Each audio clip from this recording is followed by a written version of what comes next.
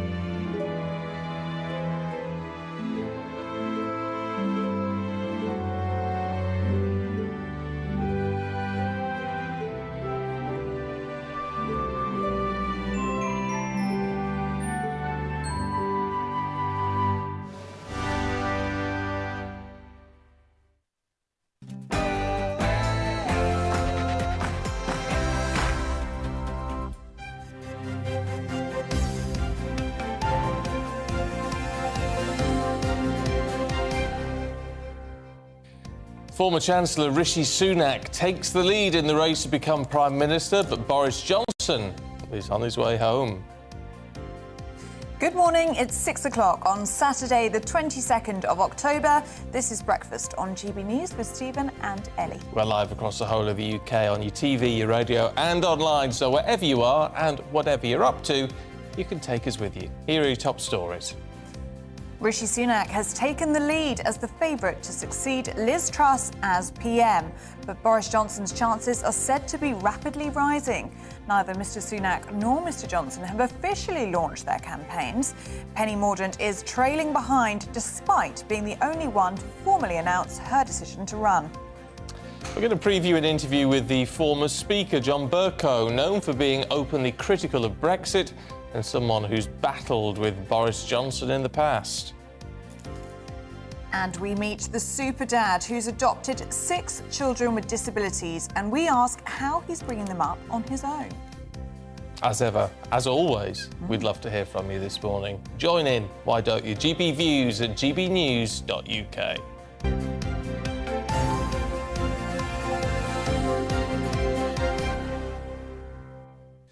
So, should we get on with the race? Yeah, I think it's a good idea. Because it is quite a race, isn't it? I mean, Rishi Sunak reportedly has got enough backers to qualify for the Conservative leadership contest. He currently has 93 endorsements from Tory MPs, though insiders say this has actually passed 100, though he hasn't yet declared. Meanwhile, Boris Johnson is reportedly returning to London to officially begin his leadership campaign. The former Prime Minister has already received the backing of 44 MPs, including Cabinet Ministers Ben Wallace and Jacob Rees-Mogg. Well, let's talk to the Chief Executive Officer and founder of Youth Vote UK, Alexander Cairns, who's here in the studio with us. Good to see you this morning. What do you make of all of this? I mean, particularly from a youth perspective, because everybody knows we're in chaos at the moment. Is it a return to the old? Is it something new with Rishi Sunak? I mean, what do you think people want to see? Yeah, interestingly, so we ran a poll yesterday to see out the kind of 3 leading candidates what young people think. Rishi Sunak came on top, 62% said that they prefer him. Not surprisingly, to be honest, because I think Boris Johnson is still deeply unpopular with young people, and I can understand why they're kind of panicking from a kind of voting perspective to bring him back. He's a proven winner, in fairness, but within young people, they're not too keen. And Penny Mordaunt, I think, unfortunately, they haven't seen enough from her to really understand whether they would like to support her. But I think Rishi Sunak, from an economic perspective, they feel like it's a steady pair of hands, yeah. And it is young people at the moment with the economic situation that are being hit the hardest. Absolutely. And I think this is the really key thing. You know, while this is going on, we've got paralysis and nothing really is being done for young people that are renting. Obviously, energy prices are going up. Young people tend to earn the less, and we need like a targeted kind of package that's going to help them. And I think the real frustration from young people is, yet again, we're going through a kind of Tory leadership election. You know, nothing's really been done to help them. Even when a new leader comes in, it's going to take some time to get the MPs to vote for legislation inflation. So I can understand why we need a new Prime Minister. Liz Truss obviously, lost the backing of MPs, but from a young people perspective, they're really frustrated that this is kind of infighting and not really focusing on things that matter. What about the idea of a general election? Obviously, all the opposition parties are calling for it. It might prove to be inevitable yet. I mean, do young people generally want that? Because, of course, the argument against it is that actually is going to delay any sort of serious policy making for months. Yeah, so I understand the argument against it, and elections do take some time. However, I think the majority of young people, even actually some young people that tend to vote to the right, feel like it's come to the end of the road now. An election is inevitable, and actually, even if whoever wins, Rishi, Boris, Penny, be very difficult really for them to command a majority, because it's going to be a polarising kind of figure whoever wins. Because if Rishi wins, probably half the MPs won't be keen. Same for Boris. Penny's quite far behind, unlikely to win. I'd be very surprised. So an election is inevitable, and the longer this goes on, the longer nothing really is going to get done from a kind of governance perspective. And when you're talking about the polling, when you're talking about young people, who are we speaking about? Normally 18 to 30-year-olds. So interestingly, there is a kind of different perspective. You find that, towards the latter part of that, they tend to be a little bit more objective, a little bit calm, will be more swing voters. And obviously, young people, 18, 19, tend to be more to the left, yes. Yeah. Oh, that's quite interesting. You'd be classed as you'd be all right. You're a young person, as far as that poll goes. Yeah.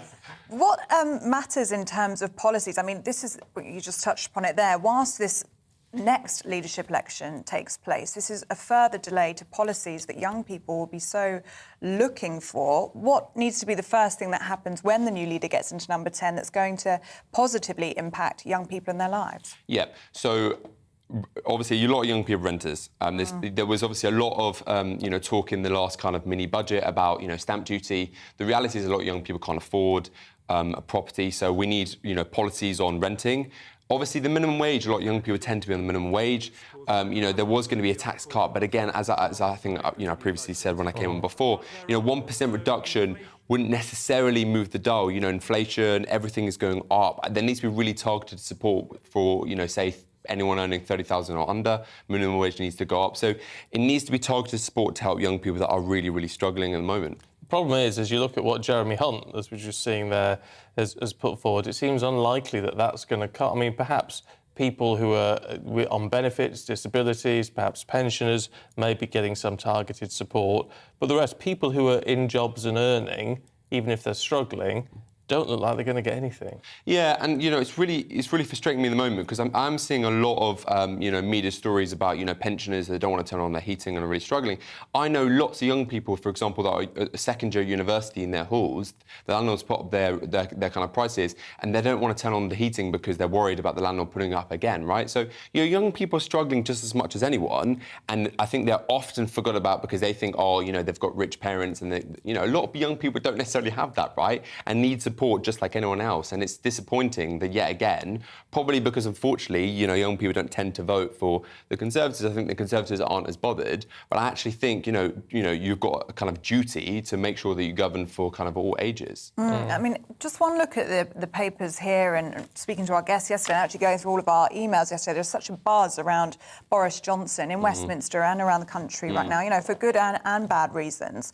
How do young people feel about a potential comeback? How strongly do they feel about Partygate or him potentially misleading Parliament? How much would that sway them, do you think, in their support or non-support of Boris Johnson? Yeah, so and you won't be surprised to know, majority aren't that keen. Again, we were on a poll yesterday, 85% said they don't want Boris Johnson to come back. What's really interesting, though, is I understand why the die-hard right do want him to come back, because actually, if you look at probably the three leading candidates in an election, probably Boris would do better than Rishi and Penny.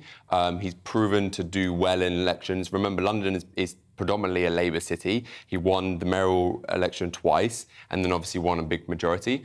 The problem that you've got is there's going to be a difference between what Tory MPs and Tory kind of base think and the rest of the country. And I actually think if they go for Boris, they might like him, and I can understand why they'll do that, but the rest of the country will not be keen. Interestingly, there's reports that when he was back on the flight yesterday that he got booed. I know a lot of young people that were actually at Gatwick when he arrived. He's very, very unpopular. People haven't forgotten. Let's not forget he left office, was forced out of office a few months ago. He's been brought back probably because the Tory MPs are so concerned that 35% behind in the polls. And I think it's a panic show to think like Rishi's a safe pair of hands, but he's probably not going to go down well in an election, so let's go for Boris. And they need to be careful with that because he's still unpopular. OK. Alexander, good to talk to you this morning. Thank you very much indeed. Your thoughts, please, would be very welcome on that. What do you think? Salient points from Alexander? I mean, do you know, it sort of follows on a little bit from what I was saying yesterday in that, Rishi may be actually a safer pair of hands with the economy, but Boris is the vote winner. Yeah. And for a lot of people. What I was noticing yesterday, just scrolling through, Twitter and TikTok and that kind of thing, is young people, they post a lot more about Boris Johnson. He's a polarising figure. They love him or they hate him. And he's got a personality as well. And is it a personality that wins votes? Don't know. Let us know what you think. GBViews at gbnews.uk. It is 9 minutes past 6. Let's bring you up to date with some of the other stories today. And Ukraine's president is calling on Western nations to urge Russia not to blow up a dam that would see a large-scale disaster in southern Ukraine. President Zelensky says Russia is planning to blow up the Kakhovka Dam, which provides Russia with one of the few remaining routes across the Dnieper River in the partially occupied Kherson region. 68 courts across England and Wales will be affected by staff striking today. Legal advisors and court associates, who are members of the Public and Commercial Services Union, will walk out for 9 days from today. It's in a dispute over a management system it claims is key to modernising the court system. Thousands of victims of the infected blood scandal will get interim compensation payments of £100,000 by the end of this month. A report published in July by the inquiry chairman said the payment should be made without delay. Alec Baldwin has marked the anniversary of the death of Helena Hutchins, posting an image of her on Instagram. Hutchins was fatally shot by the actor on the set of the movie Rust when a prop gun he was holding was discharged. A criminal investigation into the incident remains ongoing. Now, if you didn't buy a new car during COVID, you're not alone. Well, no surprise there. British drivers will be behind the wheel of an extra 3.6 million decade-old cars in 5 years, compared with last year. With a record 15.4 million cars at least 10 years old by 2027. Auto Trader says that it's the pandemic brought disruption to new car production.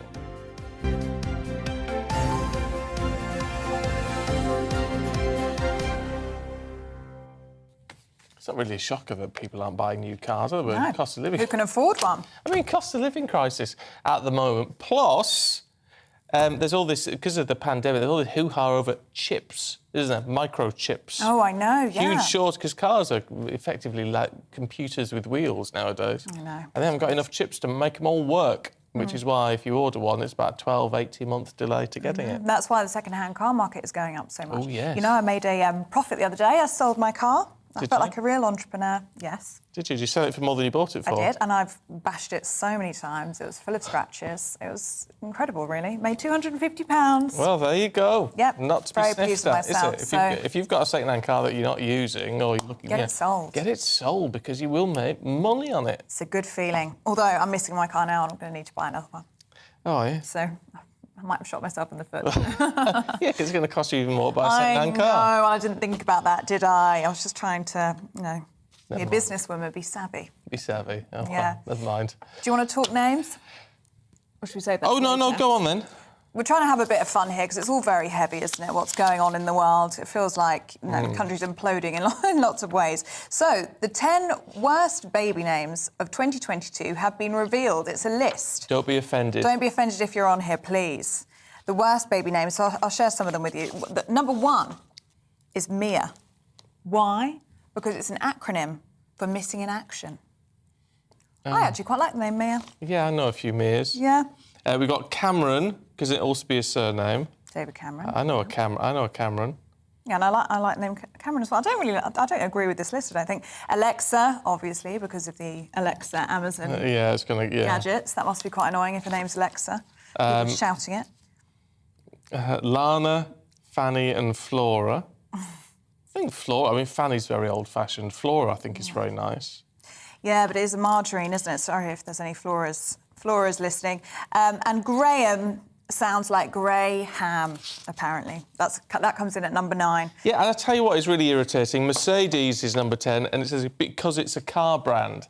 Yes, but did you know that the car brand was named after somebody called Mercedes? Oh, I didn't know that. So it was a name before it was a car brand. There you go. You learn something new every day. So let us know what you think. Is this... Would those count as bad names for you? What should be on the worst baby names? I think that's quite a good list. There's quite a few nice ones on there. I think they're all very nice, but there you go. And we'll talk more about that a little bit later on. Because we need to head to the other side of the pond, where former President Donald Trump has been now officially summoned by the congressional panel investigating last year's Capitol riot. He could face criminal charges if he doesn't comply with the subpoena, which accuses him of illegal and unconstitutional activity. Well, let's get more from the States with the former diplomat under George W. Bush and law professor at the Pepperdine University, Colleen Graffy. Thank you so much for joining us, Colleen. So this is really the first fruits of the January the 6th committee, isn't it, and their work? Yes, and as you've heard, they have sentenced Steve Bannon to 4 months sentence, which is pretty heavy sentence. He was hoping for probation, but got 4 months. Now, that will be appealed, but he's going to have some difficulty. His grounds for appeal appear to be 2 things. One, that he acted on the advice of his lawyer, but unfortunately he undermined that because earlier he said that he would testify before the January 6th committee. So either you're not acting under the advice of your lawyer or you're not taking that advice, but you can't have it both ways. And secondly, he's claiming executive privilege. That is, that his communications with the president should be kept confidential, which is when you work for the president. But another problem he has is that he was fired by President Trump in July of 2017. So very difficult to claim executive privilege because he was not working for the president. And also, Trump's lawyers did not invoke executive privilege for any of the communications that they had with Bannon. So Bannon's going to be in difficulty, and he has more legal problems because he has been charged with fraud, money laundering, and conspiracy because of a fundraising scheme to raise money ostensibly for the border wall between U.S. and Mexico, Trump's border wall. But it appears to have been a fraudulent scheme. He was already charged with this on the federal level, but Trump pardoned him. Now this is being taken up on the state level in New York. So he's got some woes ahead of him, and it's unclear what will happen. None of this bodes well for Donald Trump, does it?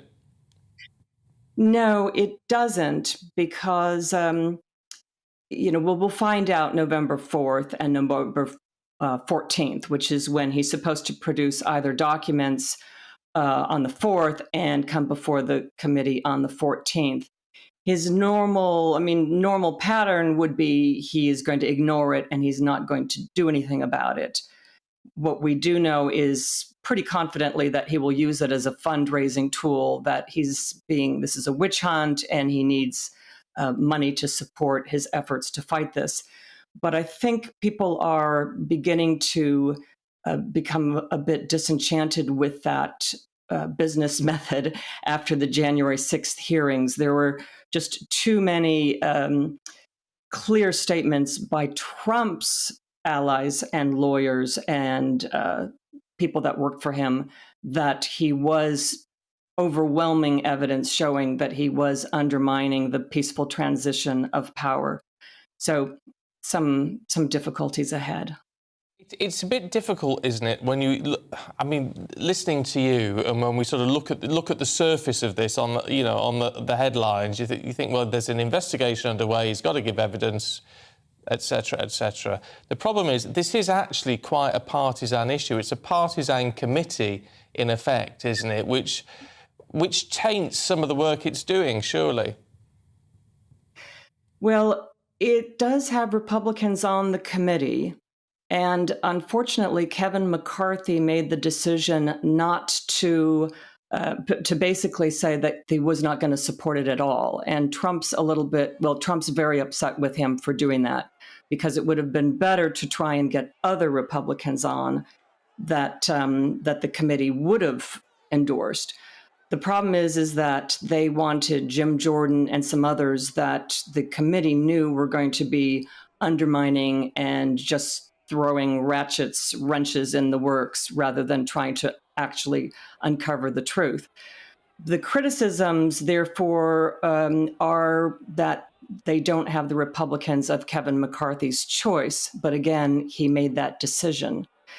In addition, what you're seeing, if you watch the evidence, and many Trump supporters do not want to watch it, but if you do watch it, it is all, Trump's lawyers, his chief of staff, people that work for him, people that were dedicated to him. And they're just staying straight up because they're under oath, what they witnessed and what they experienced. So it's very hard to refute that, because what would be the rebuttal? And Donald Trump could allow a rebuttal in, but there's really no one there rebutting it. Mm. OK. Look, Professor Graffy, really good to talk to you this morning. Thank you very much indeed. Thank you. Lots more to come, including as part of Breast Cancer Awareness Month, we meet a man who's been battling the condition. Good morning. I'm Alex Deakin with your weekend weather forecast from the Met Office. The mild weather continues, as do the showers, but I don't think there'll be too many showers today across England and Wales. We'll be between these two weather systems. This one is still providing some showery rain across Scotland and Northern Ireland, and this one approaching, bringing some more rain tonight and tomorrow. But let's get back to Saturday. That first weather system still bringing outbreaks of rain across southern and central Scotland and Northern Ireland this morning, slowly pushing to the north. So it will brighten up, I suspect, in Belfast and eventually through the central belt of Scotland. Some brighter spells in the far northwest, but quite misty, murky conditions around the northeast. For most of England and Wales, it's a fine Saturday. The sunshine may turn a little hazy across the south, and later on there will be a few showers, but generally dry and really quite mild. 18, 19 Celsius with a bit of sunshine.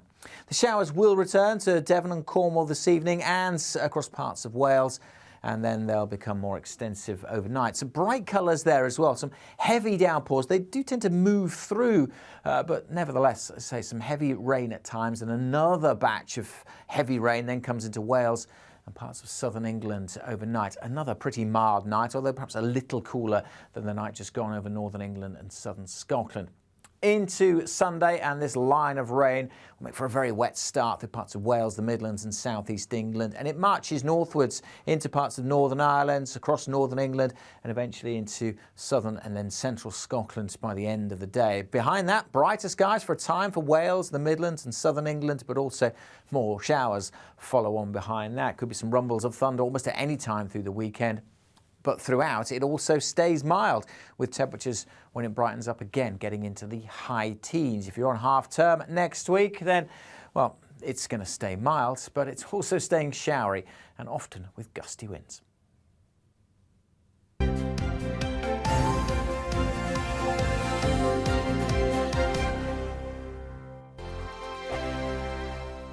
Weekday afternoons on GB News, we've got the whole of the UK covered. From 12 to 3, it's GB News Day with me, Mark Longhurst. And me, Gloria Di Piero. You'll get the very latest on everything that's been going on across our great nation. And from 3 till 6, watch out for GB News Live with me, Patrick Christys. I'm not here to mess around. With all the biggest topics and guests, you will always be up to date. GB News Day and GB News Live from 12 p.m. Only on GB News. The People's Channel, Britain's news channel. Hello there, it's Eamon Holmes here from Breakfast on GB News. We're not just on your television and your screens, you know. We're on DAB plus digital radio, so you can listen to your favourite shows on the move. If you've not yet listened to GB News Radio, it's very simple. We're on your radio player and TuneIn apps, on your smart speaker, phone or tablet, or online at gbnews.uk. Take us with you wherever you go. GB News Radio. You never have to miss a moment of the People's Channel. Join my show Farage, 7 p.m. till 8 p.m. Monday through Thursday, and there you will get opinion, analysis, debate, and I'll cover stories that nobody else dares to touch. You've been cancelled. Join the club. Oh my goodness me! And then for the last 15 minutes, talking pints. We're over a drink. We have a civilised conversation with someone. We very often disagree, but we do it in a grown-up way. Come and join me on Farage.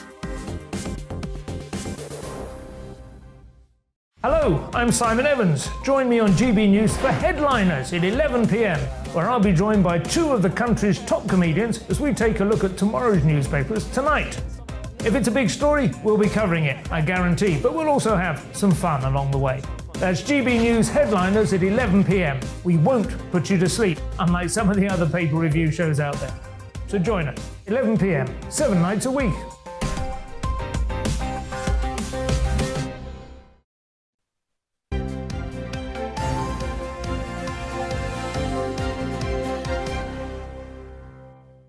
.24 morning to you, watching and listening to Breakfast with Stephen and Ellie. Now, October is Breast Cancer Awareness Month, and this week specifically is Men's Breast Cancer Awareness Week. Well, today we're sharing the story of Dave Talbot, a breast cancer survivor from Bristol. Dave has shared his story with GB News as part of the Tickle Pink campaign. Yes, they're encouraging shoppers to check their chests as normal as they would their weekly shop. Well, Dave now regularly campaigns to get other men to check their chests, and Ellie went to meet him. Dave Talbot was diagnosed with breast cancer. He said he was scared and found it tough to tell his children. 7 years later, he now campaigns to get other men to check their breasts. Each year in the UK, 55,000 people are diagnosed with breast cancer. Of those, 370 are men. 85 men die every year from breast cancer. How grateful are you that you went to the GP as quickly as you did? Oh, I'm very grateful. The particular breast cancer I had was fairly aggressive, and it was made quite clear to me by my breast cancer surgeon. Had I left it, another month or so, then the difference could have been quite dramatic. So it was a lesson well learned. So what should men and women be looking out for? Obviously, most people think about a lump, which of course is the most common symptom and one that we're sort of most familiar with. So a lump in the breast, in the armpit and up to the collarbone. But also it can be things like an indentation of the skin, an indentation of the nipple, if that's not usual for you. You know, lots of people do have inverted nipples. Really, it's any change, and it's contacting the GP. We know a lot of GPs are offering telephone appointments at the moment still, but they can arrange to see somebody if necessary, bring them in and examine them in the GP practice. Do you think enough men realise that they can indeed get breast cancer? No, as a gender, I think we're not great at going to our doctors. Men, I think by their nature, just think, it can't be anything serious. I don't think anything can happen to them. I think there's a bit of male bravado about, it's only a lump, it will go away. And consequently, we just don't go to the doctors in the way that we should. And as a result, a lot of men, when they do discover they've got cancer, it's too late to actually do as much as could have been done. And a significant number of cancers are discovered in A&E because people leave it so late until it becomes an emergency, and then it's picked up. Dave had a mastectomy and a lymph node removed. Did you opt for reconstructive surgery? No, I was offered it, but I turned it down, and I'm glad I did, because actually, firstly, my scar is part of me, it's who I am, and also periodically people will say to me, what's the scar for? And it gives me an opportunity to get the message out there again that it was breast cancer, which sometimes causes people some surprise, but it's another person who's got the message. What is your message this Breast Cancer Awareness Month? Firstly, that men can get breast cancer. So, ladies out there, nag your men. Say, have you checked? Have you got a lump? Have you ever checked? Are you aware of what your chest feels like normally? Because if you don't know what your chest feels like normally, you're not going to know when it changes. Oh. That's Dave Talbot. I had a really good time filming with him. Very important message. Check your chest. If you're a man, because lots of men don't realise that you could actually get breast cancer. No. The numbers are low. It's quite what to check for. Yes, well, if you were listening to the report, Stephen, she said... Who said? Oh, that lady? Yeah, the nurse. Oh. Yep, she said anything that's not normal, a lump or nipple discharge. You see, the trouble is, we've talked about this the last couple of weeks. We've mentioned men's breast cancer, and I'm still yet to do any checking. Well, you should. This is what should inspire you. Yeah, I know. And that's what Dave said. He said, if I can get one man to check his chest today and find a lump or find something that's not right and go get it checked, then he'd be very, very happy. And actually, he said if he'd have left it a month, the story would have been very, very different. So he's very glad that he checked. So make that a thing that you do today, men, if you're watching at home, in the shower, check your chest. Yeah, you might be very grateful. Quite right, quite right. We'll need to do it. Loads of emails through this morning. This is the trouble. This is the problem. Everyone's split. David says, bring Boris back. When he was PM, we had stability. Lots of left-leaning press hounding him. Boris did Brexit, COVID and all that he promised. But Phil says, I'm never voting Tory again after being a lifelong Tory voter. Johnson is an anti-small business, green zealot and habitual liar. They're all hopeless and incapable of running a bath. OK. John says that the Tory struggle is likely to have a polarising effect. John says Boris and Sunak must get together.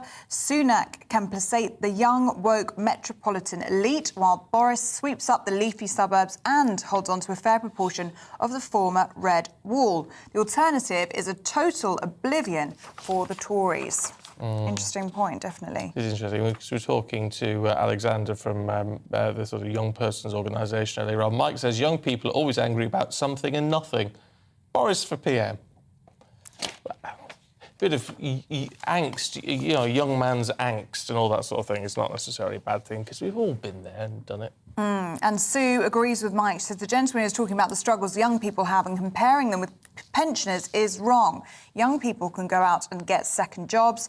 Not really that easy for 80 and 90-year-olds. My youngest son held down 3 jobs when he was buying his first house. Good for him. While we were younger and I had a young family, interest rates were over 15% when I was young. My husband worked 7 days a week for 5 years and I worked in the evening to try and cut accordingly. So I tell you what the problem is, that when we reflect on those percentages, and we had Liam Halligan the other day was explaining it very well. There's a nice little graph that it's not about the interest rate percentage, actually. It's about the proportion of your income that goes on a mortgage. And even when the mortgage rates were sort of 12, 13%, actually, as a percentage of your income, it was really not much higher than it is now with interest rates at, on a mortgage being sort of 5 or 6%. Yeah, and it depends because houses are much more expensive. Yeah, that's the thing, isn't it? With houses being so much more expensive, 14% on 100,000 is a lot less than 14% on 400,000, perhaps. Yes. I was talking to my granny the other day, and she bought her house up north in Leeds for £9,000. Did she? Yeah, couldn't tell you when that was, but yeah, well, it's gone up a lot. The house I grew up in was 2,000. Really? In 1970 or something, What's it worth now? Dread to think. Oh, wow. That's the way to do it, isn't it? Little bungalow. But there you go. Anyway, look, much more to come for you, including all the biggest stories from today's papers. Henry Hill and Nicky Hodgson will be here.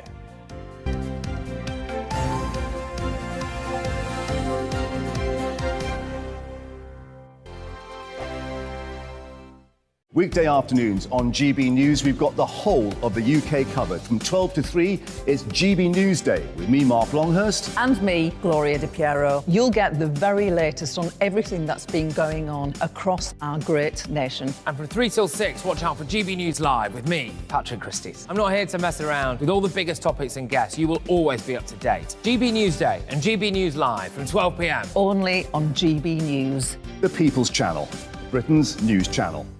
Hello there, it's Eamon Holmes here from Breakfast on GB News. We're not just on your television and your screens, you know. We're on DAB plus digital radio, so you can listen to your favourite shows on the move. If you've not yet listened to GB News Radio, it's very simple. We're on your radio player and TuneIn apps, on your smart speaker, phone or tablet, or online at gbnews.uk. Take us with you wherever you go. GB News Radio. You never have to miss a moment of the People's Channel.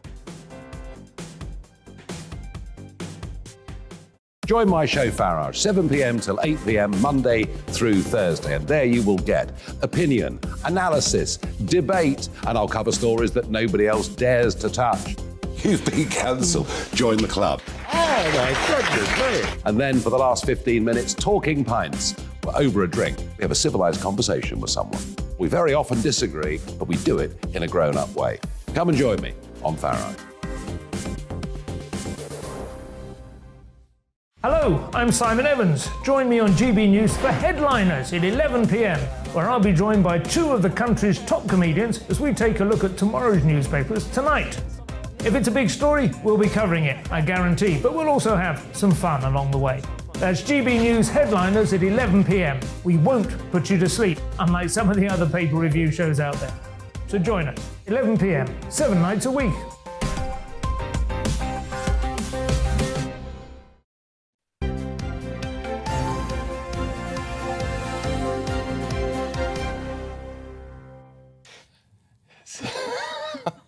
.34. She's asking me questions when we have 3 half a seconds, he second goes, to no, I'm sorry. So, OK, anyway, this is Breakfast with Stephen and Ellie. Good to see you this morning. We were talking baby names a little bit earlier on. Weren't we? And bad ones, the worst baby names listed, which actually were all very nice, Here's your I list. thought. Yeah, we quite like them. So we've got Mia, Cameron, Claudia, Alexa, Lana, Fanny, Flora, Luna, Graham and Mercedes, right? And they're the worst the top baby 10, names. And I think, frankly, they're all right. I don't know what the problem is. They're not too bad, but it's got you talking at home, hasn't it? Jacqueline says, Jacqueline's a retired midwife. Great job. Those are not bad baby names, she says. Ask any midwife. I'm retired now, but in my time, I've come across Stormy River, Axe and Blade, who were twins, Chlamydia, Candida, which is a fungal infection, Melena, which is blood in your stools, and her all-time favourite, KFC, the parents' favourite fast food. She says she could go on. Jacqueline, I could have you on as a guest. I could talk about that for about an hour. Fantastic, isn't it? KFC, so is that the initials or is that an actual name? KFC. I remember being at church once and the baby was christened George Michael. And that is so good. And I did go to school with someone, I'm sorry, Ivor. It was called Ivor Broom. Ivor Broom. And my auntie knew someone who was called Iona McIntosh. Iona McIntosh. That's a good one. No, it's absolutely the same to me. You're making it up. Absolutely true. It's amazing. And also, one of my auntie's friends was called Tracy, and she married someone called Mr. Tracy, so she became Tracy Tracy. Tracy Tracy. It's like when Taylor Swift was going out with Taylor Lautner. This was Hollywood news a few years ago. And it was like, well, they can't get married because they'll both be Taylor Lautner. I mean, what would you do? They're both big names. It's a worry. It's a worry. It is a worry. But there are names that are being phased out as well, isn't it? Gary is one of them. Apparently Gary, nobody's been called Gary in the last 10 years or something. And it could be phased out, one of these names that we never see again. Yeah. How would you feel about that? Stephen is not very popular. Is it not? No, apparently not. I was saying that we were talking about names earlier, and I was saying Stephen really suits Stephen. Oh, and you wouldn't suit Steve. No, I hate being called Steve. Yes, that came out, yes. But Stephen does suit you. It's a lovely name. Yeah. So do keep them coming, because it's very heavy, isn't it? Everything that's going Also, on. about not abbreviated names, spelling names differently. Right, yes. I mean, have a look at this. Right, as an example, if you're on the radio, it's KVIIILYN. Guess what that is? Well, I know what it is. Do you want me to answer? Yeah. Yeah, it's Caitlin. So it's the Roman numerals for 8. 8. So K8 and then Lyn, L-Y-N. It's horrendous. And can I just say, this is what Stephen was doing when we passed him this. He went, what's that then? for about 2 minutes, didn't you? Couldn't work it out at all. No, you couldn't. I do think there's lots of dreadful. There's lots of very odd spelling. And people, there was someone actually, wasn't there? I think it was in the Sun yesterday. A little video saying, that she regretted the fact she called her child something. It was like a normal name, but it was she wanted to call them Megan, but she then called them Legan or something because she just wanted to be different. Yeah, and I think people regret that, later on. We are talking about the worst baby names of 2022 and also off-the-wall spellings as well. I just want to share this one with you.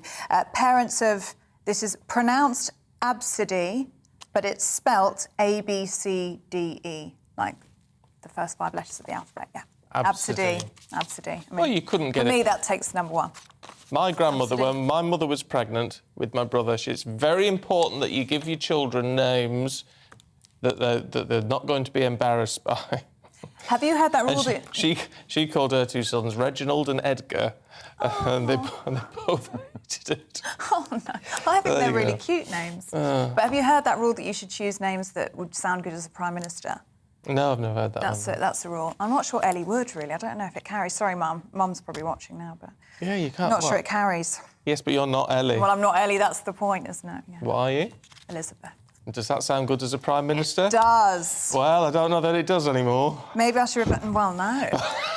It was good to be called Elizabeth about a month ago. It was, And then we had a poor Queen passed away, and now Liz Truss. I mean...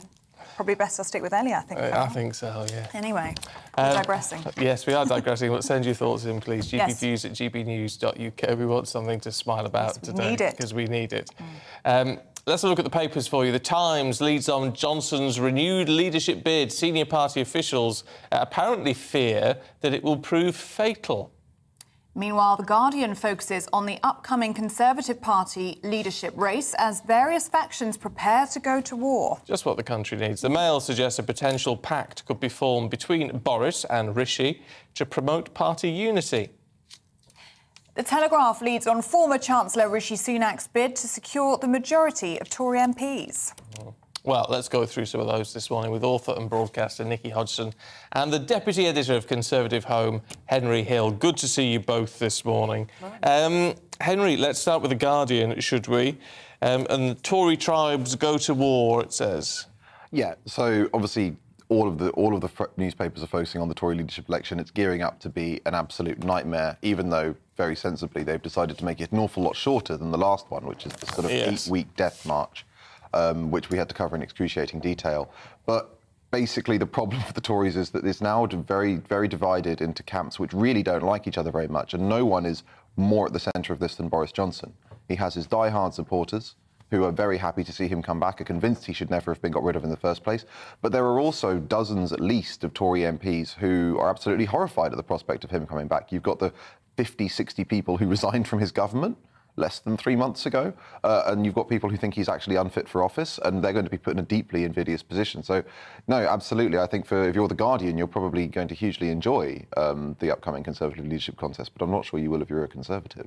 No. What do you make of it, Nikki? Oh, my goodness. Well, the Eye is sort of saying this morning that Sunak is definitely in the lead from Johnson, and that actually there's nothing to worry about. There's quite a lot of that going around, actually, despite all the kind of hype about Boris coming back. I mean, he hasn't declared. Well, he hasn't declared, but, if you're getting news of phone calls being made and all the rest of it, that's probably leaked information that's probably quite accurate. And I can just imagine him, doing his Cincinnatus Act. In his mind, he's already got a fantasy that he can come in and rescue the country again. I'm sure his ego is in an overdrive right now. But I think what's important to remember is, as Henry points out, the fact that, so many of his MPs resigned, prorogued Parliament, lied to the Queen, got investigated for Partygate, was fined. The only Prime Minister Does any of that matter? Well, it must do, surely, because, the reason why we have had, a very poor choice of Prime Minister, Liz Truss, in power is because of this kind of decline of standards in the Tory party that has become... It's been allowed by Boris's behaviour, It's just like, turn the other cheek, this is OK. Turn the other cheek, this is OK. But, you know, and it's not like he kind of did loads of fantastic things for the country either. I mean, think about the pandemic. He didn't take action quick enough, and then we had 180,000 deaths, which was 9 times what was first prophesied as a good amount of people. Well, first country to get jabs in the arms and all that sort of thing. Well, OK, that maybe is one thing that was a benefit of having Boris in power. But I just think there are so many examples of where he isn't fit for office. And also, very importantly, he's still under investigation. And surely that would overshadow another term as Prime Minister. And this has been picked up by The Guardian as well, Henry. This is page 7 of The Guardian, why getting back with an ex rarely works. It picks up on the same issue as you, Nikki, that these issues haven't gone away. We've got to remember it's only been 6 weeks.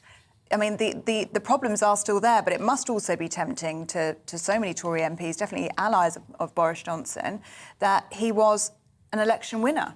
Well, he was, but he was an election winner all the way back in the dark ages in 2019, you know, which is a lifetime ago at this point, politically and otherwise.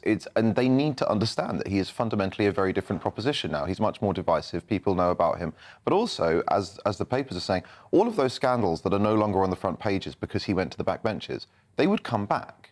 And actually, the most serious one, I think, is actually the parliamentary investigation into whether or not he lied to the House of Commons.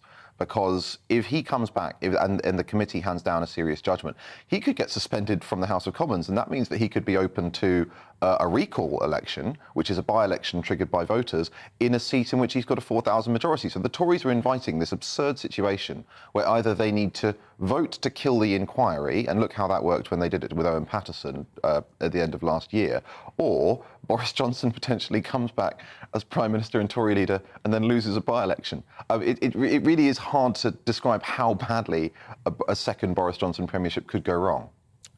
Well, the Mail is talking about the unification of number 10 and number 11, as was Boris and Rishi getting back together. Well, obviously it wouldn't be Boris in number 11, would it? So it'd have to be him as PM and Rishi in number 11 again. Yeah, so I think the problem with this idea is that, again, less than 2 months ago, Rishi Sunak said that he didn't think Boris Johnson was fit to be Prime Minister. Now, you know, I mean, you know, 40 days in the desert was good for Jesus, but I'm not entirely sure it's going to be enough to convince the nation that Boris Johnson has rehabilitated himself. So what's Rishi Sunak going to say in this situation when any journalist says, why is Boris Johnson now fit to be Prime Minister? He doesn't have an answer, so I really don't think he can go for that kind of arrangement. I'm surprised that I mean, I don't know if your views reflect Conservative Home's views, I mean, but I'm a bit surprised that you're quite so anti-Boris in that, whatever else, he's a vote winner. When he was a vote winner in the past. I think ultimately Boris Johnson was a better vote winner as a London mayor than he was really as a Conservative leader. But as a Conservative leader, he won on a very specific set of policies. You know, he was going to give away more money, spend more money, invest in the Red Wall. If he becomes Prime Minister, whoever becomes Prime Minister, the first thing they're going to have to do is pass 20-ish billion of spending cuts or tax rises. Now, that's not something Boris Johnson can sell to voters, right? Boris Johnson was popular on a completely different prospectus. And the question you have to ask is, will voters like Boris Johnson, if he's cutting school budgets and freezing nurses' pay? And I don't think they will. Well, what people are looking for now is stability. And some people would say, you know, on the big issues, on big things that matter, such as Brexit, on COVID and getting jabs in arms in terms of the Ukraine war, Boris was a strong leader. He made big decisions. OK, well, I think everyone would have supported Ukraine, and I don't think there's any suggestion that even if we have a Labour government or whatever else, that there'll be any change in the government's Ukraine policy. The jabs thing was an amazing achievement, and I don't think anyone takes that away from him. But the absolutely most important thing at the moment is the economy. You know, after the mini-budget, the markets are going to be watching what the government does with huge concern. The only way Jeremy Hunt calmed them down in the first place was by promising this very politically painful package of cuts. Now, if there's any suggestion that Boris Johnson is going to destabilise that, derail that, delay that, that means that that markets could go haywire again, and that means more pain on mortgages, that means more pain for pensions. So the stakes are really high, and the issues that matter aren't playing to his strengths. Meanwhile, Nikki, in the Times, could he be scuppered by this claim that staff in number 10 are ready to testify against him when it comes back to that dreaded term Partygate? Well, it is happening. That's the point. The inquiry has been underway, and the Privileges Committee will begin its hearings next month. So people will be testifying. Boris himself will testify at some point as well. which could go terribly wrong again, you know. I mean, he doesn't have the best record for telling the truth on the record. So, the committee's going to begin hearing evidence in November. It will hold public sessions 3 times a week. There will be so much scrutiny on this again, and particularly scrutiny if he is leader. I mean, if he just kind of sits as a backbencher, people won't really care because they'll think, well, that's all, like you said, they'll think it's over, we're past it, they've just got to go through this procedurally. But if he is leader, I don't see how the front pages will be covering anything else. Do you think the timing of this is significant as well? It's almost as though if this happened in 6 months' time, once this investigation has passed, there could be space for a Boris comeback. But I'm getting a sense from you that you feel as if it's too soon. I just don't understand why he's taking the risk. That is so reckless, you know. Well, he's not yet, though, is he? Well, OK, we think he is. He's dipping his toe in the water. Let's find out. But again, it's that ego-driven Boris, isn't it? It's not thinking about what's best for the country, what's going to win voters, what's going to stabilise things. He's thinking, how's he going to have another moment of victory? In terms of Rishi Sunak, do you think he's the best idea for the country? I mean, even if... Because he's not an election winner in the same sense. I mean, he's no track record of that, but also that he is deeply unpopular in some parts of the Conservative Party. Does that matter? I mean, obviously, I would dearly love for there to be a politician who is not unpopular with any part of the Tory party and is a proven election winner, but there isn't one in the race. So you've got to choose from what you've got. You've basically got 3 options. Penny Mordaunt, Rishi Sunak and Boris Johnson, probably. And of those 3, I think Rishi Sunak is probably the one who's best suited to the moment that we're in, because he will come into power. He's been in the Treasury for a long time, and he'll at least be able to get to grips with the basics of the economic situation, and he's a very good communicator. So I think I think he probably has the best chance of communicating to voters what will be a very painful and quite unpopular programme of measures. Now, is that ideal? No, but based on where we are and the challenge facing the government over the next 2 years if they put off a general election, I think he is the best qualified candidate for the job. OK. And should we have a word on Penny Mordaunt as well? Do we think that she would reach that 100 MP threshold? It's very hard to see how. Apparently, Rishi is already there. I think the names are about 97, but if Rishi's over it, the party would have to divide almost equally for all 3 to cross it. And I suspect that if Boris declares, he and Rishi will both comfortably get over 120, which leaves her without space. Yeah. Remarkable. Let's have a look at the Telegraph, should we? And throw this out to both of you. But, I mean, Liz Truss is being allowed to, so they claim this annual allowance, which is £115,000 for sort of expenses. So she shouldn't get paid it, she can claim it back. Which I suppose is fair enough. But also allowed to hand out honours, resignation honours. She should refuse to do this. She absolutely should. Absolutely. I mean, I as a defender of the honours system, this pains me enormously when this kind of nonsense happens. But I think given what's happened over the last few years, we should probably reform it so that resignation honours only come in if you've served more than, 5 years. Because normally it's a perfectly good idea. You know, if you've actually served your country for, say, 5-8 years, you know, then it makes sense. You're leaving, you get to put some people in the House of Lords, that's all fine. But she has been in office for about, 2 months? So she should... just refuse to do it. She should decline the opportunity and resign. What do you think, Nikki? I absolutely agree. I don't know how she can get away with doing it. And, well, I suppose it depends what she's going to go on and do next, but just smacks of cronyism to me. It's not a good idea. Yeah, well, you do think, what can she possibly do next? The trouble is, you sort of think, we're going to see Lord Kwasi Kwarteng, aren't we, if she does it? I mean, probably at some point, which is he can offer his opinions on the economy from the House of Lords, which will be very interesting, I'm sure. Anyway, well, look, we should catch up with you two a little bit later on. Henry, Nikki, thank you both very much indeed. It is 6:51. Should we have a look at some of the other headlines for you today? Let's. Donald Trump has been summoned to testify under oath before the Capitol riots congressional panel. The House of Representatives committee has sent a subpoena to the former president to provide documents. He needs to appear for his statement in mid-November and could face criminal charges if he does not comply.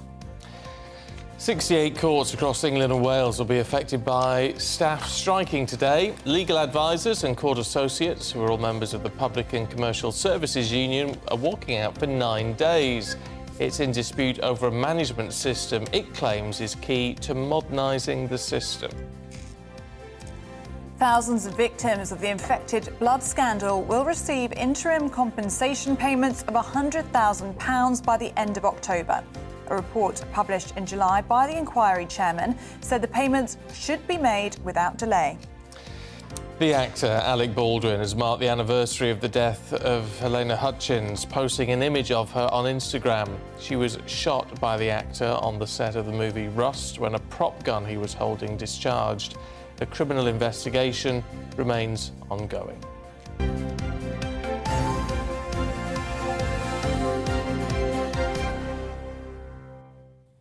The time is 6:52. Thank you so much for your company. Now we're talking poetry, and from the children's poem The Owl and the Pussycat to John McCrae's famous World War I poem In Flanders Field, poetry will always hold a special place for so many people.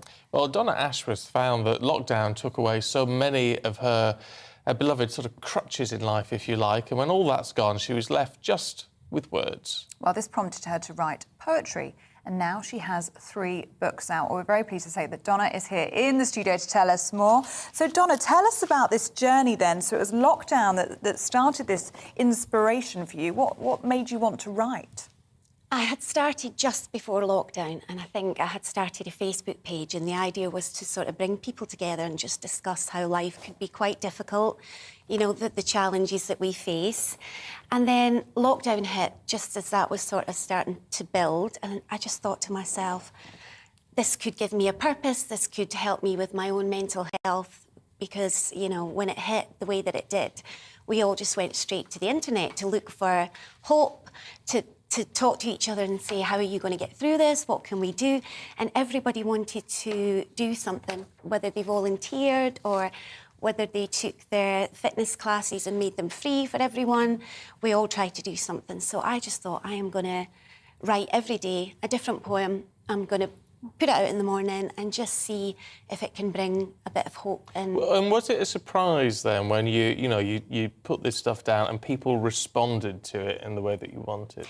Because you never know which one is going to pick up. Some of them will muddle along nicely, and then every now and again one will just take off and go viral and travel all around the world and end up in places that you never imagined you would see your name. So and have you had ones go viral? I've had a few now, Wow. but the one in the lockdown was called History Will Remember When the World Stopped. And it went to America. The doctors were recording it. They were all doing a line each. And the mayor of Chicago tweeted it. And then one day I opened up my phone and Michael Sheen read out the first line. Oh, and wow. I thought, OK, this is surreal now. So a lot of Welsh actors had recorded a line each to raise money for a charity video. So it was amazing. Wow. And what do you think it was about your writing that really struck people then? Because clearly it struck a note with so many people all around the world. What you're writing about must be universal. I think I just sort of write exactly what I'm feeling about the situation that we're in, and I try to be really honest. And I try to put myself in everybody else's shoes as well. But if I'm really honest, I think anybody could write it and put it out and everybody would resonate. It's just that I have done it. You've got there first. Or, you know, and I think people just go, yeah, I feel like that too, or I'm not alone. And it makes a huge difference. It can be the difference between darkness and light, just to see that somebody else feels the same way as you. Yeah, it can be. It's a very powerful thing, isn't it? Poetry so at powerful. times. Yeah. The right words in the right order at the right time can turn, you know, a whole lifetime upside down. Well, look, it's really good to meet you. Really good. Thank you so much. I look Thank you forward for to having me. It's having such a really pleasure. good look through all of this sort of stuff. Donna, really, thank you ever so much. Oh, thank you so Really much good for to having have me. you. Thank you. Wow. There you go. If you've read any of Donna's work, get in touch. Let us know what you think. gbviews@gbnews.uk. OK, lots more to come, including we're going to bring you all of the updates on the Tory leadership race. That's after this. Good morning. I'm Alex Deakin with your weekend weather forecast from the Met Office. The mild weather continues, as do the showers, but I don't think there'll be too many showers today across England and Wales. We'll be between these two weather systems. This one is still providing some showery rain across Scotland and Northern Ireland, and this one approaching, bringing some more rain tonight and tomorrow. But let's get back to Saturday. That first weather system still bringing outbreaks of rain across southern and central Scotland and Northern Ireland this morning, slowly pushing to the north. So it will brighten up, I suspect, in Belfast and eventually through the central belt of Scotland. Some brighter spells in the far northwest, but quite misty, murky conditions around the northeast. For most of England and Wales, it's a fine Saturday. The sunshine may turn a little hazy across the south, and later on there will be a few showers, but generally dry and really quite mild, 18, 19 Celsius with a bit of sunshine. The showers will return to Devon and Cornwall this evening and across parts of Wales, and then they'll become more extensive overnight. Some bright colours there as well, some heavy downpours. They do tend to move through, but nevertheless, I say some heavy rain at times, and another batch of heavy rain then comes into Wales and parts of southern England overnight. Another pretty mild night, although perhaps a little cooler than the night just gone over northern England and southern Scotland. Into Sunday, and this line of rain will make for a very wet start through parts of Wales, the Midlands and southeast England, and it marches northwards into parts of Northern Ireland, across northern England, and eventually into southern and then central Scotland by the end of the day. Behind that, brighter skies for a time for Wales, the Midlands and southern England, but also more showers follow on behind that. Could be some rumbles of thunder almost at any time through the weekend. But throughout, it also stays mild, with temperatures, when it brightens up again, getting into the high teens. If you're on half term next week, then, well, it's going to stay mild, but it's also staying showery and often with gusty winds.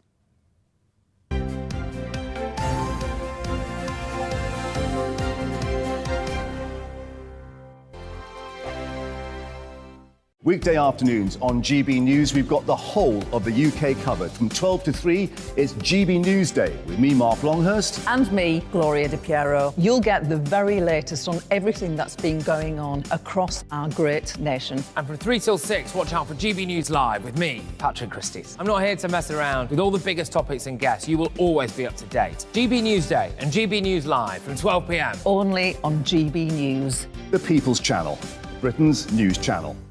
Hello there, it's Eamon Holmes here from Breakfast on GB News. We're not just on your television and your screens, you know. We're on DAB plus digital radio, so you can listen to your favourite shows on the move. If you've not yet listened to GB News Radio, it's very simple. We're on your radio player and TuneIn apps, on your smart speaker, phone or tablet, or online at gbnews.uk. Take us with you wherever you go. GB News Radio. You never have to miss a moment of the People's Channel.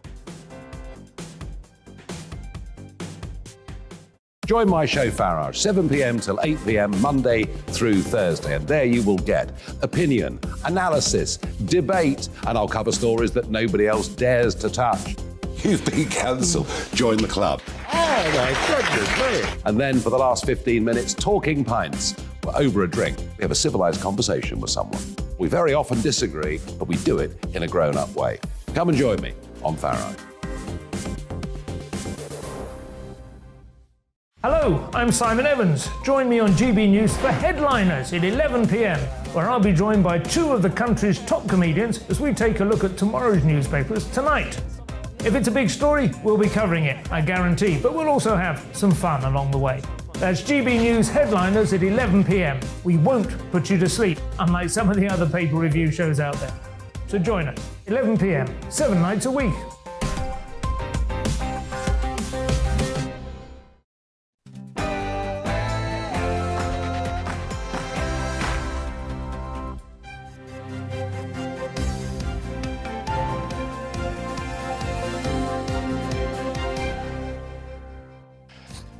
Former Chancellor Rishi Sunak takes the lead in the race to become Prime Minister, but Boris Johnson is on his way home. Good morning, it's 7 o'clock on Saturday, the 22nd of October. This is Breakfast on GB News with Stephen and Ellie. As you know by now, we are live across the whole of the UK. We're on your TV, online, and of course on your radio. So wherever you are and wherever you're heading today, take us with you. No excuses. Here are your top stories this morning. Rishi Sunak has taken the lead as the favourite to succeed Liz Truss as PM, but Boris Johnson's chances are said to be rapidly rising. Neither Mr Sunak nor Mr Johnson have officially launched their campaigns. Penny Mordaunt is trailing behind despite being the only one to formally announce her decision to run. We're going to preview an interview with the former Speaker of the House, John Bercow, known, of course, for being openly critical of Brexit and someone who's battled with Boris Johnson in the past. And we meet the super dad who's adopted 6 children with disabilities, and we ask how he's bringing them up on his own. Quite a fella. Stop it. Quite a fella. As ever, we'd love to hear from you this morning. Loads of you getting in touch on the politics and also on baby names. So get in touch, gbviews@gbnews.uk.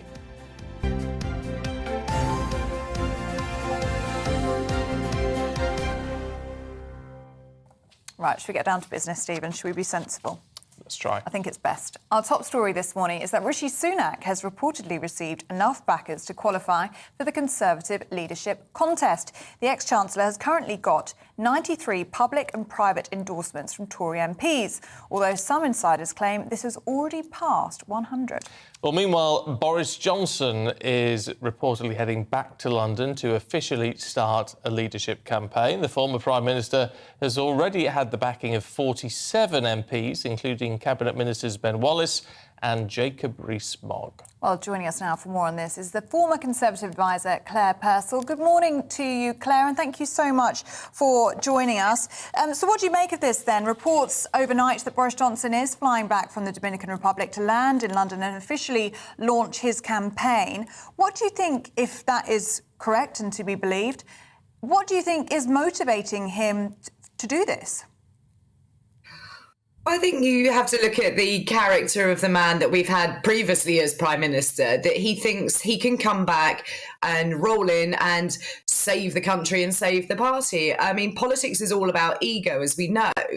And he thinks that he has a real chance. He wants to be seen as a saviour. He didn't want to resign last time round and felt very hard done by. So I would think that he is looking at this as his opportunity to mark his place in history. And what a bizarre time that we could have only 6-7 weeks ago a Prime Minister resign to then potentially come back to the top job. It is here, Claire, though, that, I mean, if there's going to be any sense of moving forward for the Tory party, this can't go to the members, can it? They've got to actually have a coronation and between the three of them work out what they're going to do. And it seems very difficult for Boris, if he is going to throw his hat into the ring, to back down and say, OK, Rishi, you win. And I think you're right, and that would be the ideal situation, is that they would all get in a room, behave like grown-ups and work out what is best for the country. But unfortunately, we are looking for unity in a party which currently has not very much. So I don't think that's going to happen. I mean, I was told last night that Rishi Sunak had reached, I think, 102 members, with Boris Johnson sort of trailing behind. But I suspect that that will change rapidly when he comes back to the UK and starts really getting hold of colleagues. But it's an unedifying spectacle to have yet another Tory contest. And I think you're right that we need to shorten this down, and going to the membership it does drag this out. But on the other hand, the membership are really angry that the decision they took last time has been disregarded, as they see it, by MPs in Westminster. So you're going to run the risk of alienating your core base of supporters, the ones who go out there and campaign for you and deliver leaflets in horrible weather, right up at the point of, coming up to local elections next year and a general election. So I think you do that at your peril. And I mean, the Conservative Party is practically imploding, isn't it, Claire? I mean, there's 12 factions that we know of. There's clearly tension between so many different members of the Conservative Party right now. I guess the biggest question is not only who takes over, but who can actually command a consistent and reliable vote in the Commons. That is going to be one of the biggest challenges, isn't it, for whoever takes over? It certainly is. And you've got some pieces of legislation going through which are going to be very, very tricky. And as we saw only this week with the vote on fracking, you can see how febrile the atmosphere is in Parliament, how angry members are, and they are emboldened to make those choices. They haven't seen the sort of repercussions of the whipping system because that fell to pieces. So you can see that if you come up against a vote on benefits uprating or planning, then it's going to be very, very difficult to get that through. The Conservative Party needs to come together. There's no doubt about it. But whether they will and whether they'll do it in time is yet to be seen. And it's very, very sad for somebody like me sitting here wanting this party to do well. It is the party I've supported for such a long time. I've been a member of it for a long time. I'm an elected representative on a council. To see this kind of destruction of the party is so sad. Who's going to be best in terms of vote winning, though, as a new Prime Minister? I mean, whether that is, I mean, of course, they're always going to say trying to win the next election, but even if it comes down to mitigating losses at the next election, I mean, it falls back to an argument, doesn't it? So Rishi may have, a bit more sense when it comes to the economy. However, in terms of winning votes and mitigating losses, Boris Johnson's your man.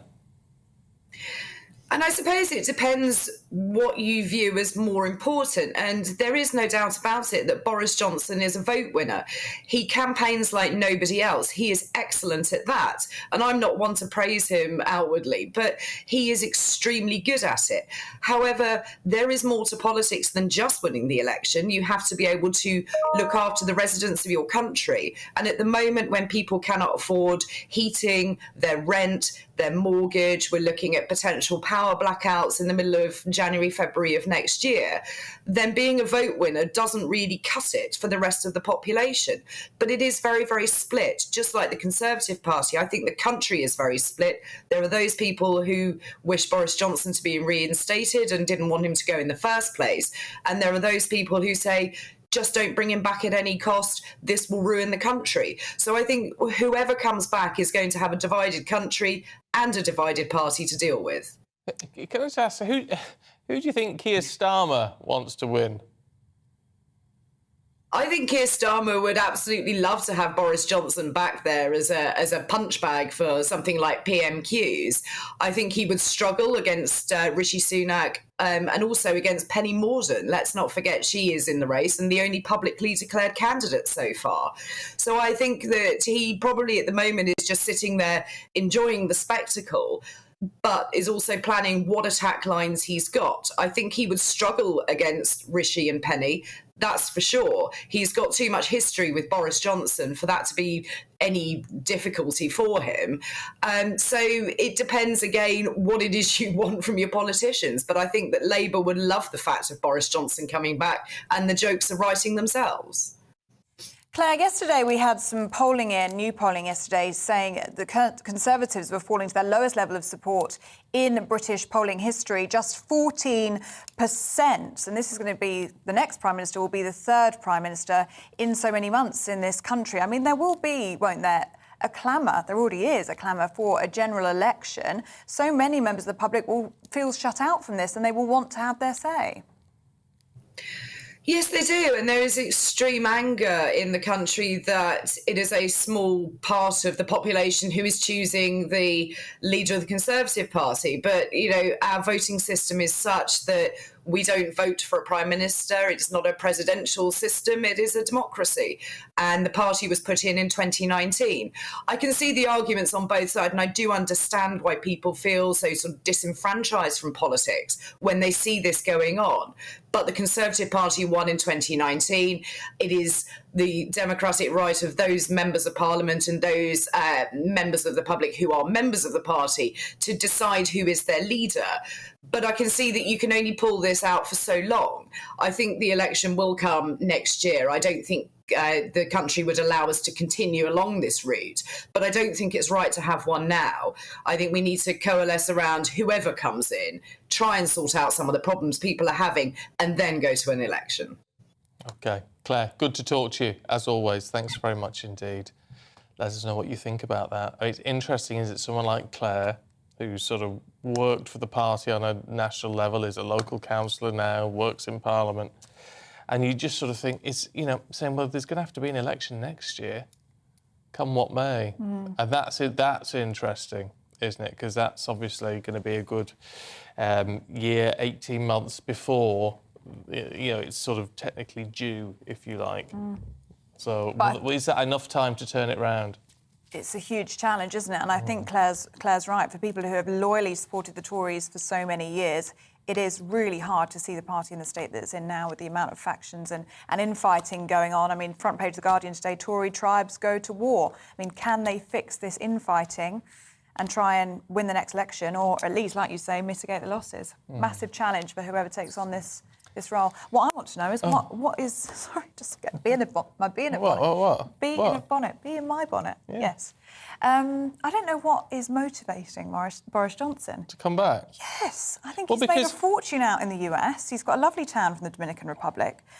If he comes back in to the UK as a Prime Minister, he'll probably have to implement austerity again. I don't know why he'd want to do that. I think because, I know people say, well, it's ego, but, you know, he knows he's very, very loved by some so many people. He also is aware, of course, that he's not loved by a lot of people, and he probably just believes he's the right man for the job. Yeah. And was, you know, should have... And again, there's a lot of you getting in touch saying, you know, he's the only one with a mandate because we voted him in 2019. And so he's got a sort of mandate to still be Prime Minister and not be another general election. Which I can see the logic behind that. The opposition parties would disagree, but I can see the logic behind that. So I don't know, as you say, it's a bit of a poison chalice, whoever takes it on. It really is, but he will perhaps as well see it as vindication, won't he? Like, yeah. Last 6 weeks haven't happened, you might as well have kept me in, he might be feeling. Let us know what you think, gbviews@gbnews.uk. And he actually hasn't officially... Declared. No, neither has Rishi Sunak. Which is a bit odd, isn't it, I think? Well, if you're winning, if you're over 100 MPs... Well, they're sort of waiting. Rishi Sunak, if he's gone to over 100, he will declare. But I think he's just waiting till he had all that firmed up, so he didn't look like an idiot, basically. Do you think it's a bit awkward that Penny Mordaunt has declared, the only one to declare, and she's lingering in the back? Yeah, but she's making sure she gets a plum job. Yeah. Isn't she? Yeah, and I think she's actually been quite impressive in the last few weeks with her at the Privy Council and in the House of Commons. She was very good at the Privy Council she was, with the King, she? wasn't Very good, yeah. She's had a few moments to shine in the past few weeks. Yeah. And, yeah, maybe she is prime for a good cabinet position. That's certainly what she'll be hoping for. Yeah, she will. Yeah. OK, 7:13, let's bring you up to date with some of the other stories. And Ukraine's president is calling on Western nations to urge Russia not to blow up a dam that would see a large-scale disaster. President Zelensky says Russia's army plans to blow up the Kakova Dam, which provides Russia with one of the few remaining routes across the Dnieper River in the partially occupied Kherson region. 68 courts across England and Wales will be affected by staff striking today. Legal advisors and court associates, who are members of the Public and Commercial Services Union, will walk out for 9 days. It's in a dispute over a management system it claims is key to modernising the court system. Now, plenty of people are driving what they're classing as old bangers nowadays. British drivers will be behind the wheel of nearly 4 million decade-old cars in 5 years compared to last year. And I know that makes absolutely no sense whatsoever. So they're currently only 5 years old now, but in 5 years they'll be 10 years old. Oh yeah. Do you know what I mean? It doesn't actually make any sense at all. However, Auto Trader magazine is blaming the pandemic on a disruption to new car production.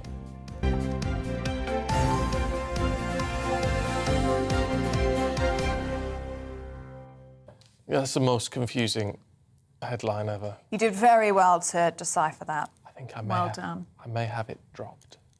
Yes. Just because it doesn't, you know, in 5 years, every car will be 10 years old. But currently, they're only 5 years headline. old. Yeah. We've got lots of you talking about names. That's because there's a new list out, the 10 worst baby names of 2022, and they're not even that bad, Stephen and I have decided. No, they're not. They're not even that bad. We'll whiz you through them. Well, yeah, we will. Here we go. There you go. Mia, because it's an acronym for missing in action. Well, who cares about that? Cameron, because it could also be a surname. Claudia, because it means lame in Latin. Well, who knows that? Come on. Yeah. Alexa, because of you-know-what.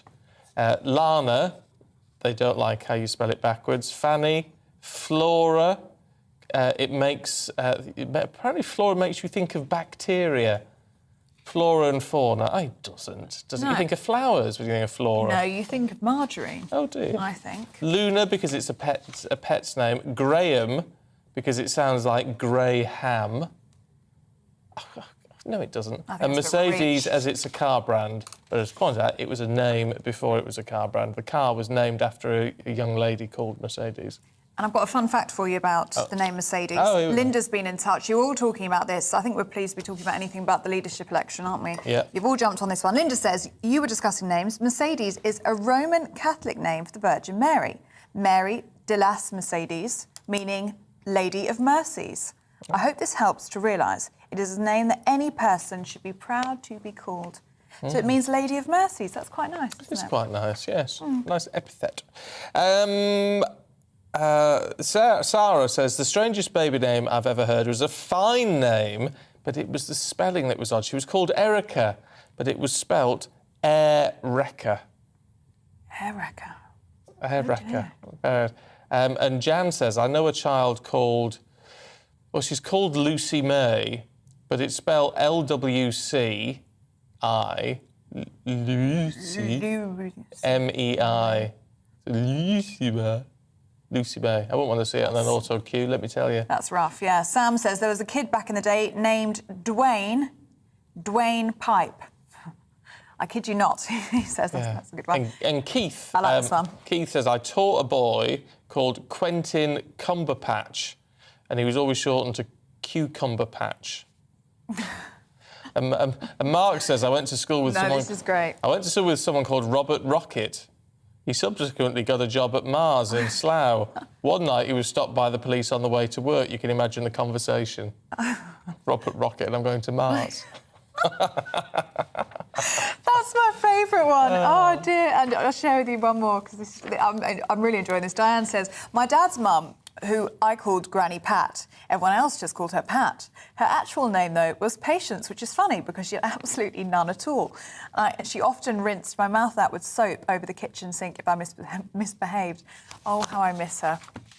Patience. You know, Patience, I think, is a lovely name.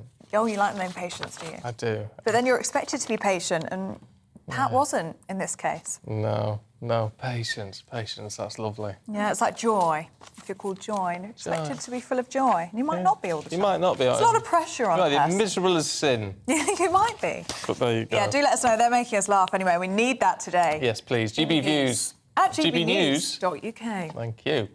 Oh, Now, a good team. Flu season has arrived early this year. I've had my jab, actually. I had it last week.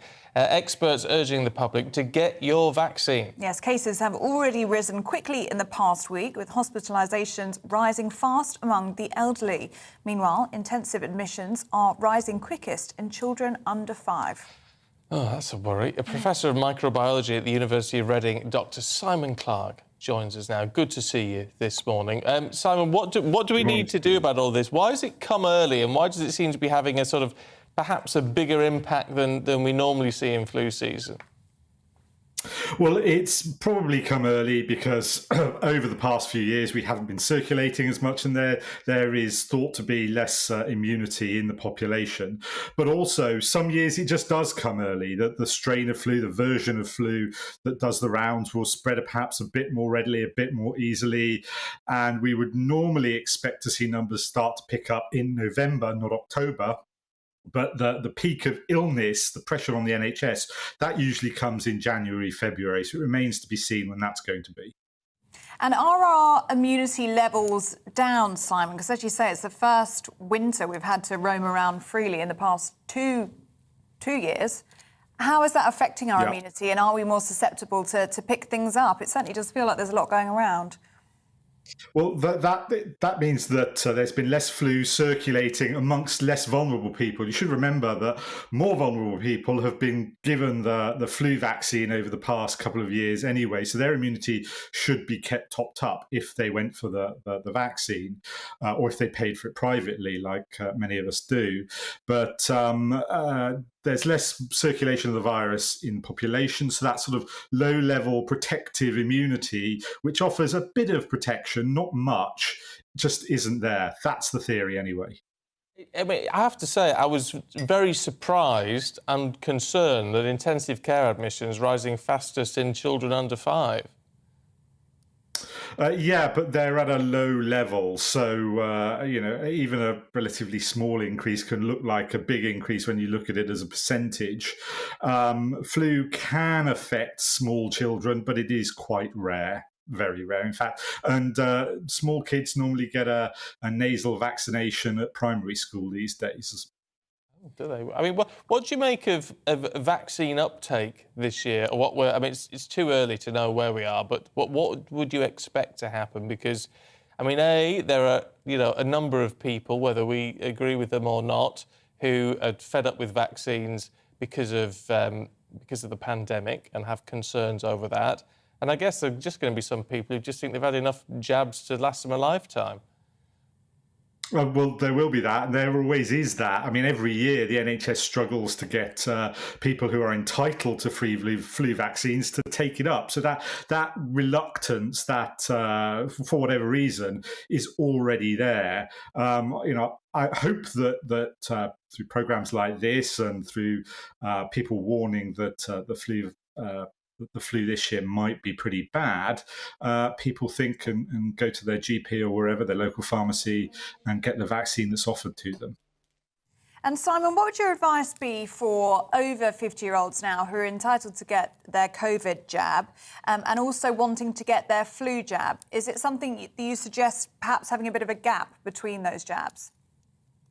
I think that if you're offered it, you should get it, and I do advise family and friends who are over 50 to do that. Some places are offering them at the same time, I understand. Around where I live, that's not the case. It won't actually make an awful lot of difference. We're used to giving children multiple vaccines at the same time. It won't present a problem. That's good to know. Look, can you just to finish off, remind us, if you will, because part of the problem with all of this, Simon, is we've come to this weird state of play, haven't we, where a lot of people think flu is a bad cold, when it isn't at all, is it? No. A lot of people say, "Oh, I've got flu," and they've just got a cold. And some colds can be really quite unpleasant. If you can't get out of bed or wouldn't get out of bed to pick up a £20 note off your bedroom floor, then you've got flu. If you would get out of bed to pick it up, you've probably just got a bad cold. OK. Simon, really good to talk to you this morning. Thank you very much indeed. I'd always, every year I come across people who say, "Oh, no, I'm not having the flu jab. No, I don't like it. No. Get it done." You do not want to be in bed with flu. No. One of my friends has had it this week and is 5 days in bed. Really, really bad. So that's rotten. Yeah, it's not good. And as with all vaccines, it doesn't stop you getting it necessarily. It means you're less likely to get it, and if you do get it, you're going to have a much lighter version of it. People seem to think if you have a vaccine now, it means you will never catch it. Well, that's not how it works. But it means you'll catch less of it, that's for sure. I always have mine done every year. Do you? Well, I'm entitled. I'm a diabetic, so I'm entitled to you're one. entitled to that. But I think I'd get it even if I wasn't. I know money's tight, but it's about £10 if you go and pay for one. No, and if it saves a week off work, might be worth that £10. It might be a reasonable investment, actually.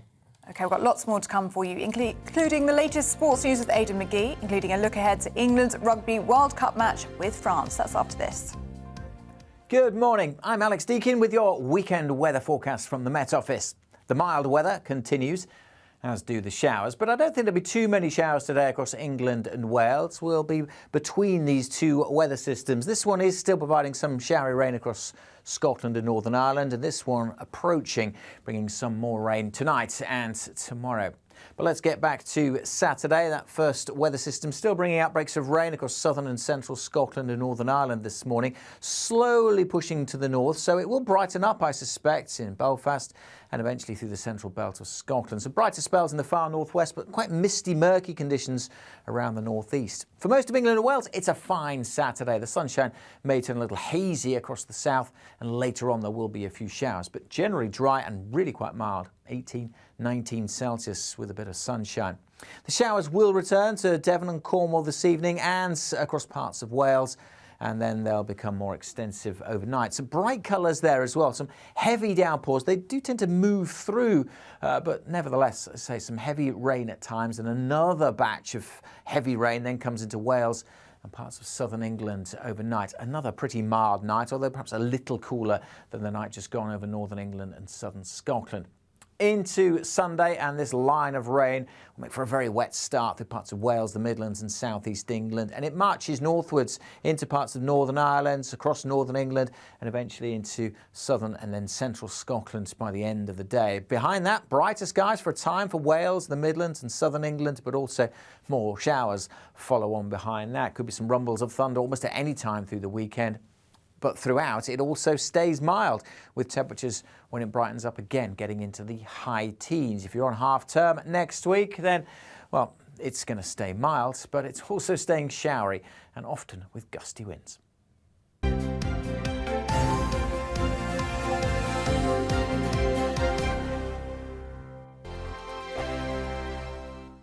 Weekday afternoons on GB News, we've got the whole of the UK covered. From 12 to 3, it's GB News Day with me, Mark Longhurst. And me, Gloria Di Piero. You'll get the very latest on everything that's been going on across our great nation. And from 3 till 6, watch out for GB News Live with me, Patrick Christys. I'm not here to mess around with all the biggest topics and guests. You will always be up to date. GB News Day and GB News Live from 12 p.m. Only on GB News. The People's Channel, Britain's news channel. Hello there, it's Eamon Holmes here from Breakfast on GB News. We're not just on your television and your screens, you know. We're on DAB plus digital radio, so you can listen to your favourite shows on the move. If you've not yet listened to GB News Radio, it's very simple. We're on your radio player and TuneIn apps, on your smart speaker, phone or tablet, or online at gbnews.uk. Take us with you wherever you go. GB News Radio. You never have to miss a moment of the People's Channel. Join my show Farage, 7 p.m. till 8 p.m. Monday through Thursday, and there you will get opinion, analysis, debate, and I'll cover stories that nobody else dares to touch. You've been cancelled. Join the club. Oh my goodness me. And then for the last 15 minutes, talking pints. We're over a drink. We have a civilised conversation with someone. We very often disagree, but we do it in a grown-up way. Come and join me on Farage. Hello, I'm Simon Evans. Join me on GB News for Headliners at 11 p.m, where I'll be joined by two of the country's top comedians as we take a look at tomorrow's newspapers tonight. If it's a big story, we'll be covering it, I guarantee, but we'll also have some fun along the way. That's GB News Headliners at 11 p.m. We won't put you to sleep, unlike some of the other paper review shows out there. So join us, 11 p.m, 7 nights a week.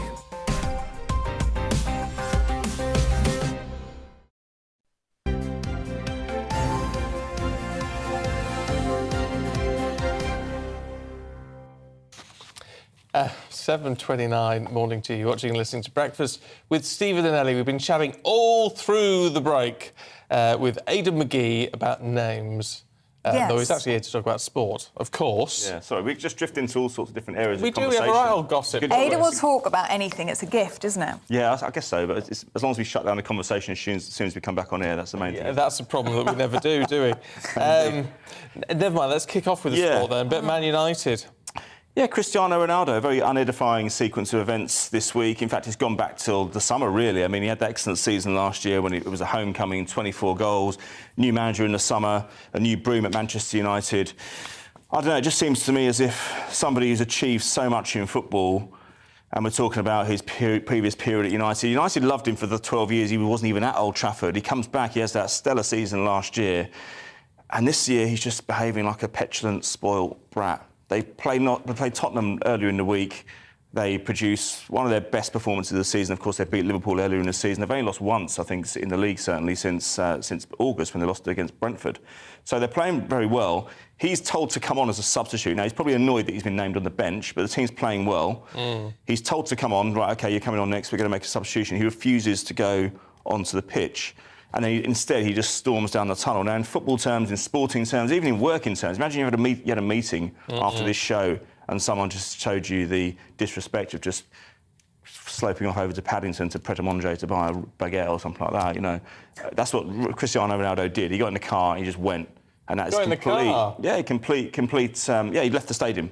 Now, it's one thing not turning up to the meeting or being somewhere else or going out and doing a warm-down because you don't want to hear from the manager. That's bad enough. That's really poor form. But leaving the stadium is probably the ultimate affront in football terms. Now, I actually think he may have done his manager a favour. Manchester United in this era is an extremely tough place to manage because they're not as successful as they were. It's a lifting up by the bootstraps job. And it's a guy that's coming in from Holland who had no previous experience outside of Holland or at frontline level anyway, and hadn't any experience of the Premier League. Now, I think that Ronaldo might actually do him a favour in the sense that he's giving him a chance to show his authority.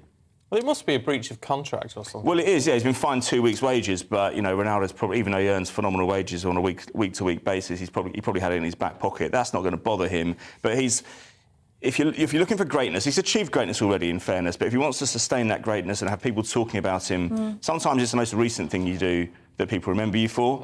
And he's not putting the team first. He's disrespecting his coach. It's all about him. The fact is that the team are playing well, so you bide your time. He's a top-class player still. He will get opportunities to go back in again. But Erik Ten Hag has asserted his authority because he's made him train with the under-23s. And he trained with them yesterday. He's not going to be involved in the squad today. He said it's the second time it's happened this season. They're playing Chelsea at 5:30. Huge game away to Stamford Bridge. Away to Chelsea at Stamford Bridge. They've got, if they win that, that's another great result, and that makes Ronaldo's position weaker. It's not like the team is playing badly, and the fans can see him thinking, well, hang on a minute, the answer to our problems is sitting there in the technical area on the bench. They're playing well. They don't need him ostensibly at the moment. So, as I say, he's weakening himself, and I think he's harming his legacy. I don't think it's a very clever thing to do, and I hope he wises up because he's much, much, much better than that. And how are the fans reacting to it? Because it must feel like a bit of a kick in the teeth, really. Well, yeah, it is. I mean, that's interesting. I'm watching that very closely. They've not rebelled against him as yet. As I say, they loved him. He played there between 2003 and 2009. He spent between 2009 and the summer before last in 2021 at Real Madrid and at Juventus. But they still loved him. They yearned for him to come back. He has to do a lot he's got a lot of credit in the bank before they turn against him. But how long before they realise that he's disrespecting the club, his manager, his teammates, the crest, the badge? And the fans, as a result. Yeah, well, exactly. I mean, they invest their time, their emotion, their money in following that club home and away. And following Man United is not cheap because they play in Europe every single year. Even when they're doing badly, they play in Europe. So you have to follow them around the world. So you've got to have a few quid in your pocket and you've got to be prepared to give up your time. And if there's somebody who...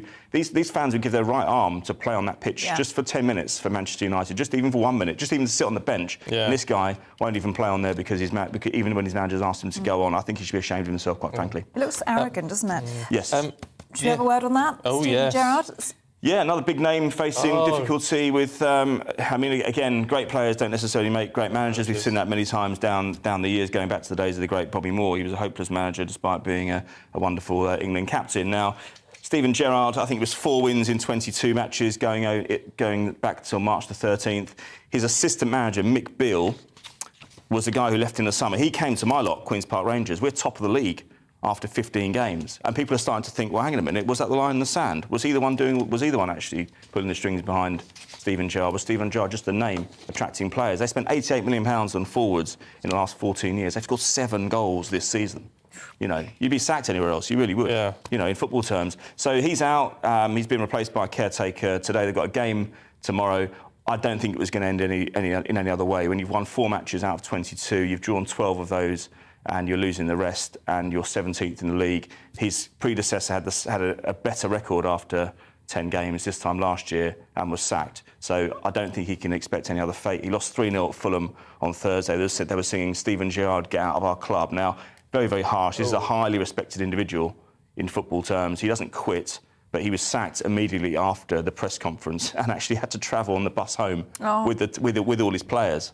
So, but some of those players, listen, it's an amalgam of things that create success. You've got to be a good manager. Your players have to pull their weight. Now, he's the full guy. It's cheaper to sack the manager than it is to sack 22 players. Yeah. So that's why... But Arsene Wenger always used to say to me, if the manager isn't the most important person at a club, Aidan, why is he the first person to always be sacked? I've since learned that it's because they're probably the cheapest. But anyway, Steven Gerrard had to sit on the coach going back to Birmingham. That can't have been easy when you've just been given your P45. No, it can't be. But perhaps he just needs a 6-week break and then he can come back again, like we're doing in the World Politics. Try again. He's been doing football every day of his life for the last... Well, he continues to do football even on a break. I think he's got another job left in him, certainly. Oh, yeah. Lovely. Aidan, we'll catch up with you in a little bit. Thanks, Aidan. Catch you in a bit, see you. We've got much more to come for you, actually, in just a few minutes with Nicky Hodgson and Henry Hill, who are going to take us through the newspapers.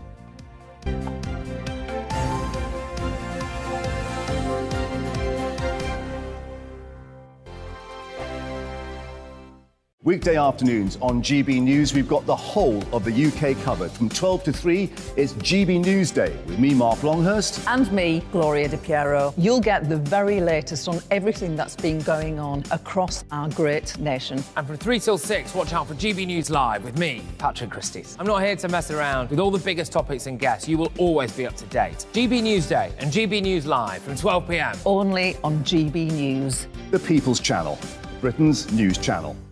Hello there, it's Eamon Holmes here from Breakfast on GB News. We're not just on your television and your screens, you know. We're on DAB plus digital radio, so you can listen to your favourite shows on the move. If you've not yet listened to GB News Radio, it's very simple. We're on your radio player and tune-in apps, on your smart speaker, phone or tablet, or online at gbnews.uk. Take us with you wherever you go. GB News Radio. You never have to miss a moment of the People's Channel.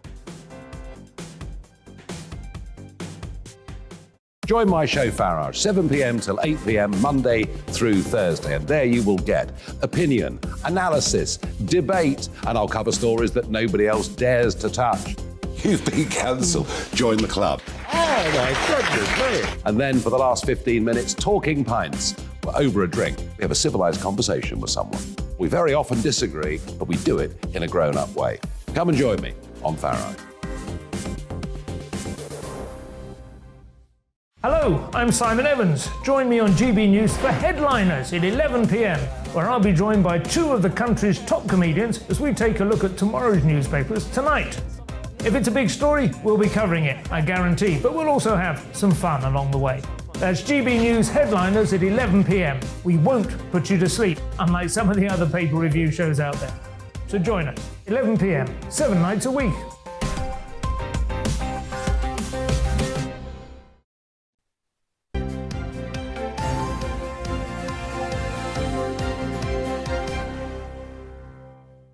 $7:38, morning to you. This is Breakfast with Stephen and Ellie. Time to go through the papers now, and joining us this morning is author and broadcaster Nikki Hodgson and Deputy Editor of Conservative Home, Henry Hill. Good morning to you both. Henry, let's start with you, shall we?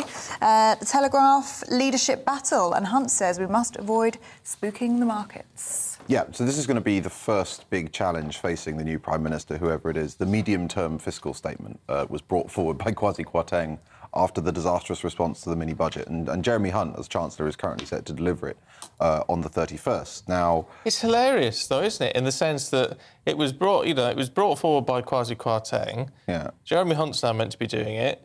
There could be actually a new Prime Minister and a new Chancellor by the time we actually get to it. Yes, precisely, and this is exactly what the story's about. Because the is it? Oh, right. Yeah. Oh, sorry.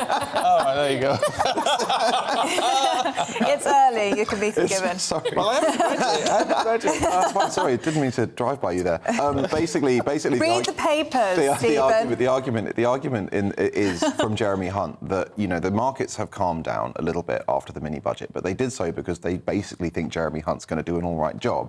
And he's currently working on this plan, which is going to be quite painful for the Tories because it will involve lots of tax rises and spending cuts, or both. But obviously, the new Prime Minister, the number one appointment they want to make is a Chancellor. That's your most important ally in government. And so there's talk of, will the new Prime Minister bring in a new Chancellor 2 days before this thing needs to be delivered? And so what Jeremy Hunt is saying is like, look, maybe it's not quite a plea for his job, although it probably is. But he's probably saying, like, even if you do change it, stick to the plan, right? Because otherwise, if at 2 days' notice the new Chancellor decides to do a Kwarteng and just be like, we're going to do something else now, the markets are going to respond, and that could be extremely painful. Oh, I wish I'd thought of that. There you go.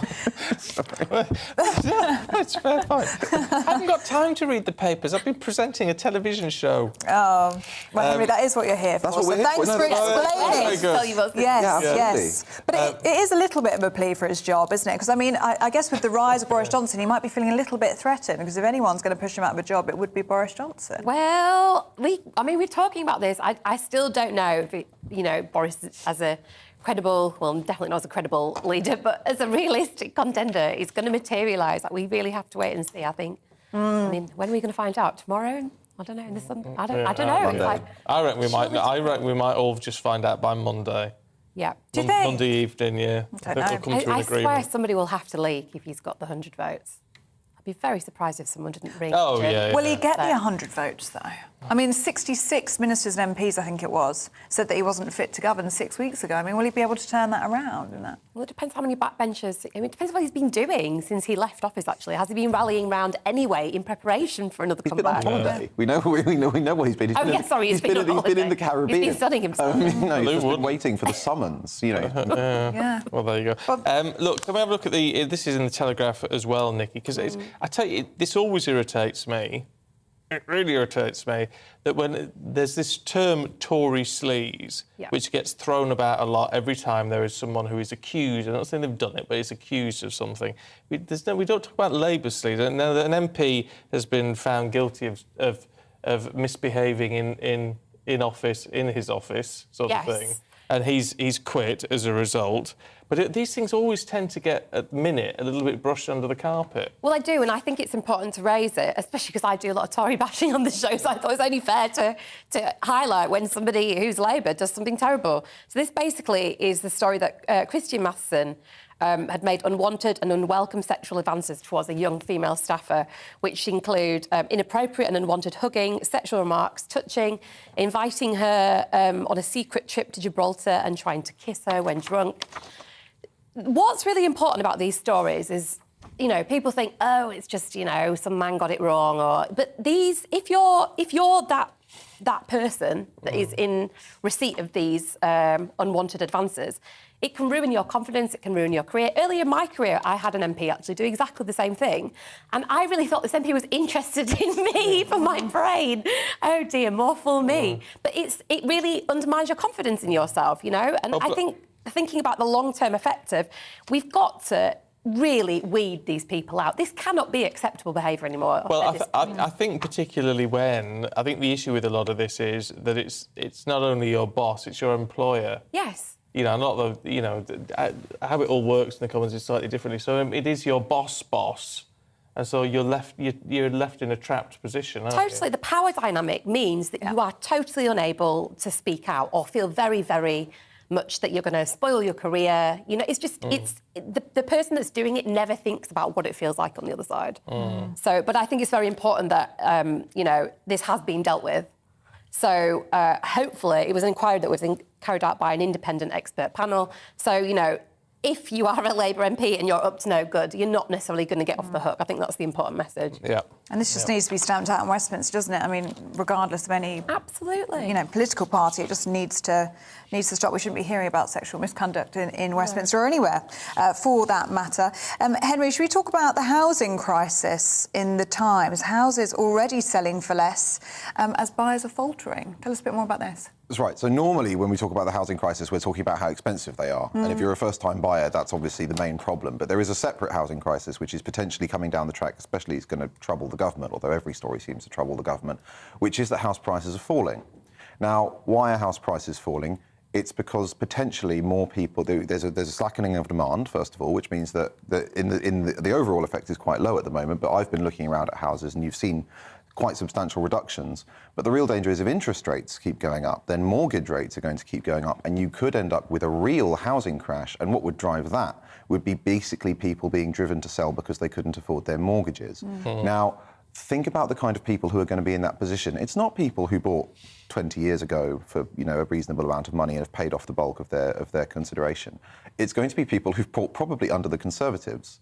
You know, even people who bought during Rishi Sunak's stamp duty holiday a few years ago. So if you're the Conservative government and you are viewed by these voters as having created an economic crash which loses the home that they leveraged themselves to the hilt under your policies to get you, it's going to mean misery for a lot of people and potentially a lot of trouble for the government. And even if it doesn't lead to lots of people losing their homes, everyone who, and it's about 100,000 people a month, everyone who locks in to a fixed rate mortgage on a higher rate is just poorer for 2 to 5 years, and that is a huge cost of living problem. I tell you what, though, with all of this, and I know nobody's got a crystal ball, but people have overextended themselves on, and I'm not saying it's your fault. Don't get me wrong, but you overextend yourself on the basis that money is cheap and interest rates are low, and yet we've known they've been artificially low, historically low.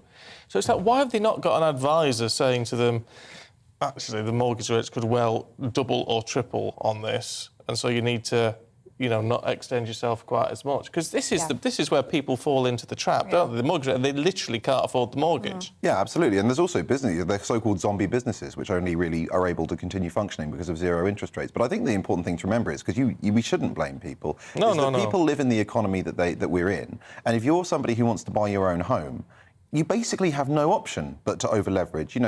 Given the house, especially if you live in London or the South East, you have to 4.5 times income is probably the maximum loan to value. The relationship, the average house price is, I think, 9 times income. So even if you've got 2 earners, you're having to go right to the outer limit of what you can borrow, which is never a safe place to be, but it's where people have to go because we have chronically failed to build enough houses for the past 30 years. Yeah. Yeah. Dear me. It is horrific. It's a horrific situation. I was talking to my hairdresser yesterday. I had my hair done. Did you? It looks lovely. It. Oh, Thank yeah, you. nice, yeah. Thank you, everyone. Yeah. And she was there was like, anyone want to comment? With a stand-up. But she was saying that she, as you rightly so, Henry, she pushed herself to her absolute limit to get her house. She had to move just outside of London in order to afford it. And her mortgage, she just had to remortgage now, £600 more a month. She's had to take on a second job alongside the hairdressing. She cannot keep a roof over her children's head. And even if she doesn't lose her home, that's £600 a month that's not going into other bits of the economy. So that's going to have a knock-on effect on all of the businesses which she might have used to patronise. And again, if we're looking at a downturn, I don't want more money going to the banks if I can possibly help it, but that's where it's all going to go. Isn't it funny? Trickle-down economics doesn't work when it's money coming down, but it works the other way around, doesn't it? When people have run out of money. Oh yeah, The trickle-up debt sort of thing. That always works. Let's just finish off. Well, actually, on this sort of theme: cost of lunching in the sun, Nikki. Yes. With Tesco's, every little helps. Well, apart from it helps Tesco, really, not the people that are having lunch. Yeah, so the Tesco meal deal has had its second hike in a year. So it's raising the price of its meal deal for the second time. And the cost of a meal deal has gone from £3 to £3.50 for non-Club Card members. That was in February. And now there's going to be another 40p increase. So actually, to be fair, if you compare it to some of the other meal deals around, Sainsbury's, Morrison's, Boots, I mean, Boots is £3.99 and £4.99 in London, which seems really expensive to me. I haven't bought one for a while, but yeah. I mean, the point is, all these meal deals are going up, but they're going up at a disproportionate rate because of the cost of living crisis. And, going up a 40p is not proportionate, really. No. So what are people doing? Having to make their own lunches, but who's got the time? It's hard work.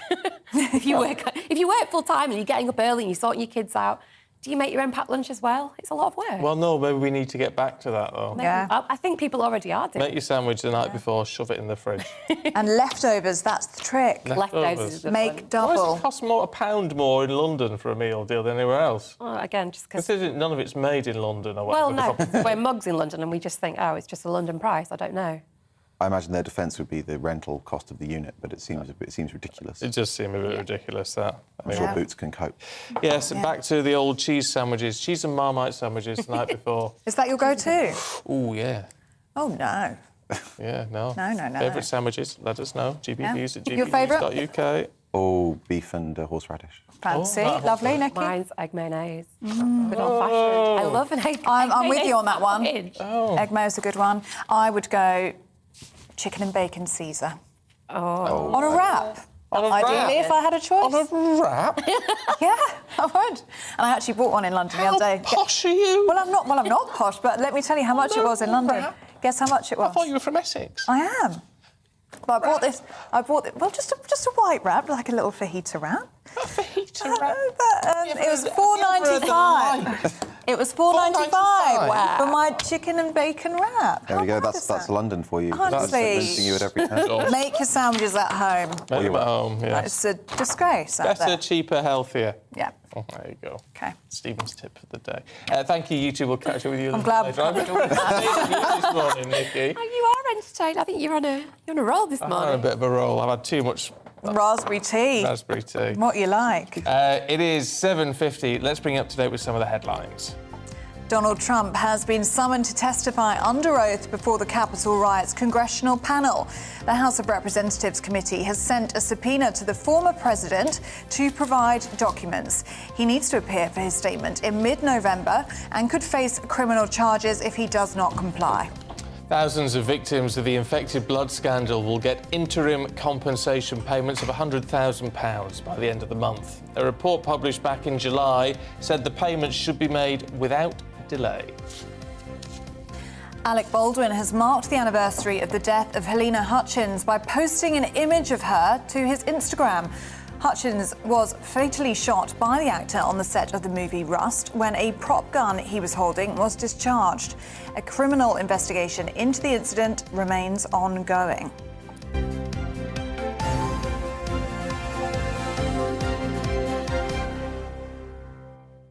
Wagatha Christie, did you think it was all over? Oh, no. Oh, no. You would be wrong. You would be wrong, because the TV show documenting the court case is in the works. But now Rebecca Vardy and Colleen Rooney's bitter Wagatha Christie libel trial. I'm just going to leave. It's going to be turned into a West End play for one night only. Yep.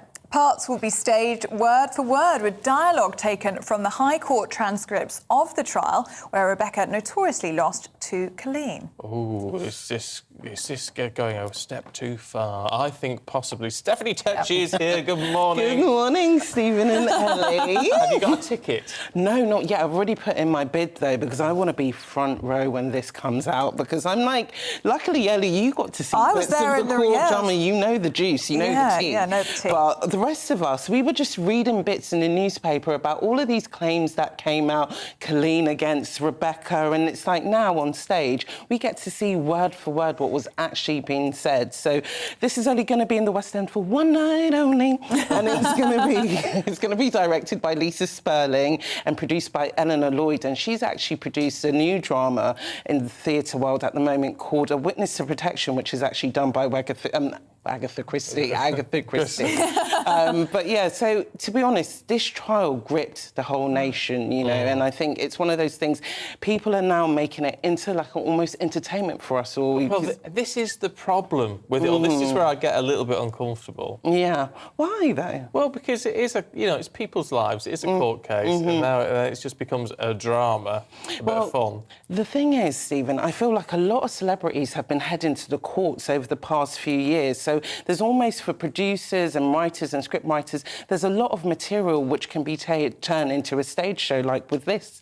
For 7 days, there were so many accusations that came out, so now for it to come onto life for stage, I think there's actually a demand for it. I was going to say about demand. I mean, there's a film, isn't there? There's going to be a series. I mean, the public, they loved it or they hated it, but it really did cause a stir, didn't it? I mean, when I was sat there, it was incredible. You're in this Victorian wood panels courtroom, you've got the judge in the wigs. It's all very, old school. And then you're sat there discussing Instagram stories and slang, and all these celebrities' names are being dragged through the mud. I mean, it's remarkable to watch. You can see why people are so interested. I think there's like this double-edged sword when it came to this case, because it brought up so many issues, because we were looking about privacy and the relationship with celebrities. Then also we're looking at the whole wag culture, which has fascinated people for a very long time. This was like one of the biggest and expensive, most libel cases we've ever had in Britain's history. So this is a story that was not just going to end at the end of the case, as we've seen. Already Colleen is rumoured to be coming out with a Netflix documentary about it, and later on this year there will be a Channel 4 two-part film drama about it as well. So there's a lot to come from this case. The one thing, on the sheer entertainment value, why one night only in the West End? Because they could sell it 10 times over. I don't think it'll be one night only, to be honest. I think they'll add more dates. I think they're probably testing the waters to see what will be people's reaction. And I know as soon at the moment, I went on the site last night and already they're signing up for people's details. And I know once those tickets are out, they'll probably sell within an hour, and then they'll probably add more and more dates. And next minute, it will just be a long play that's in the West End. Yeah, well, it could well be. Yeah. It's a lot of work for the actors, actually, to get their head around this script word for word. 7 days of work and, all that script there. But, again, when you're bringing it live onto stage, I think they'll probably add a bit of ad-libbing. They might well do. They might well do. Stephanie, thank you. We'll catch you again a little bit later on. You. And someone could turn this into a drama one day, you never know. I'm pretty sure someone will. There you go. Look, we've got much more to come for you. All the latest from the world of politics, of course. Who is your pick to be PM in just a few days? Boris Johnson, Rishi Sunak, Penny Mordaunt. They're the three who we're expecting to go into the running come Monday. Let us know what you think. Good morning. I'm Alex Deakin with your weekend weather forecast from the Met Office. The mild weather continues, as do the showers, but I don't think there'll be too many showers today across England and Wales. We'll be between these two weather systems. This one is still providing some showery rain across Scotland and Northern Ireland, and this one approaching, bringing some more rain tonight and tomorrow. But let's get back to Saturday. That first weather system still bringing outbreaks of rain across southern and central Scotland and Northern Ireland this morning, slowly pushing to the north. So it will brighten up, I suspect, in Belfast and eventually through the central belt of Scotland. Some brighter spells in the far northwest, but quite misty, murky conditions around the northeast. For most of England and Wales, it's a fine Saturday. The sunshine may turn a little hazy across the south, and later on there will be a few showers, but generally dry and really quite mild. 18, 19 Celsius with a bit of sunshine. The showers will return to Devon and Cornwall this evening and across parts of Wales, and then they'll become more extensive overnight. Some bright colours there as well, some heavy downpours. They do tend to move through, but nevertheless, I say some heavy rain at times, and another batch of heavy rain then comes into Wales and parts of southern England overnight. Another pretty mild night, although perhaps a little cooler than the night just gone over northern England and southern Scotland. Into Sunday, and this line of rain will make for a very wet start through parts of Wales, the Midlands and southeast England, and it marches northwards into parts of Northern Ireland, across northern England, and eventually into southern and then central Scotland by the end of the day. Behind that, brighter skies for a time for Wales, the Midlands and southern England, but also more showers follow on behind that. Could be some rumbles of thunder almost at any time through the weekend. But throughout, it also stays mild, with temperatures, when it brightens up again, getting into the high teens. If you're on half term next week, then, well, it's going to stay mild, but it's also staying showery and often with gusty winds.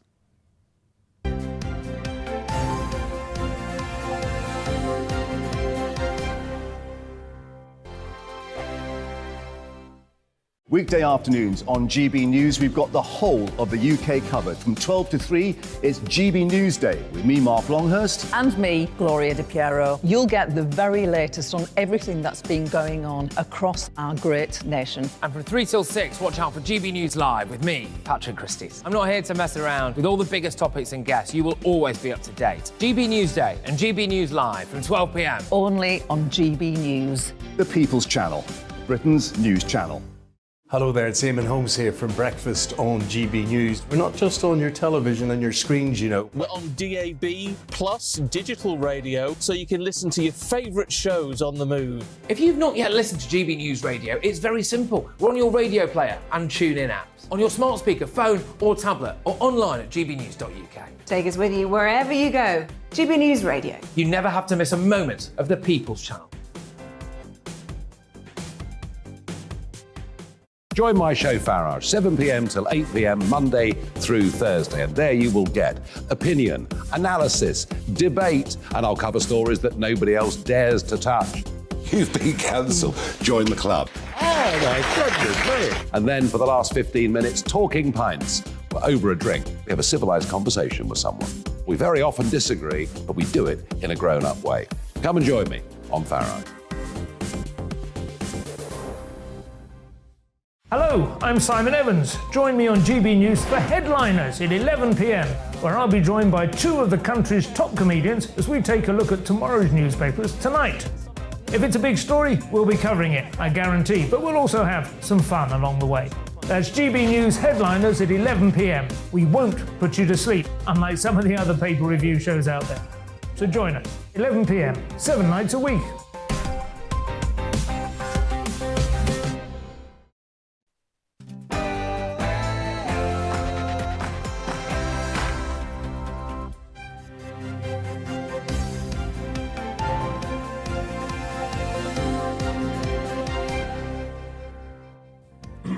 Former Chancellor Rishi Sunak takes the lead in the race to become Prime Minister, but Boris Johnson is on his way home. Morning to you. It's 8 o'clock. It's Saturday, the 22nd of October. This is Breakfast on GB News with Stephen and Ellie. We are live across the whole of the UK on your TV, on your radio and online. So wherever you are and wherever you're going, you can take us with you. Here are your top stories this morning. Well, Rishi Sunak has taken the lead as the favourite to succeed Liz Truss as Prime Minister, but Boris Johnson's chances are said to be rapidly rising. But neither of them have officially launched their campaigns. Penny Mordaunt has. She's trailing behind. We preview an interview with the former Speaker of the House, John Bercow, known for being openly critical of Brexit and someone who's battled with Boris Johnson in the past. And we're going to meet the super dad who's adopted 6 children with disabilities on his own. Must be quite a fella. We'll chat to him a little bit later on. Well, as a...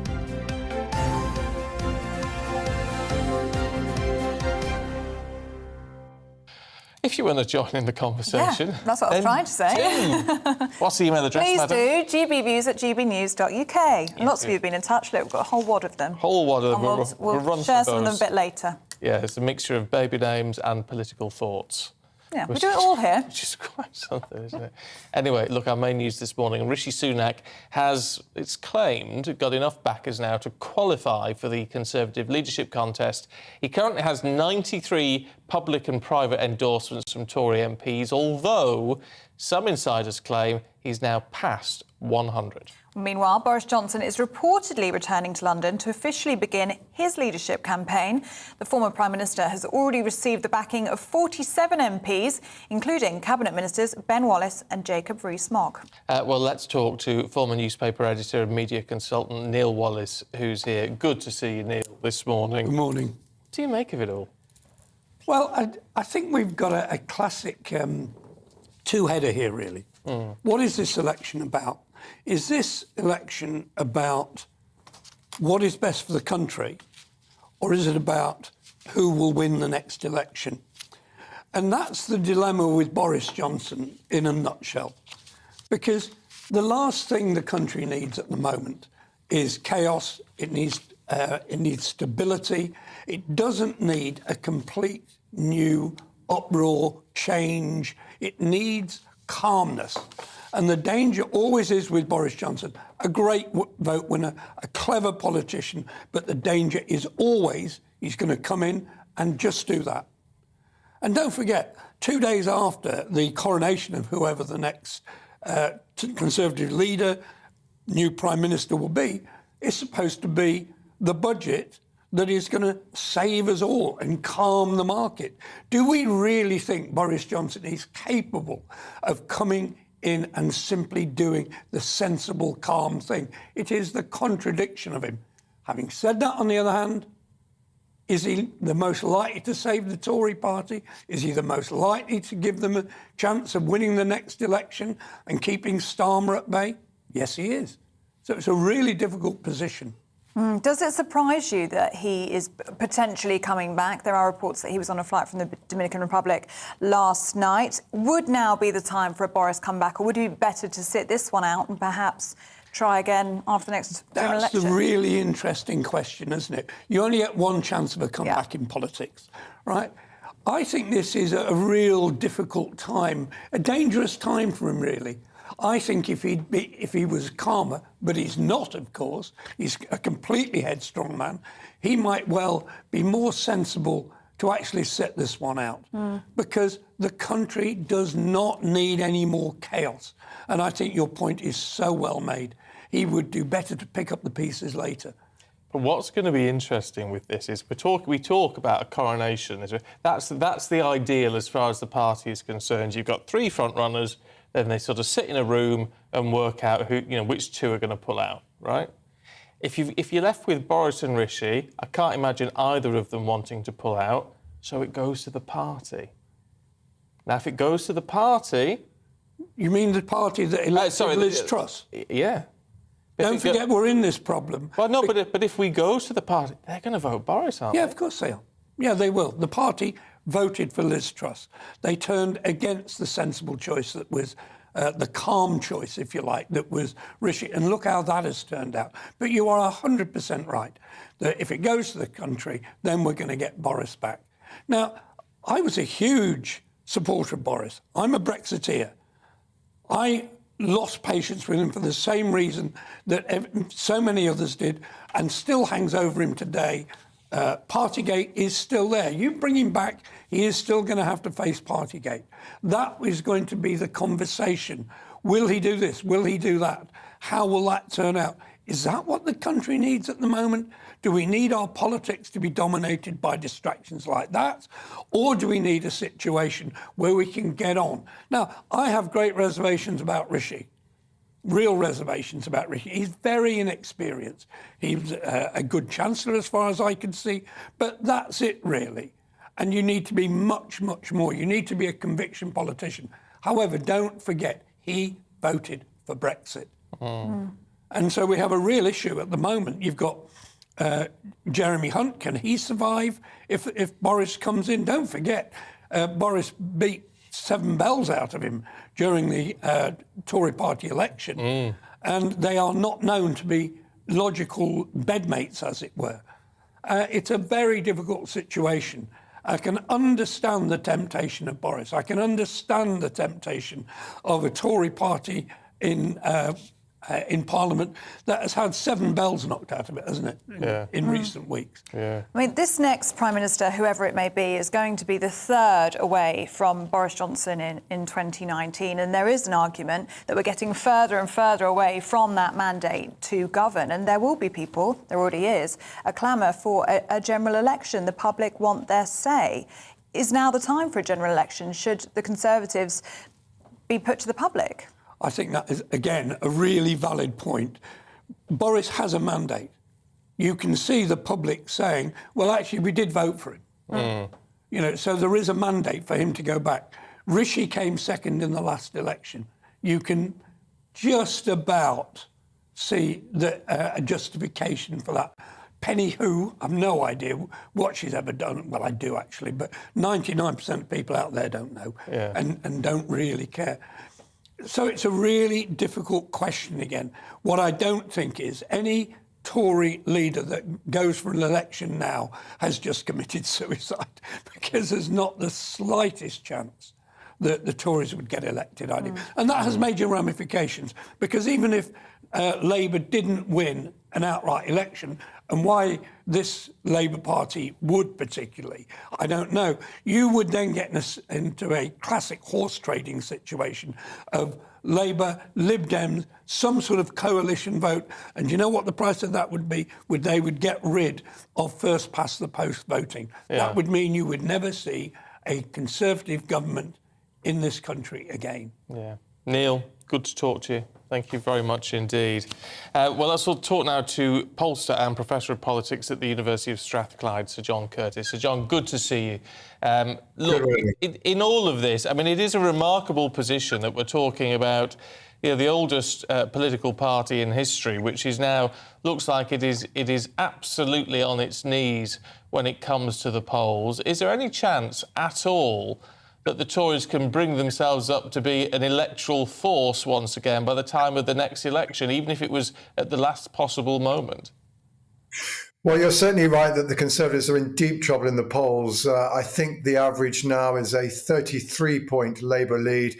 And that, I think, is pretty much now a record in British polling history. I think we're now the party's now in an even bigger hole than it was in the darkest days of John Major. Answering the main point of your question, history does not make for happy reading. No government that has presided over a fiscal crisis in the post-war period has managed to win at the ballot box at the subsequent election. And that, of course, included John Major's government in 1992, even though 4.5 years elapsed between Black Wednesday, when the Conservatives last got into trouble with the markets, and the eventual general election. And in the intervening period, the economy motored on rather well. Indeed, it was one of the best periods in post-war British economic history. And that's not a prospect that looks very likely during the course of the next 2 years. But the one thing that we can say, and this is why this contest is interesting, is that no previous fiscal crisis has brought about the downfall of the Prime Minister in the way that it has done of Liz Truss. So the question really is, in a sense, it's the question that should now be posed to the candidates in this leadership race is what would they do to reverse the damage to this country's economy, but also the economic reputation of the Conservative Party, such that perhaps it might be possible this time around to restore the Conservatives' fortunes. Now, I think if we're going to have that debate, it's time to stop talking about what Boris Johnson did or didn't achieve in terms of turning around his party's fortunes last time. The circumstances now are very different, or about the judgment calls he made in the past. There are now very different judgment calls to be made, or equally about how well or badly Rishi Sunak performed as Chancellor. The question now is, what answers do either of these two gentlemen, together with Penny Mordaunt, have for the problems that the country faces, as well as the electoral prospects of the party? This is a different ball game, and the question is who has the ability to provide effective playing in that game, so far as both the country and the party is concerned. What are the polls suggesting in terms of a swing to Labour? People who are so frustrated by what they're seeing with the Tory party, and then they're simply not going to vote for them any longer. No, that's right. I mean, we're talking about literally it's a 12% swing from Conservative to Labour during the course of the last month. I mean, again, it's record breaking. Now, it's by no means clear that this is the result of particular enthusiasm for the Labour Party, and certainly Sir Keir Starmer is nothing as popular as Tony Blair was once he became leader in 1994. However, what does seem to be the case is that the Labour Party is now regarded as a sufficiently acceptable potential alternative government, that it is to the Labour Party that people are turning, given the deep disenchantment that most sections of the public now have with the Conservative Party in the wake of the financial and fiscal crisis into which Liz Truss landed us. And again, that's one of the reasons why, referring back to Boris Johnson's success in turning the party around in 2019, one has to say it was only at 25% in the opinion polls when Mr. Johnson became Prime Minister. But then the problem was the Brexit party point, and that's where the votes had to be got back from, and that's what Boris Johnson has achieved. And two, whatever the merits or demerits of Sir Keir Starmer, he is not Jeremy Corbyn.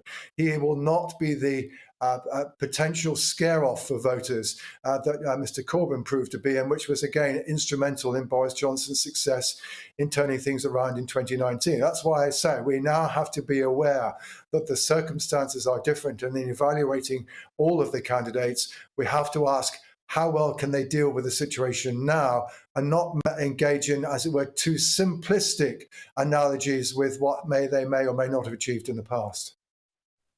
Can I ask what you think of the Lib Dems at the moment? I mean, we were talking to Sir Ed Davey yesterday, and it's actually quite rare for us to discuss the Lib Dems so much. They've become such a small parliamentary party now. Could this be very positive for them as and when we have a general election? And that traditionally, the Lib Dems are more of a sort of natural second home for Tories than heading to the Labour Party.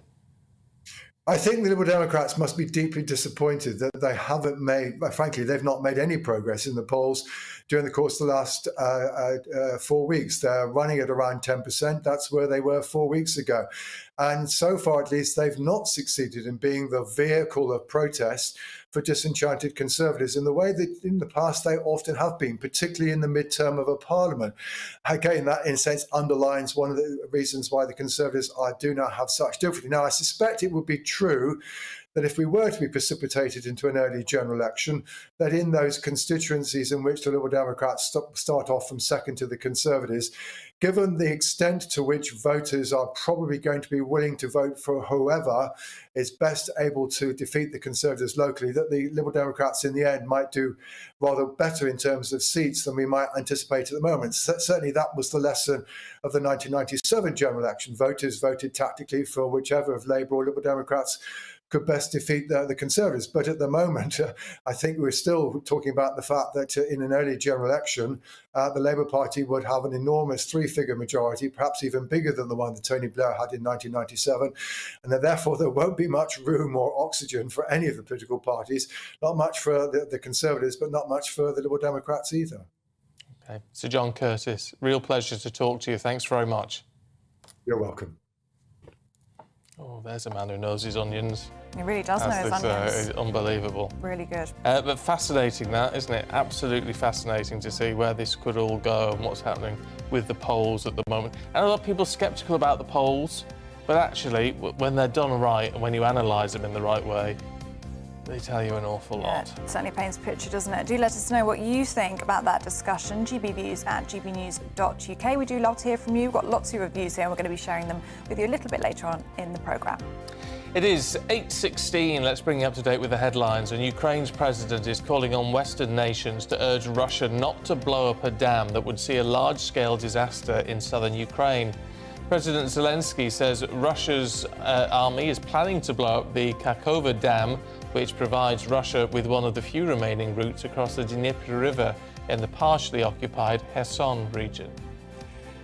68 courts across England and Wales will be affected by staff striking today.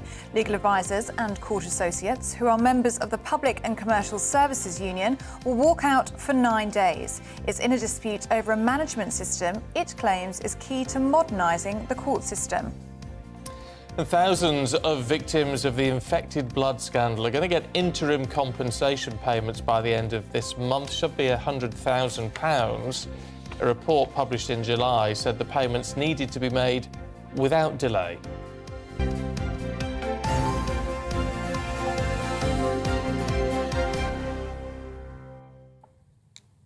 Well, the Chancellor has vowed to do whatever is necessary to bring down government debt after official figures revealed that borrowing had leapt to £20 billion in September. Now, the latest reading, that excludes state-owned banks, marked the second highest September on record, only surpassed in 2020 during the height of the COVID-19 pandemic. But how does the borrowing figures affect our personal finances? Well, let's speak to the CEO of Abound, a consumer-leading fintech company, and this is Gerald Chappell. He's in the studio with us now. Good morning to you, Gerald. Really good to have you with us. I mean, there are no two ways about this, is there? We are massively in debt, aren't we? Absolutely, that is the case. And I think the worrying thing is it's not just the debt, it's all of the economic indicators that are running. So we have inflation running at over 10%. That is the last time it was at that level was about 40 years ago. And at that time, you had about a 15% interest rates. I think you've also got a global macroeconomic environment that's moving from very loose monetary policy of low interest rates to all countries rapidly increasing rates. And so I think the two things, that kind of cost of living crisis that's coming through from high inflation, plus the rapidly rising interest rates, are going to cause a lot of pain for consumers over the coming sort of 6 to 12 months. And on top of that, I think you're going to see a significant reduction in credit availability that's going to make things even tighter. Now, the problem is that we expect the government to do something about it. And a lot of people, if you listen to the opposition parties, they all say, well, it's all the government's fault. As you said, this is a global problem, actually. So it begs the question, how much can a national government actually do? I think that's very interesting. I think to some extent, the unfortunate truth is that the economics are locked in. And so we have a bit of a political soap opera that's running at the moment. But I think however you reshuffle the cards on that and you reshuffle the politicians, the fundamentals of the economics don't change. And so if you take the mini budget, which has kicked a lot of the recognition of this off, actually that's just the straw that broke the camel's back. That's not the kind of underlying cause. So that is, I guess, what people should be concerned about. Things will get tighter and will get worse over the coming 12 months, irrespective of the policy. And I mean, one of the biggest things here is that money is not cheap anymore. This is what Stephen was saying earlier. I mean, borrowing money is getting more and more expensive, isn't it? I mean, this is a huge headache for the new Chancellor. I think that's going to happen not just for the government, but more importantly for real people as well. So if you look at mortgage interest rates, you go back sort of 6-12 months, mortgage rates on a 2-year fix were sort of 1.5 to 2%. As of today, best buy tables are about 6%. What that means for people rolling off those fixed rate mortgages into new mortgages basically is a 60% increase in their monthly payments. So someone with a £200,000 mortgage is going to be paying an extra £500 a month by the time those roll through. Ouch. Personal borrowing is the same thing. We've seen market rises of 5 to 10% already coming through in personal loan interest rates. And you're also seeing a significant reduction in the availability of loans, so people wanting to take credit. I mean, the problem is this a necessary pain? It's not like it's going to comfort anybody. But we got so used to this artificially low interest rate, didn't we? We got so used to cheap money that this had to happen eventually. We had to get back to what are actually pretty normal rates. So I think that's true. So I think the last decade you've seen the unusual thing of 0% interest rates. And so some people say, well, interest rates used to be normalised at 5%. It won't make that much difference when you normalise them again now. The problem is that the economy and people are kind of locked into that low interest rate level. If you look over the last 15 years, so you go back to 2007 when you had sort of 5%-ish interest rates, house prices were half what they are today. So the average house in the UK was about £150,000. Today, the average house in the UK is about £300,000. Doubling. Over that same period, incomes have gone up about 30%. So how have house prices been at a double? Because interest rates have been so low. So what's going to happen now as interest rates rise? It's going to put a lot of pressure on those house prices. It's going to put a lot of pressure on people's finances. And the same goes for unsecured credit as well. Right. Oh, it's a grim picture, isn't it? Bleak picture. Good news It's for not going to savers, get better though, right? anytime soon. Good news for savers. So you should be able to get 5 to 6% interest rate savings accounts, fixed-term deposits in the next few months.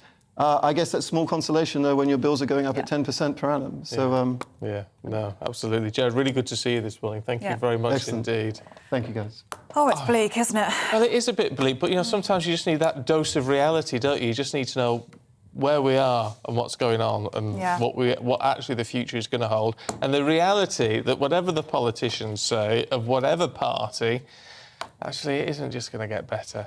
Whoever's in power, actually. Not for a while to come. Massively challenging, isn't it, to whoever comes in now? It is. Look, don't go to much more to come for you after the weather. Good morning. I'm Alex Deakin with your weekend weather forecast from the Met Office. The mild weather continues, as do the showers, but I don't think there'll be too many showers today across England and Wales. We'll be between these two weather systems. This one is still providing some showery rain across Scotland and Northern Ireland, and this one approaching, bringing some more rain tonight and tomorrow. But let's get back to Saturday. That first weather system still bringing outbreaks of rain across southern and central Scotland and Northern Ireland this morning, slowly pushing to the north. So it will brighten up, I suspect, in Belfast and eventually through the central belt of Scotland. So brighter spells in the far northwest, but quite misty, murky conditions around the northeast. For most of England and Wales, it's a fine Saturday. The sunshine may turn a little hazy across the south, and later on there will be a few showers, but generally dry and really quite mild. 18, 19 Celsius with a bit of sunshine. The showers will return to Devon and Cornwall this evening and across parts of Wales, and then they'll become more extensive overnight. Some bright colours there as well, some heavy downpours. They do tend to move through, but nevertheless, I say some heavy rain at times, and another batch of heavy rain then comes into Wales and parts of southern England overnight. Another pretty mild night, although perhaps a little cooler than the night just gone over northern England and southern Scotland. Into Sunday, and this line of rain will make for a very wet start through parts of Wales, the Midlands and southeast England, and it marches northwards into parts of Northern Ireland, across northern England, and eventually into southern and then central Scotland by the end of the day. Behind that, brighter skies for a time for Wales, the Midlands and southern England, but also more showers follow on behind that. Could be some rumbles of thunder almost at any time through the weekend. But throughout, it also stays mild, with temperatures, when it brightens up again, getting into the high teens. If you're on half term next week, then, well, it's going to stay mild, but it's also staying showery and often with gusty winds.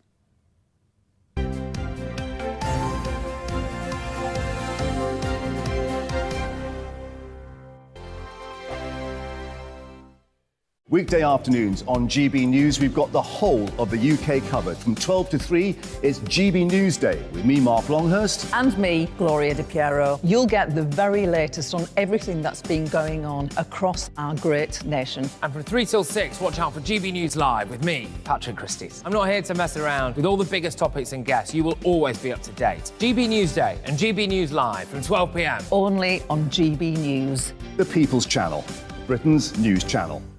Hello there, it's Eamon Holmes here from Breakfast on GB News. We're not just on your television and your screens, you know. We're on DAB plus digital radio, so you can listen to your favourite shows on the move. If you've not yet listened to GB News Radio, it's very simple. We're on your radio player and TuneIn apps, on your smart speaker, phone or tablet, or online at gbnews.uk. Take us with you wherever you go. GB News Radio. You never have to miss a moment of the People's Channel.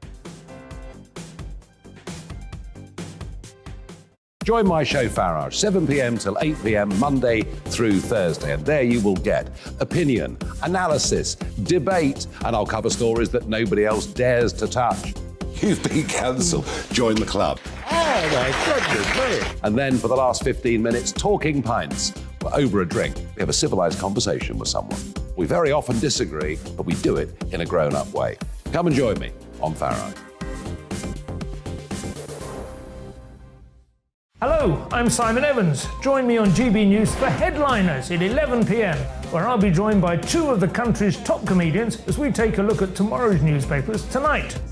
If it's a big story, we'll be covering it, I guarantee, but we'll also have some fun along the way. That's GB News Headliners at 11 p.m. We won't put you to sleep, unlike some of the other paper review shows out there. So join us, 11 p.m, 7 nights a week.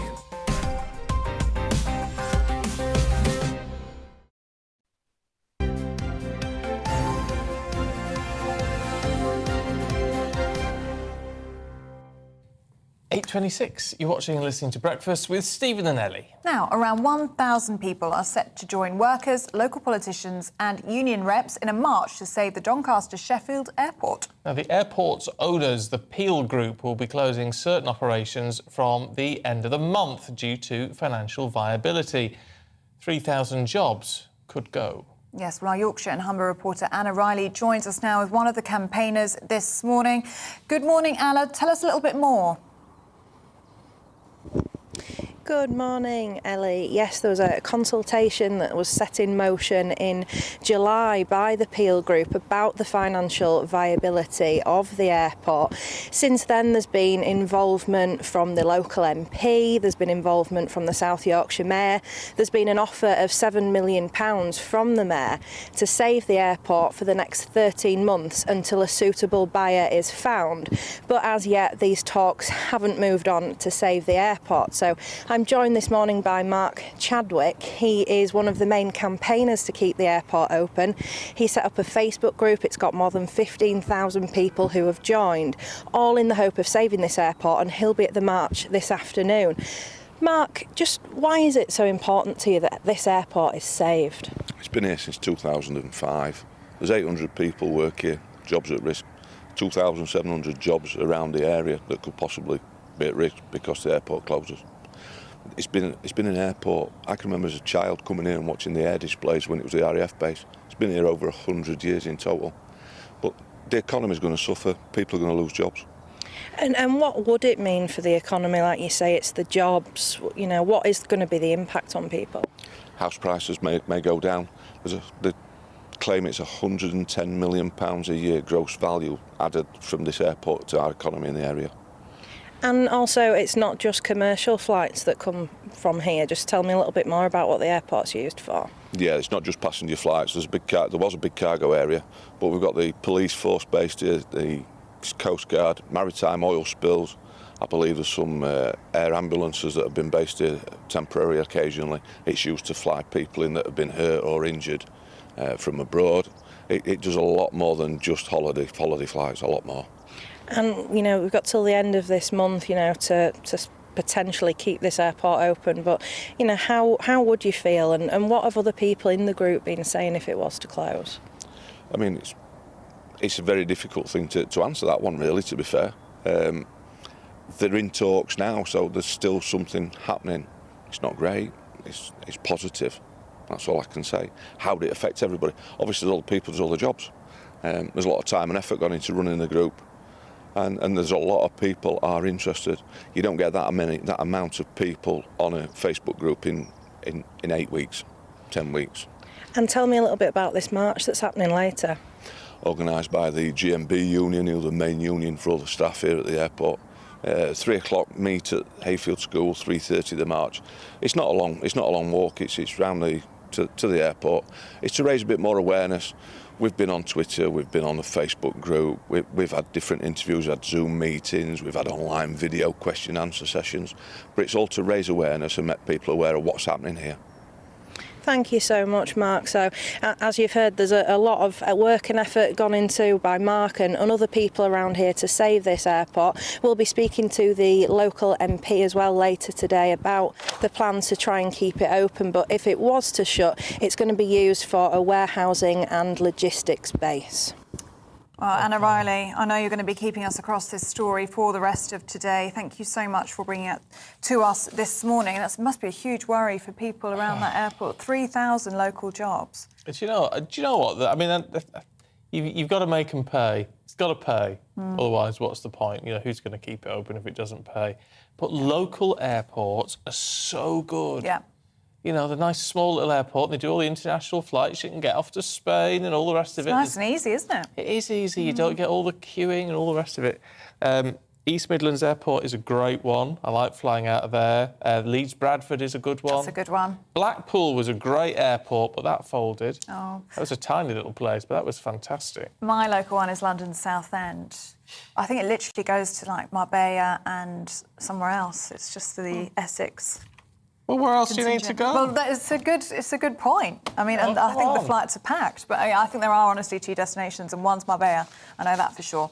Yeah. But it's a lovely little airport. Get through in record time. Oh. Have a gin. What more do you want? I do think they're great. They're great. Can we talk names again, please? Yeah, let's talk names. You're all talking about names. Baby names, but what's going out of... what's becoming extinct? Yes, I was saying earlier, I read that the name Gary was becoming extinct, but I found you a list now, Stephen. You'll be very glad to know. So let's start with the women, shall we? This is on the endangered baby names list. So these are names that are fast disappearing. So Barbara, Bertha, Doreen, Doris, Gertrude... Gertie, Maud, Muriel, Phyllis. If you're any of those names, do get in touch. I had a great auntie Phyllis. Phyllis? Yeah. And Maud, I feel like, is coming back. It's one of those names that's, you know, all the old-fashioned, lovely names are coming back. Well, they do. They all go in cycles, don't they? Maud, it's like with the boys, Stanley's coming back and all that sort of thing. Yeah. Do you want to hear the boys? Yeah. These are the endangered boys' names. So Clifford, Clive, Darryl, Leslie, Morris. Morris is a great name. Dwayne. Piers, Royston and Vernon. I wonder why Piers has become really unpopular. I wonder. Can't imagine. Funny that, isn't it? Yeah, so let us know if you're any of those names. Yes. Fight for your name. Fight for your name. Yeah. Tonya. Tonya's on the list. And Tina. Tonya.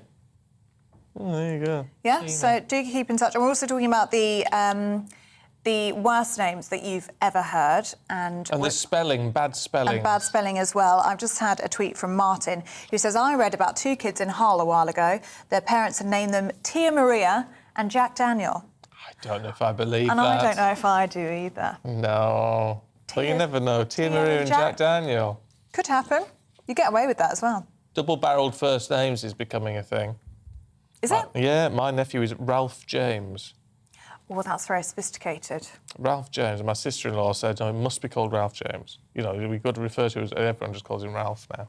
Oh, well, I quite like it. You see, Something that's like that is quite old-fashioned. sophisticated, is it? That's Ralph is old-fashioned, isn't it? It's quite an old-fashioned name, but coming back in. Oh, I think it's nice. Ralph Fiennes, isn't it, the actor, yeah? Oh, Rafe, I think you say. Oh, right. Well, glad you're here. She's right common.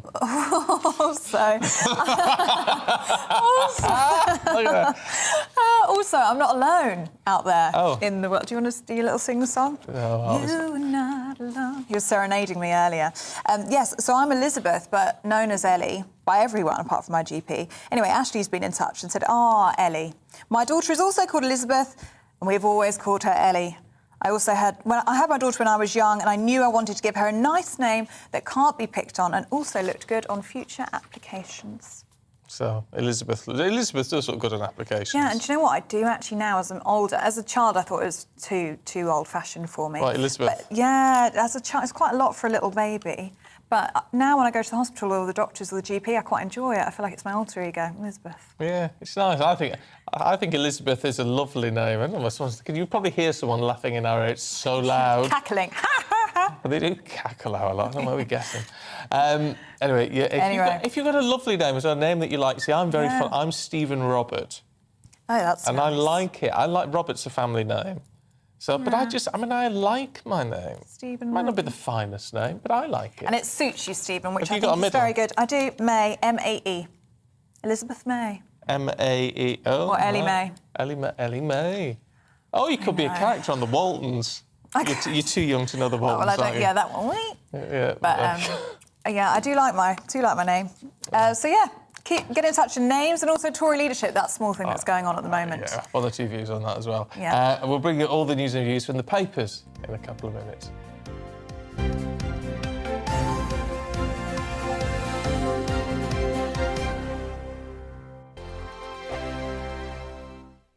Weekday afternoons on GB News, we've got the whole of the UK covered. From 12 to 3, it's GB News Day with me, Mark Longhurst. And me, Gloria Di Piero. You'll get the very latest on everything that's been going on across our great nation. And from 3 till 6, watch out for GB News Live with me, Patrick Christys. I'm not here to mess around. With all the biggest topics and guests, you will always be up to date. GB News Day and GB News Live from 12 p.m. Only on GB News. The People's Channel, Britain's news channel. Hello there, it's Eamon Holmes here from Breakfast on GB News. We're not just on your television and your screens, you know. We're on DAB plus digital radio, so you can listen to your favourite shows on the move. If you've not yet listened to GB News Radio, it's very simple. We're on your radio player and tune-in apps, on your smart speaker, phone or tablet, or online at gbnews.uk. Take us with you wherever you go. GB News Radio. You never have to miss a moment of the People's Channel. Join my show Farage, 7 p.m. till 8 p.m. Monday through Thursday. And there you will get opinion, analysis, debate, and I'll cover stories that nobody else dares to touch. You've been cancelled. Join the club. Oh, my goodness me. And then for the last 15 minutes, talking pints. Over a drink, we have a civilised conversation with someone. We very often disagree, but we do it in a grown-up way. Come and join me on Farage.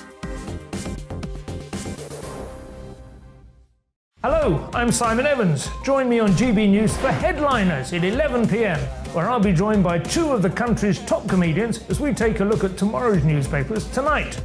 If it's a big story, we'll be covering it, I guarantee, but we'll also have some fun along the way.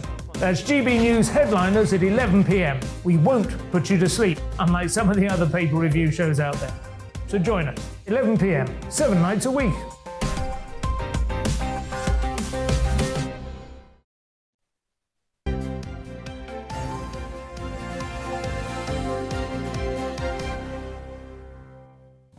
It's a disaster in the studio. It really this morning. It's a shadow.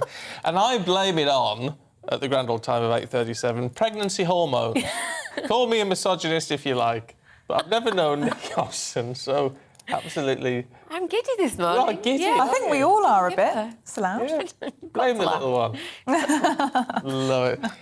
We're going through the papers, as you can see, with the author and broadcaster Nicky Hodgson and the deputy editor of Conservative Home, Henry Hill. Morning to you both. We'll start with you, Henry, should we? The Times saying if Boris Johnson comes back as Prime Minister, it would be fatal. Yeah, this is an intervention by William Hague and some other very senior Conservatives who are basically desperately making the case to Tory MPs as we come to the crucial question of whether Boris Johnson can get the support of 100 of them to get into the leadership contest, and saying, this is a ridiculous thing to do.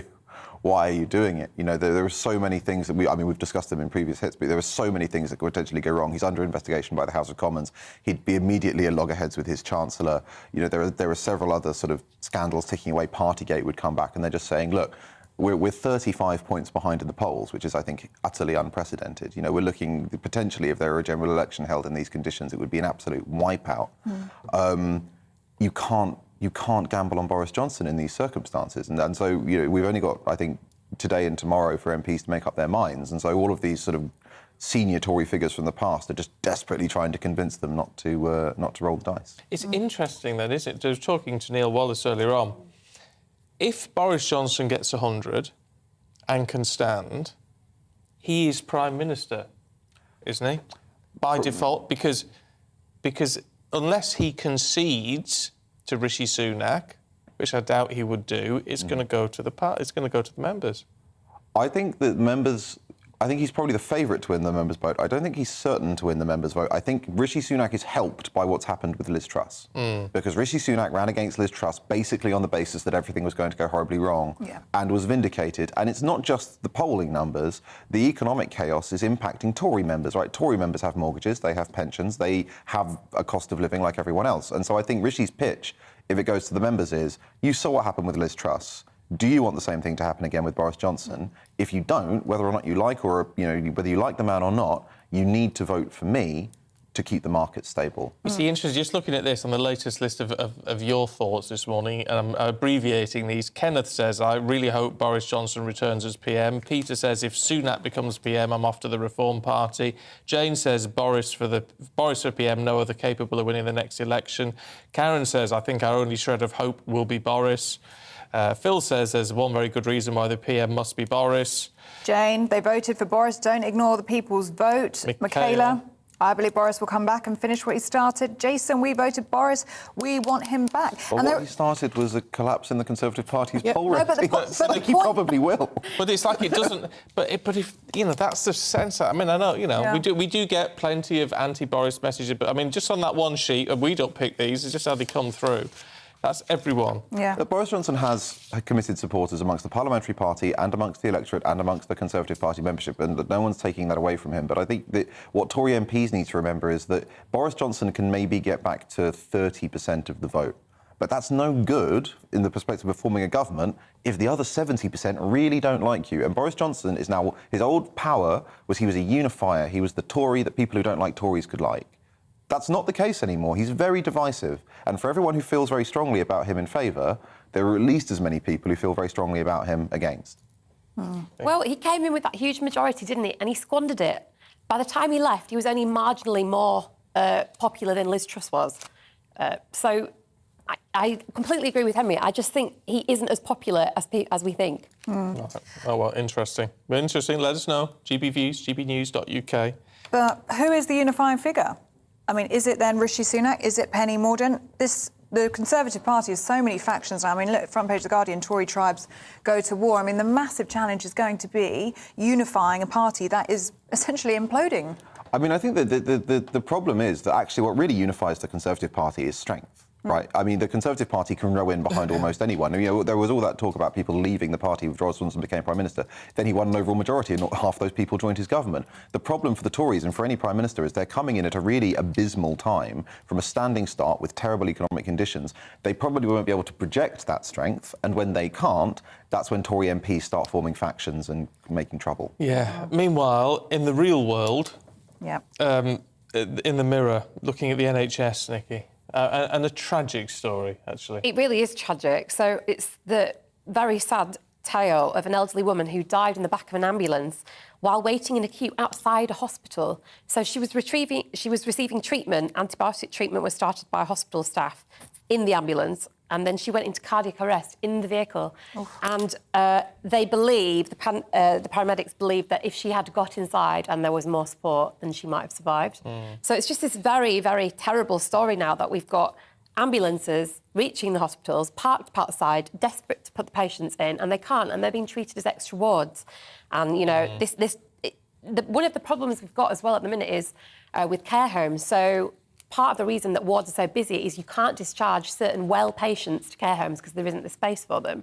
And so you kind of got these overly busy wards with some patients. You get bed blocking in effect. You've got bed blocking again, exactly. You don't have enough beds anyway, you don't have enough staff, and then you've got the bed blocking. So it's just a terrible story, and we really don't want to hear more stories like this over the coming winter when things are going to get worse. The problem is people say, well, more money, more money. Well, actually, it's better logistics, isn't it? It's better organisation. It's better. More money just doesn't always help. Well, I mean, the part of the problem is it does need more. It does need more money, as well as other things. But I think ultimately the problem is that the system we have at the moment means that we have an extraordinarily high tax rate, which can't really go all that much higher, and it's still not producing enough money to fund the NHS properly. And at the same time, we're having to pour so much money into things like the NHS and pensions that things like the courts, other important bits of the state, are failing. So what we really need, I think, is we need to look at European models which maintain universal provision, but ensure that more private money is brought in alongside public money. But that's not a conversation that we're willing to have as a nation yet. But until we are, and we accept that allowing rich people to pay for more of their own care frees up more public money for people who need it, we're going to keep seeing tragedies like this. Well, because then we get accused of having a two-tier health system. But we already have a two-tier health system. The Financial Times the other month showed that actually British people, even though we have the NHS, British people are getting private health care at a very high level. And that's not just wealthy people, that's people on average incomes now. Yeah. So we have a two-tier system by stealth. The difference is that currently money spent on private healthcare doesn't help anyone else because it stays in a separate private system. In a mixed system, money spent on private healthcare could subsidise public healthcare. And it's stories like this every day. I mean, yesterday we were sat here talking about maternity failings, weren't we? The new report, I think it was half of hospitals aren't achieving adequate care for mothers, and then story today like this. I mean, it really is a desperate state of affairs. Henry, should we look at defence spending? Because Liz Truss promised, I think it was 3%, wasn't it, towards defence? Huge. 2.5 or 3, I think. 3%. It was 3% by the end of 2023. It's early in the morning to be throwing numbers at me, I'm not going to lie. But now Hunt's budget will now look to cut it back down again. Yeah, absolutely. So these are actually two stories which I think sit very nicely alongside each other. Yeah, absolutely. Jeremy Hunt is amongst the many, many places he's going to have to find spending cuts. Defence is a really obvious one because, and this is why defence budget's in such a parlous state, voters don't feel it the way that they feel cuts to frontline services. So British governments over decades have cut defence spending time and time again. Jeremy Hunt is now looking at rolling back those commitments that we've made over the last few months in Ukraine. And I think that this is especially telling because on the very next page, the Daily Mail has a story about how China is recruiting ex-RAF and Royal Navy pilots, paying them six-figure salaries to go and train the Chinese Air Force on British equipment and perhaps on how to shoot down British equipment. And they're using private companies based out of South Africa, historically a famous haven for mercenaries and so on, to target and headhunt ex-British Forces personnel who have worked on classified projects such as, new fighters. And so I think that investment by China contrasted with potential defence cuts in the UK really shows that in what's looking like a much more dangerous world, we might have to put a higher priority on. You can't seriously think it can get away with this, though, surely. I mean, you've got tank regiments in the British Army that don't have any tanks at the moment. I mean, the whole thing's an absolute we have two divisions, Division 1 and Division 3, I think, and neither of them are deployable. But the thing is, where does he find the cuts? Because this was always the problem with Liz Truss. Do you cut schools? Probably not. Do you cut pensions? No one's going to be allowed to cut pensions. Do you cut the NHS? You're already fighting an NHS backlog. The only way you can find cuts on the scale the government needs to find cuts is to look at the big spending departments. Those are political minefields. And so you end up cutting things like defence, which just don't have an immediate impact on people's day-to-day lives. Let's go from that to old bangers. Let's go to old bangers. Old bangers in the Express. Well, I know you were talking earlier about not being able to buy a new car right now and the waiting list's been ridiculous, 12 to 18 months. But this is sort of moving on from that, saying that there'll be a record 15.4 million cars on Britain's roads, which will be at least 10 years old by 2027. And why is that a problem? Because there's more stuff wrong with them. It's a safety risk, basically. It's difficult because you want to think from a green perspective, surely it's better to hold on to your car for longer. But apparently that's not true, especially if they're not fuel efficient. So, yeah, it's kind of just Auto Trader coming out and saying that that back in 2021 they'd already warned about this, but it's also the fact that the new car production has slowed down and there are shortages of semiconductors and other parts. That's pushed up the price on second-hand cars that are younger than 10 years. So, yeah, we've got a problem with cars in this country. But it's interesting. I don't know what to make of this in that even within my lifetime, when I was learning to drive and, our family car and all the rest of it, if you bought a second-hand car that was less than 10 years old, you thought you were doing really well. Yeah.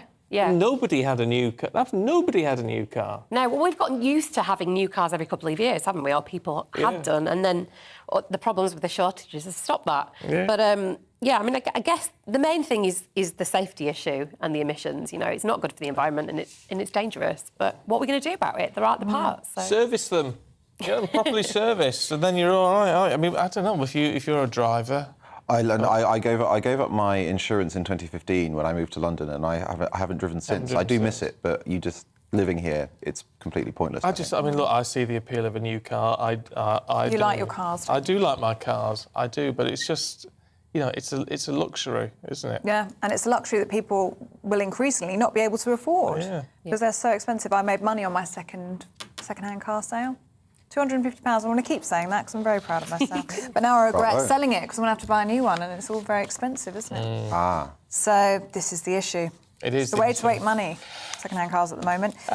Look, it's been very good to see you both this morning. Nice to end on something which is not political. Yeah. Neutral. You know, it's sort of neutral story. Nikki, Henry, thank you both very much indeed. Really appreciate it. Thanks for your company. Let's just bring you up to date with some of the top stories at 10 to 9. Donald Trump has been summoned to testify under oath before the Capitol riots congressional panel. The House of Representatives committee has sent a subpoena to the former president to provide documents. He needs to appear for his statement in mid-November and could face criminal charges if he does not comply. 68 courts across England and Wales are going to be affected by staff striking. Legal advisors and court associates, who are members of the Public and Commercial Services Union, are walking out for 9 days. It's over a management system it claims is key to modernising the court system. Thousands of victims of the infected blood scandal will receive interim compensation payments of £100,000 by the end of October. A report published in July by the inquiry chairman said the payments should be made without delay.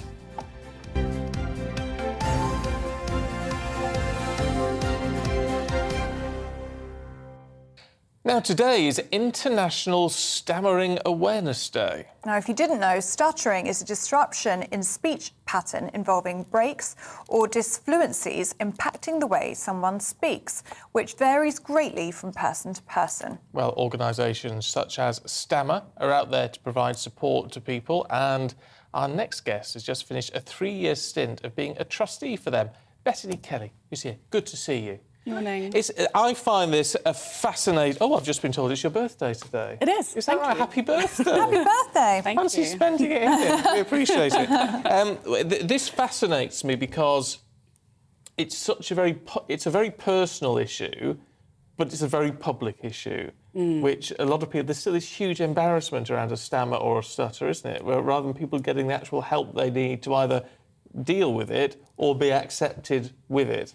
You're exactly right. It's the least accepted in the disabilities publicly, I would personally say. As someone who stammers, we're actually 8% of children will have a stammer or experience stammering at some point in their lives. And an adult, we think there's about 1 to 3% of adults who stammer, and yet you never hear it. You don't hear it in films unless it's a comic character or something to be derided. We don't hear it in broadcasting. We don't see it in film, television, the theatre. And so it's really difficult if you're somebody who stammers not to think that you need to hide it away. And is that why your job is so important? Do you want to be able to speak publicly about this, to let people know that it's not something to be ashamed of or embarrassed about? It's something that affects so many people. You're right. It affects so many people internationally, and actually today we're presenting a petition which has been signed by organisations from across the globe. It's been signed by everybody. Every region in the world is represented, apart from Antarctica. It's just fair enough. phenomenal. I mean, I don't know if penguins have a feature as well. Maybe. But it's important that people have the space to speak. Yeah. And it's important that we shouldn't feel that we have to change our speech. And we want space to speak. We want acceptance, and we want recognition recognition that this is perfectly normal speech for me. I'm not less intelligent, I'm not nervous, my brain works in exactly the same way as everybody else, apart from a tiny fraction delay in the white matter around my speech centres in the brain. But other than that, I'm completely normal. Although my husband might not say that. No, it's interesting. It reminds me a little bit of donkeys years ago. I saw an advert which was something to do with deafness, and it was a big poster with a picture of a brain on it, and it just said, "This works without ears." And it's the same sort of thing. It works without a mouth. Yeah. You know, or you know, that's that sort of concept. You know, it's not an effect that way. I wonder if it's part of the issue that you and people with this condition face. It's from us, isn't it? In that it's about how we respond to you and how people, I suppose, people become embarrassed by wondering, well, how do I deal with someone who is stammering? Which we just need to get used to, don't we? Absolutely. I mean, it is a normal response. There is a part of your brain which is designed to spot things that look or sound different. That's how it tells you if you're safe. However, this is completely normal speech for me, and I didn't realise that there was anything wrong until I saw people's reactions to me speaking. So almost stammering is your problem, not my problem. Oh, I love it. Yeah, I like that as well. That's the way to put it, yeah. There are so many instances in everyday life where you need to be able to speak. I mean, even just ordering a coffee in the morning, you have to be able to put that order across. And would your message to people be just to be patient? Just because, like Stephen's saying, there must be a sense with many people just to step in and try and guess what you're saying or interrupt you. And really your message today is be patient, let me speak. That's right, and I think it's down to this idea of, you know, it does shock people and surprise people, particularly when every single stammer is so different. You know, I speak in quite a fast way, and I can almost kind of stammer in a compressed way, whereas other people might block or take long pauses. But give us time to order a coffee. You know, I've had to order at a restaurant something I didn't want to eat because I knew I could say it. You know, and it's that kind of thing which is ridiculous in this age of inclusion and diversity. We should be able to have the space to speak, ask people. We just ask for patience, you know, and the top tips will always be never finish anybody's sentences. You don't know what we're going to say, even if you think you might do. Don't tell us to pause or take a breath, you know, because actually it's got nothing to do with you. This is how I speak, and we should give people the respect they deserve, regardless of how they sound. I love that. It's a strong, positive message. I'm all for that. Bethany, really good to see you. Really good to have you. And happy birthday. Happy birthday. Have a lovely day. Such an important message as well, isn't it? Really, really good to have you in the studio, Bethany. Yeah. Thank you. Now, look, don't go anywhere. We've got lots coming up for you after the weather. Good morning. I'm Alex Deakin with your weekend weather forecast from the Met Office. The mild weather continues, as do the showers, but I don't think there'll be too many showers today across England and Wales. We'll be between these two weather systems. This one is still providing some showery rain across Scotland and Northern Ireland, and this one approaching, bringing some more rain tonight and tomorrow. But let's get back to Saturday. That first weather system still bringing outbreaks of rain across southern and central Scotland and Northern Ireland this morning, slowly pushing to the north, so it will brighten up, I suspect, in Belfast and eventually through the central belt of Scotland. Some brighter spells in the far northwest, but quite misty, murky conditions around the northeast. For most of England and Wales, it's a fine Saturday. The sunshine may turn a little hazy across the south, and later on there will be a few showers, but generally dry and really quite mild, 18, 19 Celsius with a bit of sunshine. The showers will return to Devon and Cornwall this evening and across parts of Wales, and then they'll become more extensive overnight. Some bright colours there as well, some heavy downpours. They do tend to move through, but nevertheless, I say some heavy rain at times, and another batch of heavy rain then comes into Wales and parts of southern England overnight. Another pretty mild night, although perhaps a little cooler than the night just gone over northern England and southern Scotland. into Sunday, and this line of rain will make for a very wet start through parts of Wales, the Midlands and South East England, and it marches northwards into parts of Northern Ireland, across Northern England, and eventually into southern and then central Scotland by the end of the day. Behind that, brighter skies for a time for Wales, the Midlands and southern England, but also more showers follow on behind that. Could be some rumbles of thunder almost at any time through the weekend. But throughout, it also stays mild, with temperatures, when it brightens up again, getting into the high teens. If you're on half term next week, then, well, it's going to stay mild, but it's also staying showery and often with gusty winds.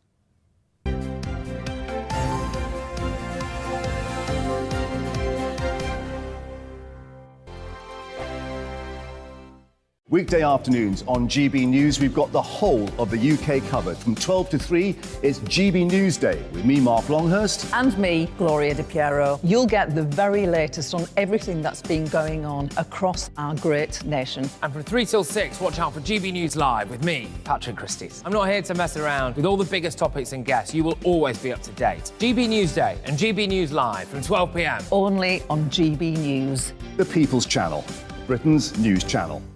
Hello there, it's Eamon Holmes here from Breakfast on GB News. We're not just on your television and your screens, you know. We're on DAB plus digital radio, so you can listen to your favourite shows on the move. If you've not yet listened to GB News Radio, it's very simple. We're on your radio player and tune-in apps, on your smart speaker, phone or tablet, or online at gbnews.uk. Take us with you wherever you go. GB News Radio. You never have to miss a moment of the People's Channel.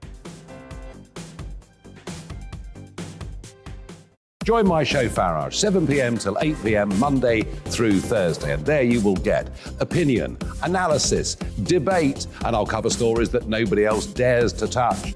You've been cancelled. Join the club. Oh my goodness me! And then for the last 15 minutes, talking pints. We're over a drink. We have a civilised conversation with someone. We very often disagree, but we do it in a grown-up way. Come and join me on Farage. Hello, I'm Simon Evans. Join me on GB News for Headliners at 11 p.m, where I'll be joined by two of the country's top comedians as we take a look at tomorrow's newspapers tonight. If it's a big story, we'll be covering it, I guarantee, but we'll also have some fun along the way. That's GB News Headliners at 11 p.m. We won't put you to sleep, unlike some of the other paper review shows out there. So join us, 11 p.m, 7 nights a week.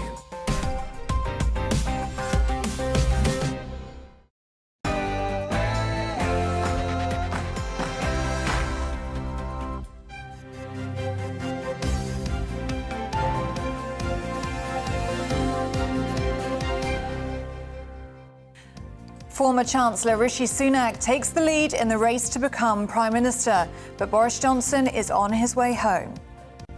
Good morning, 2 minutes past 9 on Saturday the 22nd of October. This is Breakfast on GB News with Stephen and Ellie. We're live across the whole of the UK, on your TV, on your radio and online, so wherever you are, wherever you're going, you can take us with you. Here are your top stories this morning. Well, Rishi Sunak has taken the lead as the favourite to succeed Liz Truss as Prime Minister, but Boris Johnson's chances are said to be rapidly rising. Neither Mr Sunak or Mr Johnson have officially launched their campaigns. Penny Mordaunt has, but she's trailing behind in the numbers at the moment. We preview an interview with the former Speaker of the House, John Bercow, known for his openly critical Brexit views and someone who has battled with Boris Johnson in the past. And we're going to meet the super dad who's adopted 6 children with disabilities and asks how he's managed to do all that on his own. Must be quite a fella. Yeah, quite a challenge as well. Well, as ever, you can join in any of our discussions by emailing gbviews@gbnews.uk, or you can tweet gbviews@gbnews.uk, or you can tweet us at gbnews.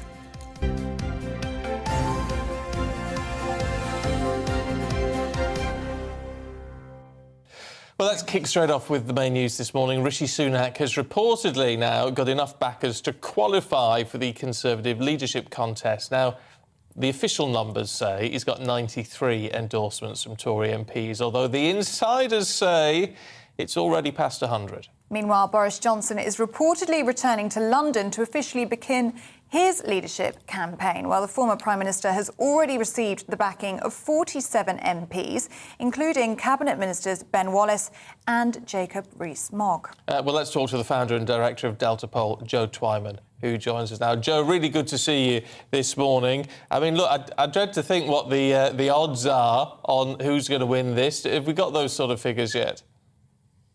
Well, it's really difficult to know because, let's be frank, MPs are not always entirely consistent, open, or even honest about their opinions, attitudes, and views on a whole host of things, including, of course, who they will be voting for in this contest. And so Rishi Sunak is in the lead at the moment. But there's a large number of MPs who have not declared yet. And so it really is very much still all to play for. He remains, as I understand it, the bookies' favourite. But ultimately, this will come down to the MPs' votes, and then potentially it will come down to a membership vote, though I imagine the Conservative Party will want to avoid that and keep it very much within the MPs. I mean, if it does come down to Rishi and Boris, it looks as though Rishi may have passed that 100 MPs threshold. It looks like Boris is coming in second place. And if reports are to be believed that he is landing in London after his holiday in the Dominican Republic, maybe we'll see more backers come out in support of him. If he does cross that threshold, like you say, the Conservative Party are probably looking for a coronation to get this done as quickly as possible. But you can't really see Rishi or Boris bowing out gracefully. It will then go to the members, won't it? Well, that's a good question. I think a lot will depend on the final numbers. There are 357 Conservative MPs at the moment, and so their votes could be allocated in a whole number of ways. But let's assume, for instance, that Penny Mordaunt gets around 50. Let's assume that Rishi Sunak gets over 200, and then Boris Johnson just limps over the line at sort of 103, 104, something like that. I imagine there will be pressure on the former Prime Minister to stand aside, to allow Rishi Sunak the overwhelming preference in that scenario of MPs to move forward. And so will he take it to a membership vote? I don't think we can guarantee that, though though all the data suggests that if it did go to a membership vote, he stands a good, though not certain, chance of winning. So would he go forward being so far behind on MPs? I don't think it could be guaranteed. But of course, it may well be that with so many MPs left to decide, a compromise candidate who's not Rishi Sunak or Boris Johnson could yet emerge. Penny Mordaunt being the obvious choice for that. It just seems like such a poison chalice at the moment, Joe. When you look at the overall sort of poll ratings, I mean, one of them certainly had the Tories on 14%. I mean, it's historically low. It's a heck of a job. Yes, you're right. I mean, it was GBNews' own pollster that had Conservatives on 14%, but that was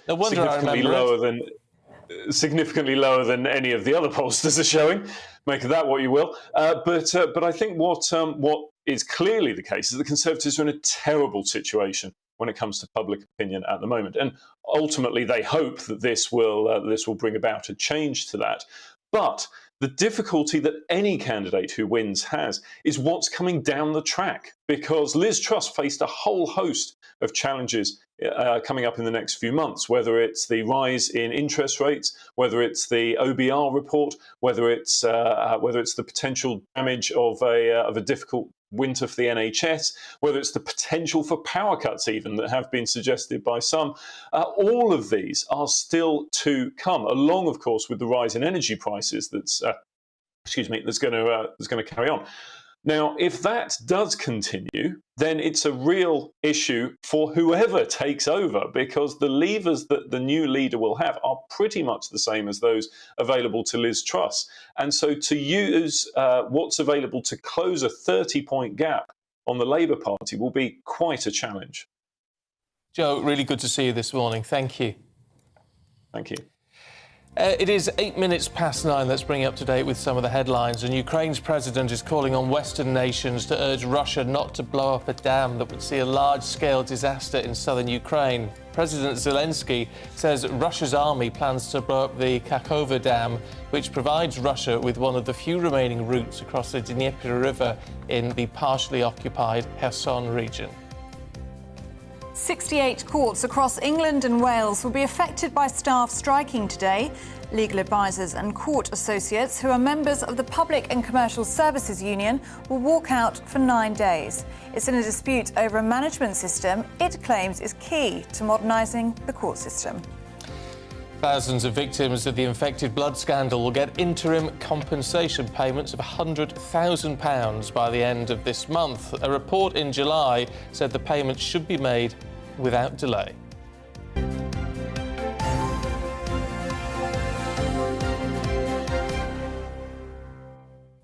Now, former Speaker of the House of Commons, John Bercow, has sat down with GB News presenters Esther McVeigh and Philip Davies to talk about his time as Speaker of the House of Commons. Now, he talks about his decision to oppose Donald Trump speaking to Parliament, as well as his decision to back Remain during the Brexit referendum. Here's a preview.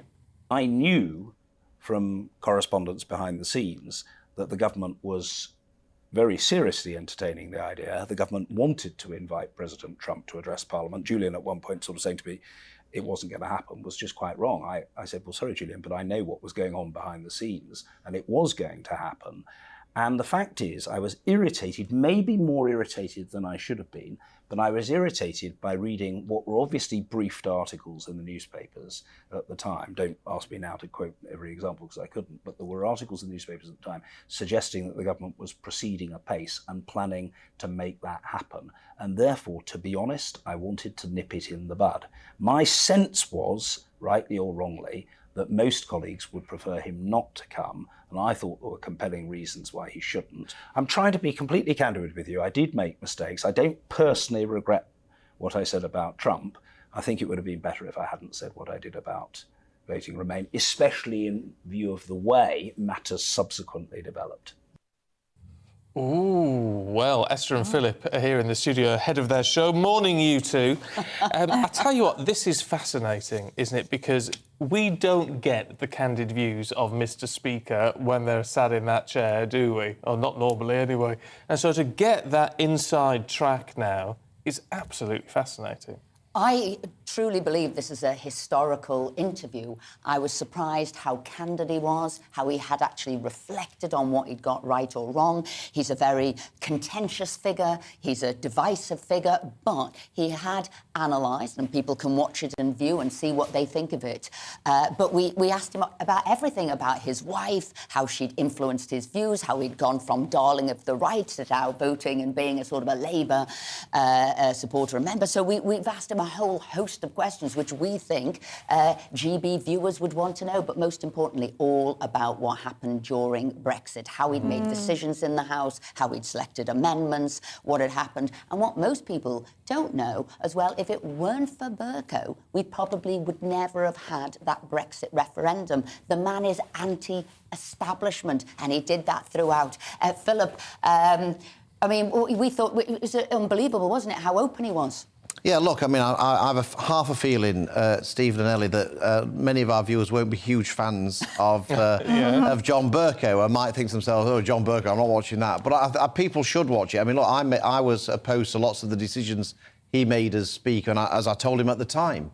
But we go through all of that. We don't pull our punches. We go through all the decisions that we felt were contentious, and I think people should watch it, whether they agree with what he says or disagree with what he says. I think, as Esther says, he was honest and candid, and I think it's people should watch to see what he says. Well, it's quite interesting then, isn't it, that he didn't, I mean, certainly from that clip, he didn't seem to be overly defensive. So he didn't go on the defensive with it. He sort of held his hands up to what he did, whether you agree with it or not. Yeah, exactly. It's a very honest interview. I think, actually, because of the passage of time, he feels he can be more honest now than perhaps if we'd interviewed him at the time, he probably would have been more defensive. So it is a very honest interview. And we asked him all the questions, I think, that people would want us to ask, whether it was about bullying, whether it was about Brexit or the influence of his wife, and all the contentious things that happened when he was Speaker.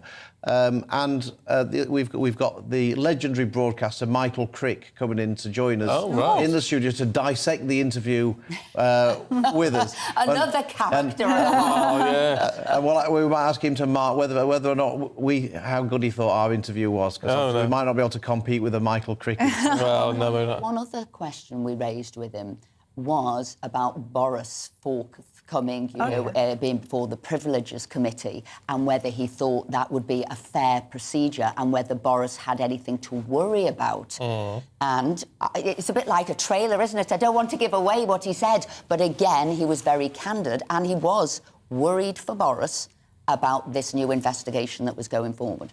Can you clarify something on this then? Because I get very confused. When it comes to privileges, how does that work in terms of the Prime Minister? Because if there is a finding against a member, isn't it the Prime Minister who enforces that? No. So the Prime Minister falls under the same rules, do they? Yeah, they'd fall under the same rules. It's the House of Commons that enforce it. The Privileges Committee makes a decision, makes a recommendation, and it's the whole of the House of Commons that then votes upon whether or not to accept that recommendation or not. Right. And the Prime Minister would be subject to that in exactly the same way. And of course, it is one of the issues that that Boris will have in this leadership contest. That with this hanging over him, I mean, what would happen if he became Prime Minister again, and then the Privileges Committee found against him and recommended a suspension? I mean, it would be I mean, we've had enough of a circus for the last few years. It would be a continuation of that circus. Do you think, Esther, that he's going to get 100 votes if he decides? I mean, he's going to throw his hat into the ring, isn't he?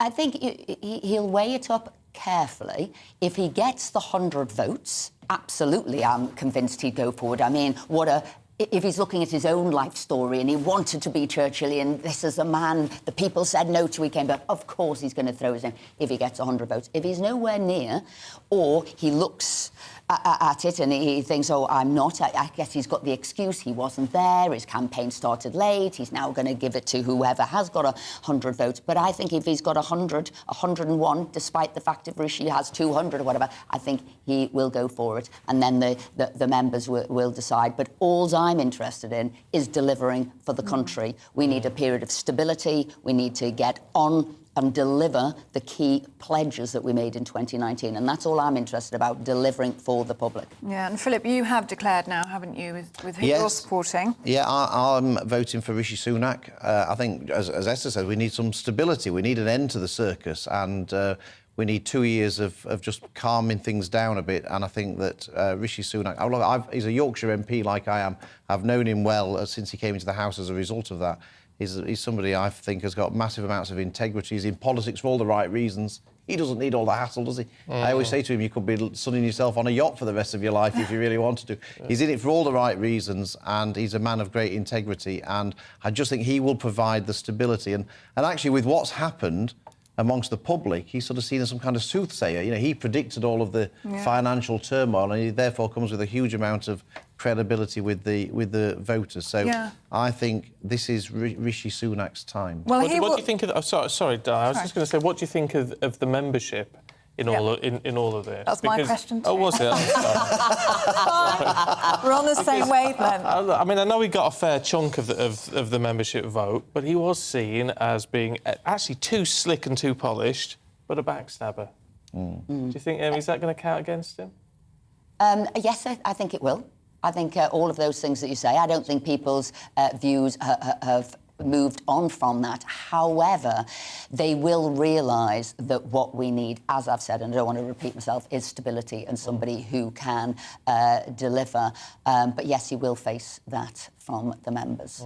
And, I mean, he lost to the members before. I mean, you will feel vindicated, he will feel vindicated that what he said did come to be correct. But if it goes to the members again, and let's say Boris Johnson gets his 100 MPs and he meets that threshold, I mean, the members will choose Boris, will they not? Well, I think that it's fair to say that that's a likely outcome. Boris is still very popular with many of our members, and it did count against Rishi in the last contest that people felt, somewhat unfairly, I think, but they felt that he was responsible for Boris's demise, and that does count against him. But I think it is important. We saw in the last leadership contest what happens when the members overturn, in effect, the decision of MPs. And it never works. Whenever a new Prime Minister or a new leader of a party starts with the majority of MPs against them, it never works. It didn't work for Ian Duncan-Smith, it didn't work for Liz Truss, it didn't work for Jeremy Corbyn, it didn't work for Ed Miliband.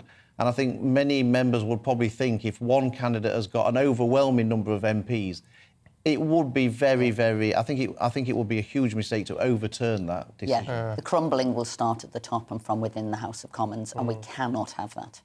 Do you know what? I could talk to you all morning, but Yeah, let's just play the Berko interview now, and we'll dissect it afterwards. But we'll so Michael Crick, don't forget. I mean, I think he's a case. He is. Make of that comment what you will. Look, thank you both, and we'll have to wait till 10 o'clock. So much. Yes, yes. For all Stay the juicy tuned. details on that interview. Exactly, Thanks very much. Don't go anywhere. We're going to be talking to the super dad in a couple of minutes. Good morning. I'm Alex Deakin with your weekend weather forecast from the Met Office. The mild weather continues, as do the showers, but I don't think there'll be too many showers today across England and Wales. We'll be between these two weather systems. This one is still providing some showery rain across Scotland and Northern Ireland, and this one approaching, bringing some more rain tonight and tomorrow. But let's get back to Saturday. That first weather system still bringing outbreaks of rain across southern and central Scotland and Northern Ireland this morning, slowly pushing to the north, so it will brighten up, I suspect, in Belfast and eventually through the central belt of Scotland. Some brighter spells in the far northwest, but quite misty, murky conditions around the northeast. For most of England and Wales, it's a fine Saturday. The sunshine may turn a little hazy across the south, and later on there will be a few showers, but generally dry and really quite mild, 18, 19 Celsius with a bit of sunshine. The showers will return to Devon and Cornwall this evening and across parts of Wales, and then they'll become more extensive overnight. Some bright colours there as well, some heavy downpours. They do tend to move through, but nevertheless, I say some heavy rain at times, and another batch of heavy rain then comes into Wales and parts of southern England overnight. Another pretty mild night, although perhaps a little cooler than the night just gone over northern England and southern Scotland. Into Sunday, and this line of rain will make for a very wet start through parts of Wales, the Midlands and southeast England, and it marches northwards into parts of Northern Ireland, across northern England, and eventually into southern and then central Scotland by the end of the day. Behind that, brighter skies for a time for Wales, the Midlands and southern England, but also more showers follow on behind that. Could be some rumbles of thunder almost at any time through the weekend. But throughout, it also stays mild, with temperatures when it brightens up again, getting into the high teens. If you're on half term next week, then, well, it's going to stay mild, but it's also staying showery and often with gusty winds.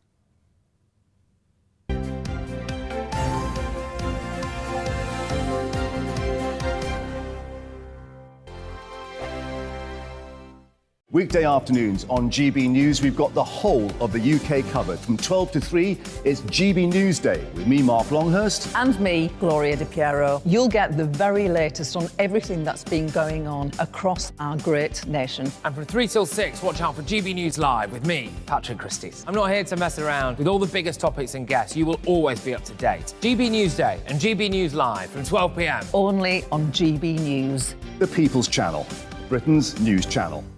Hello there, it's Eamon Holmes here from Breakfast on GB News. We're not just on your television and your screens, you know. We're on DAB plus digital radio, so you can listen to your favourite shows on the move. If you've not yet listened to GB News Radio, it's very simple. We're on your radio player and TuneIn apps, on your smart speaker, phone or tablet, or online at gbnews.uk. Take us with you wherever you go. GB News Radio. You never have to miss a moment of the People's Channel.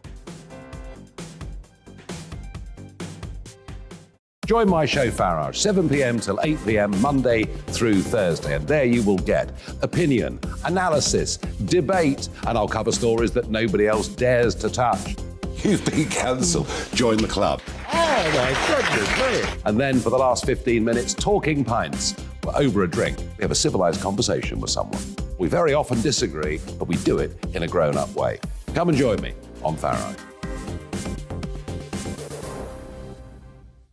Hello, I'm Simon Evans. Join me on GB News for Headliners at 11 p.m, where I'll be joined by two of the country's top comedians as we take a look at tomorrow's newspapers tonight. If it's a big story, we'll be covering it, I guarantee, but we'll also have some fun along the way. That's GB News Headliners at 11 p.m. We won't put you to sleep, unlike some of the other paper review shows out there. So join us, 11 p.m, 7 nights a week.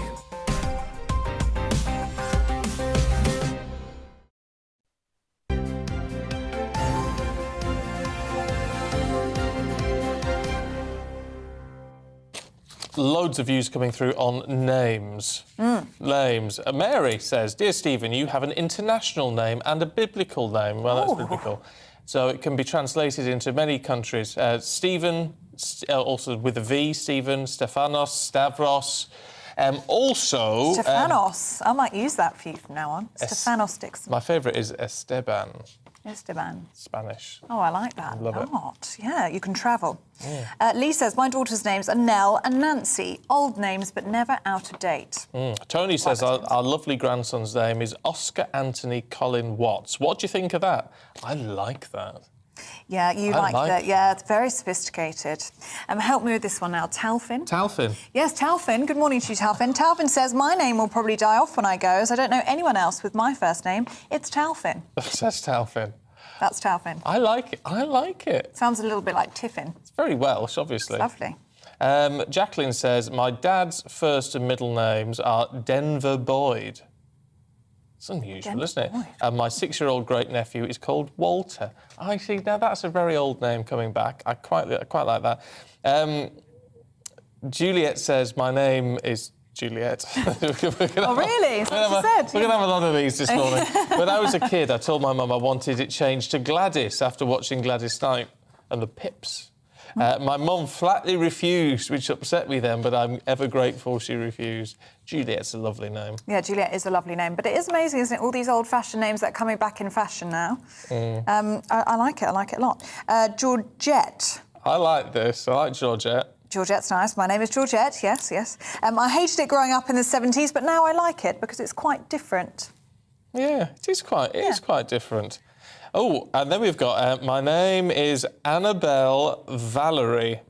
I didn't like Annabelle growing up, but I love it now. A rare breed. Yeah, look, people like their names. I was thinking of names. Annabelle Croft. Do you remember Annabelle Croft? No, You probably who's don't. that? She was a tennis player, and then You're making all these references and then today. she did, I know, she's so young.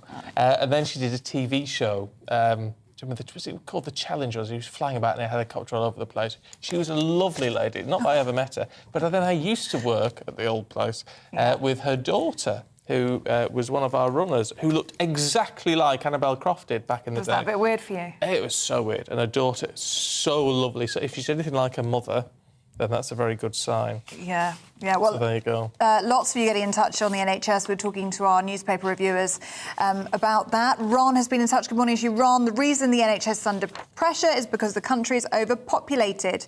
The floodgates have been opened and are still wide open. Anybody can waltz in, says Ron. Well, I mean, obviously, it's meant to be, you know, bring back control and all that sort of thing. A lot of you on that sort of theme, Gaz says, why is no one talking about the real problem with all services? It boils down to the population. Far too many people not contributing. Oh, dear me. And Roger says, I recently paid... This is about going private. A lot of people are going private now because the NHS is in a pickle. I've recently paid £2,600 to go private to find out if my wife did or did not have cancer. We were told we would have to wait 3 months for a colonoscopy with the NHS. Where pensioners, we took money from the savings. We had no other choice. The NHS failed my wife, who paid into the system for over 40 years. Well, I hope it was the result you wanted there, Roger. Yes, but it's that thing, a 3-month wait. Yeah, and you can't wait 3 months. I mean, the breast cancer report that we were talking about earlier, and the gentleman on that was saying if he'd have been found out a month later, it would have been a very, very different story. So he's very lucky that he got in with the GP as quickly as he did. Thank you so much for all your views. Do keep them coming. gbviews@gbnews.uk. But all of this highlights, a lot of this is, not all, but a lot of it is down to money. And a lot of that, of course, is down to the economy. And a lot of that, not all, but a lot of it is down to who's in number 10. Yeah. Right? And, of course, we're in chaos, aren't we? Because we had Boris, then we've had Liz. That just, for whatever reason, didn't work out. So what happens now? Well, there's a big chance of Rishi Sunak finally making into number 10. But who is backing him? Well, one of the people that we know is former Deputy Prime Minister Dominic Raab, who joins us now. Very good morning to you. Are you confident that this is going to be Rishi Sunak's time? Good morning.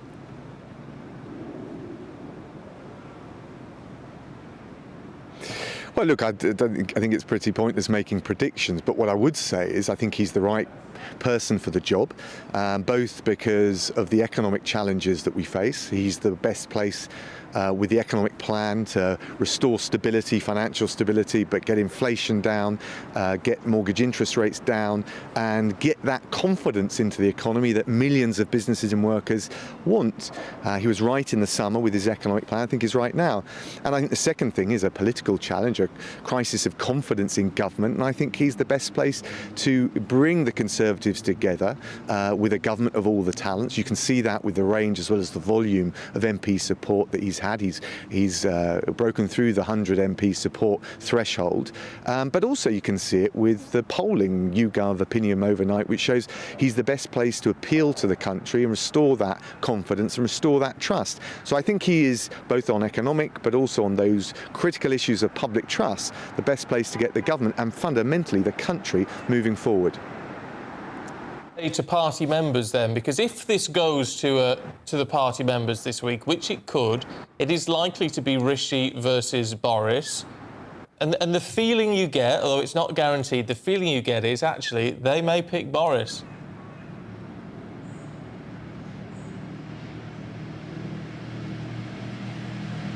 Well, look, actually, if you look at the last Conhome polling of members that Boris scored, it was very low on his resignation. I think Rishi scored far better than people expected during this previous leadership contest. But I think the question's different this time. I think Rishi was right on the economy in the summer. I think he's right now. I think that's something that they'll take into account. I think they'll look at the support of MPs and they'll want to know that there's a Prime Minister that can bring people together. The volume matters, but also the range. Boris has got, Rishi has got support from Devon, MPs like Simon Jupp through to Carlisle, John Stevenson from England, Wales and Scotland, Remain, Leave. And I think fundamentally members look at who's best placed to win. And if you look at, for example, the YouGov and the opinion polling, if Boris was Prime Minister, or indeed any of the other potential candidates, there would remain this double-digit lead for Labour, whereas Rishi is the only one that almost immediately would, according to that poll, reduce it to a single-digit lead. So I think these are the kinds of issues the members will consider, and it's a fresh question and a fresh contest.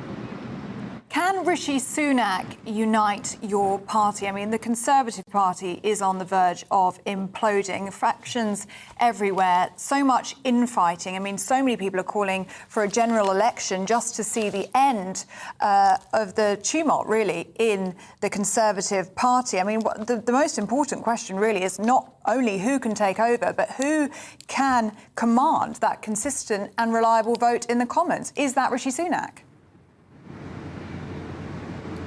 Look, I believe it is, and you can see that because he's the first to break the 100 threshold, which is required for MPs supporting him, declared or who have informed that that's what they're going to do. But also, critically, that range. Leave MPs, Remain MPs, something like 10 cabinet or former cabinet members, but also newer MPs, backbenchers, North, South, City, rural MPs. And I think that's very telling. I think also the unity will come from the economic plan, the focus on the interests of the British people, from immigration and crime through to public services, schools and the NHS. And in all of these areas, I think Rishi is the best place to get us moving forward, rather than sticking in this rut we're in, or worse still, descending further into it.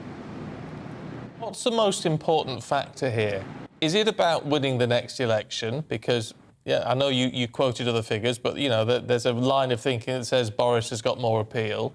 Or is it about serving the country and getting the country back on track, win or lose next time round?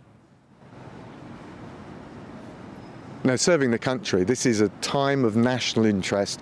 We all need to come together, everyone, but particularly Conservative MPs. We have a special responsibility, a special duty, and I think the best way to do that is to come together, a government of all the talents, but the leader matters. The leader matters, and the plan matters that the leader has on the economy. The trust that the public have in the leader matters, and that's why I think Rishi is best placed to deliver in the national interest, and the best way of doing that is getting getting people coming together. And I think, as you can already see with the level and the scale and the range of MP support, but also that polling which shows you what the public think, I think Rishi is the leader we need now to get us moving forward. Mr. Rob, let's say that Rishi Sunak gets the keys to number 10, that your man gets the top job. There will be an argument that we are then 3 prime ministers away from the man who got that initial mandate in 2019, Boris Johnson. And say what you will, but he was the man of the moment. He was an election winner. You had that huge landslide, virtually unheard of, for a third term. I mean, so many people will be clamouring for a general election, and the public will feel very shut out by this, won't they? We don't have a presidential system, we have a parliamentary system, and in leadership contests this question has arisen, whether it was Gordon Brown or even more recently with Liz. That's the system we have. But also there will be an election, latest January 2025. It's coming up in a likely 18 months or so. But look, that's the system that we have, a parliamentary system, and I think it's important to stick to the democratic rules of the game. But I understand why Labour will call for that. I think the most important thing the country wants and needs right now, and when I knock on doors, when I listen to people, when I hear from people, is stability and a laser-like focus on them and their priorities, the NHS, the cost of living, crime, immigration, schools, and that's what we need to deliver. Dominic Raab, really appreciate you sparing the time for us today. Thank you. Pleasure. Interesting. Well, look, he makes a very coherent argument. But do you agree with him? Yeah. gbviews@gbnews.uk. Got to be honest, I mean, I'm not a member. I'm not a member of any political party, so, I mean, I don't get a say in any of this. I'm a good, impartial journalist. However, I wouldn't, if I did have a vote, I wouldn't know where to vote. No. At the moment. No. It's very difficult. Very, so if very you tough. are a member, let us know. gbviews@gbnews.uk. Stay with us because we've got plenty more to come, including we're going to meet the Super Dad.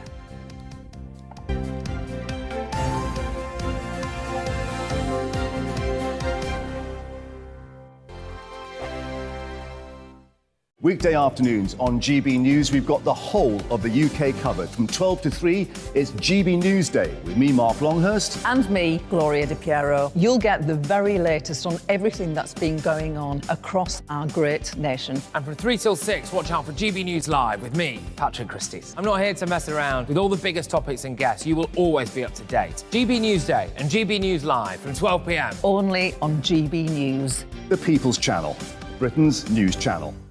Hello there, it's Eamon Holmes here from Breakfast on GB News. We're not just on your television and your screens, you know. We're on DAB plus digital radio, so you can listen to your favourite shows on the move. If you've not yet listened to GB News Radio, it's very simple. We're on your radio player and TuneIn apps, on your smart speaker, phone or tablet, or online at gbnews.uk. Take us with you wherever you go. GB News Radio. You never have to miss a moment of the People's Channel. Join my show Farage, 7 p.m. till 8 p.m. Monday through Thursday. And there you will get opinion, analysis, debate, and I'll cover stories that nobody else dares to touch. You've been cancelled. Join the club. Oh my goodness me. And then for the last 15 minutes, talking pints. We're over a drink. We have a civilised conversation with someone. We very often disagree, but we do it in a grown-up way. Come and join me on Farage. Hello, I'm Simon Evans. Join me on GB News for Headliners at 11 p.m, where I'll be joined by 2 of the country's top comedians as we take a look at tomorrow's newspapers tonight. If it's a big story, we'll be covering it, I guarantee, but we'll also have some fun along the way. That's GB News Headliners at 11 p.m. We won't put you to sleep, unlike some of the other paper review shows out there. So join us, 11 p.m, 7 nights a week.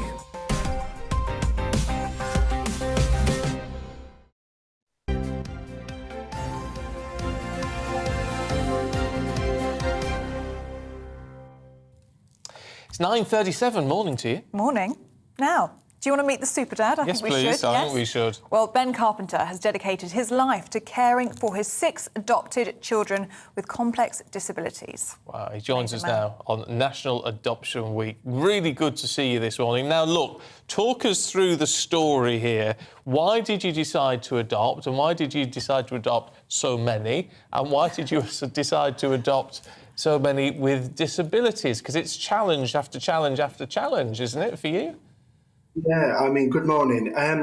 Firstly, where do I start? I always wanted to be a dad, and I worked in the care sector for quite a long time, and I kind of thought, now's my time to become a dad. So I saw a poster on the side of a bus saying, could you adopt? And I thought, will they want me? So I went forward, and one turned into two, and 2, 3, 4, 5, 6, etc. And I absolutely love my life, and I wouldn't have it for any other way, really. And because I work with children with disabilities, I thought if I was going to become a dad, I wanted to help Britain's most vulnerable children and use my skills and techniques as a unique father, really. It must be a really complex job for you, really full of its own challenges. I mean, each of the children have their own complex needs that you have to meet. It must be a lot of pressure on your shoulders. No, not really. To you guys looking in, yes, it looks like, chaos, but it really, really isn't. We have a wonderful structure and routine, and I get some help and support from friends. On the outside looking in, it does look like, how does this man do it? But the fact is, I do, and I love it, and I wouldn't have my life any other way. I just find it absolutely fascinating because, I mean, we focus, and understandably, people focus on you and say, well, what a lot of work it must be, what a lot of work you must have to put in. But by heck, I bet you get an awful lot of rewards and satisfaction out of your life. Absolutely, every minute. The things that a parent takes for granted. School plays, all these things that I desperately desired to become a father. I've got them in spade loads. It's just, when they come home running out and they've achieved something and they've got, it's all them moments that parents take for granted that are the special pinnacle moments of being a parent. Ben, those children must love you so, so much because, they've gone from being looked after children to part of your family. That's right. And everyone always says, the children are so lucky to have you, Ben. And I look at it, I'm so lucky to have them. And without them, I wouldn't be the person, I wouldn't be speaking to you today. They have enriched my life so much. And in turn, with my skills, I have, not only have they been removed from the care system and they have been, accepted in part to a huge family network, but also I've given them a sense of purpose in life. So I have a very much I can do attitude and you can achieve. So for instance, my daughters who have physical disabilities were a couple of weeks ago on a big swing, on a big swing in an adventure park, and people are looking like to say, how are they doing this? But that's, I've taught them I can do attitude. Yeah, which is a great thing. Look, what would you say about adoption as an issue itself? Because a lot of people, and, I guess I can understand it, there is a chemical, a physical, a biological need. There are a lot of people to reproduce, to have their own flesh and blood. For those people who can't, how important is adoption? I guess some people who've never been through the process will think, well, do they really feel like your own children? Do they really feel like siblings together? Do they really view you as their dad? Can you sort of put some of those issues to rest, if you like? Yeah, I mean, first and foremost, to me, having a biological child was never the be-all and end-all. I believe, personally, that being a parent is much more than being biologically linked to a child. So it's all the things that I mentioned, such as the school plays, the, running over when they've tripped over, they've hurt themselves and you pick them up. All that molds you as a parent rather than saying I'm blood linked to a child, personally. It is a very surreal experience when you're meeting your child for the first time. And I can always remember when my eldest son, when I went to first meet him, and he looked at me, and across the room he shouted "Daddy" and came running. And instantly that feeling of love just rushed upon me. And from there on, I built on that, you know. Initially, you have a child that, yes, biologically isn't your child. However, you work upon that, and it's the day-to-day parenting duties and stress, if you like, that bonds you more and more, you know. And the process, it's a wonderful process, you know. Yes, it's very vigorous, of course it is, and it needs to be right, and you need to be the right person to move forward as an adoptive parent. But it's the most wonderful experience. A roller coaster, you can't sugarcoat that. Very much a roller coaster, but wonderful. Talk about the right kind of person to be an adoptive parent. What kind of qualities should you have? There is no right adoptive parent, you know. Do you have the love? Do you have the room? Do you have the skills, what it takes? Because adoptive parenting is very much different to biological parenting in that you very much have to use a brain-based parenting approach, because these children have experienced some of the worst kind of abuse and neglect, possibly, and you have to like switch your mindset into very much a brain-based parenting for the forefront of everything that you do. Of course, some children haven't experienced that, but the very fact that they've been through the care system is enough, really, to use your skills as an adoptive parent. You know what, Ben? I think you are a remarkable man. I think you're a very lucky man to have 6 wonderful children, and I think you'll be an inspiration to many people. Thank you so much for talking to us today, and love to all the family. Thank you so much. Thank you. It's amazing, isn't it? I was quite choked up. Yeah, quite choked up listening to him there. Amazing man, and those children are so lucky as well. Oh, they just... Yeah, what a lovely, lovely man. And I've said I think the fact that he's got 6 children with disabilities, but he's sort of trained in that sector, so he has got, he's got that skill set there ready, because it's a heck of a challenge. It really is. But I bet those kids feel loved. Isn't that lovely? That's just what we needed. Heartwarming stuff. What a man. What a man. It absolutely I was not expecting, we've been talking about it all morning, I was not expecting to be quite so blown away by that. Yeah. Incredible, isn't it, what people can do? Big hearts.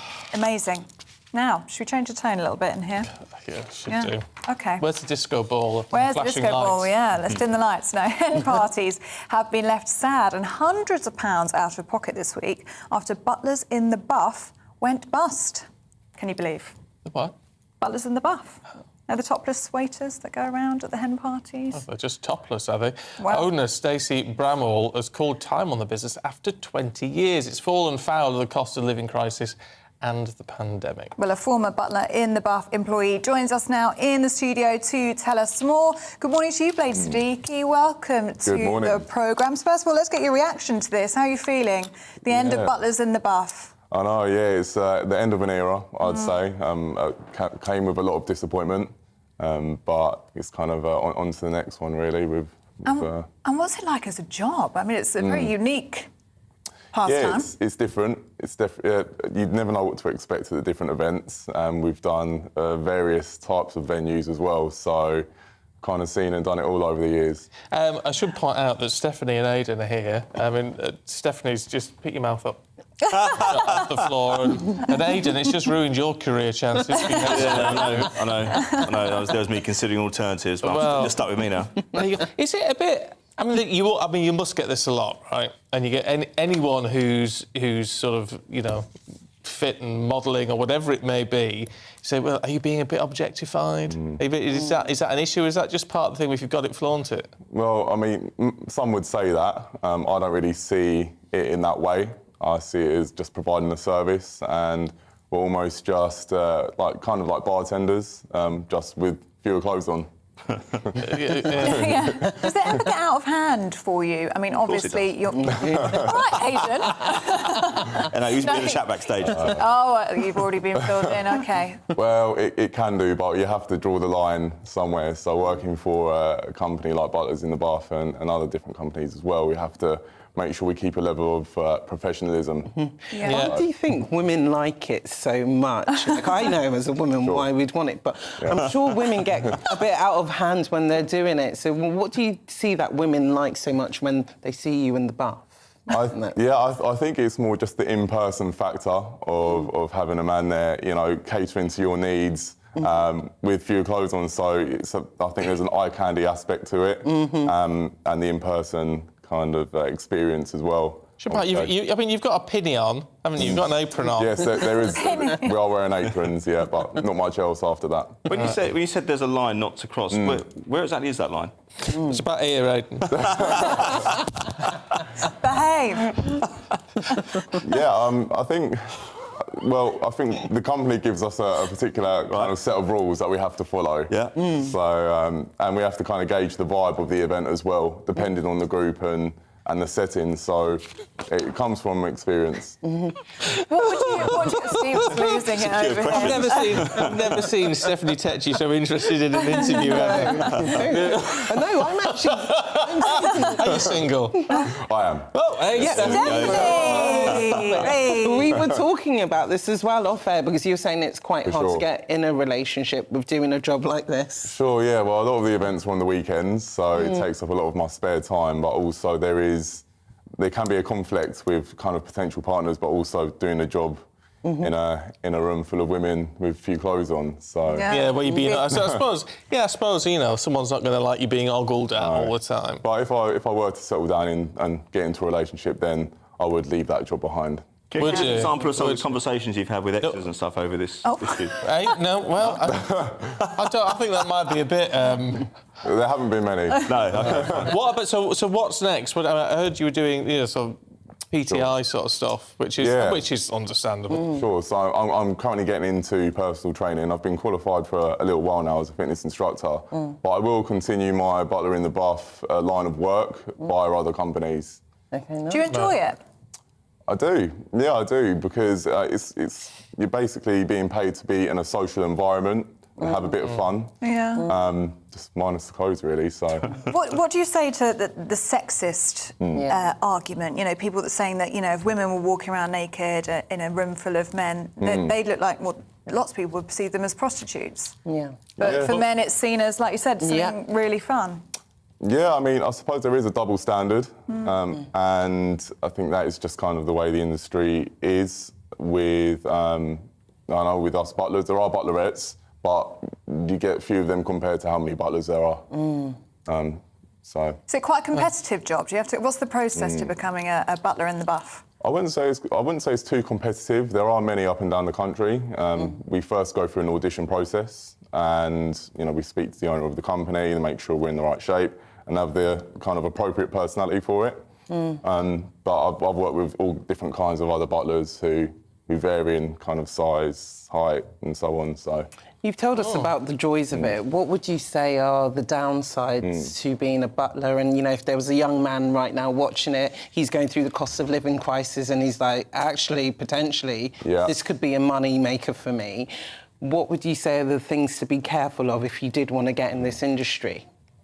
I think, I suppose the things to be careful of are, I think just maintaining composure on the jobs, I would say, because they can get quite out of hand. So I suppose maintaining composure, and you'd need to be quite flexible because bookings can come in last minute. So you need to be very organised with your schedule as well. There aren't too many downsides I can think of. Is it good salary? It's very well paid for the amount of work that we do as well. So for each event might be 1 or 2 hours, but within that time you get upwards of £100. So. Wow. Oh wow. Has it got a future? Has this industry got a future? I would certainly say so. It took a dip around COVID time, so before it was pretty much booming just before. But I would say it's kind of bounced back. It depends on how we see this kind of cost of living crisis go, I would say. It's definitely a bit of a luxury item, isn't it, as far as that goes? Sure. Are you a sports fan?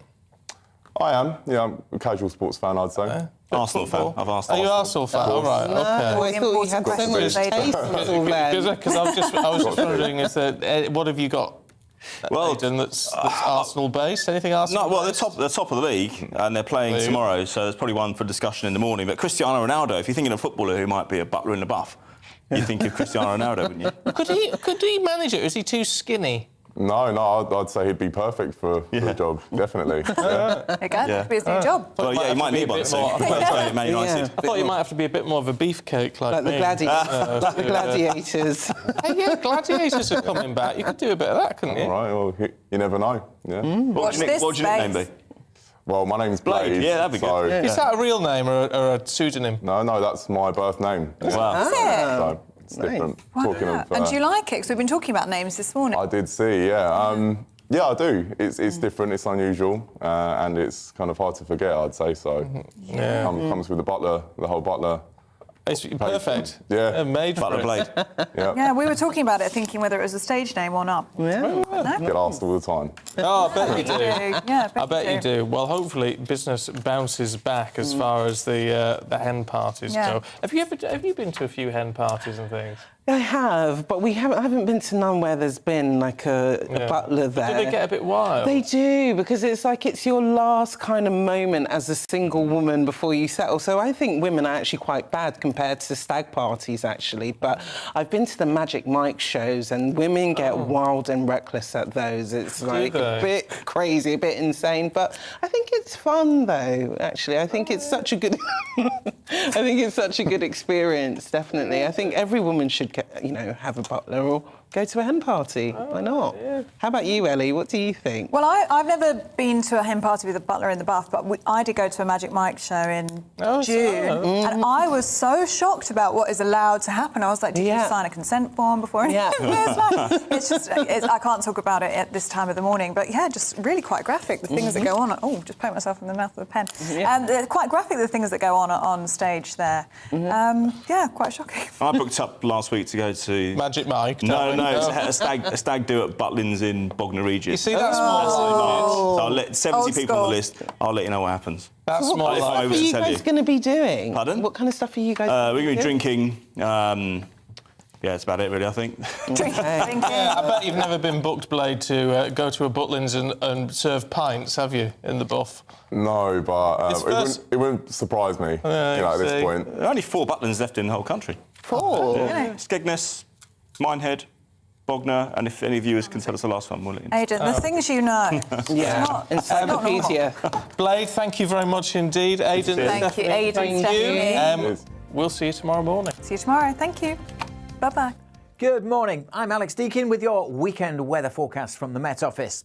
The mild weather continues, as do the showers, but I don't think there'll be too many showers today across England and Wales. We'll be between these two weather systems. This one is still providing some showery rain across Scotland and Northern Ireland, and this one approaching, bringing some more rain tonight and tomorrow.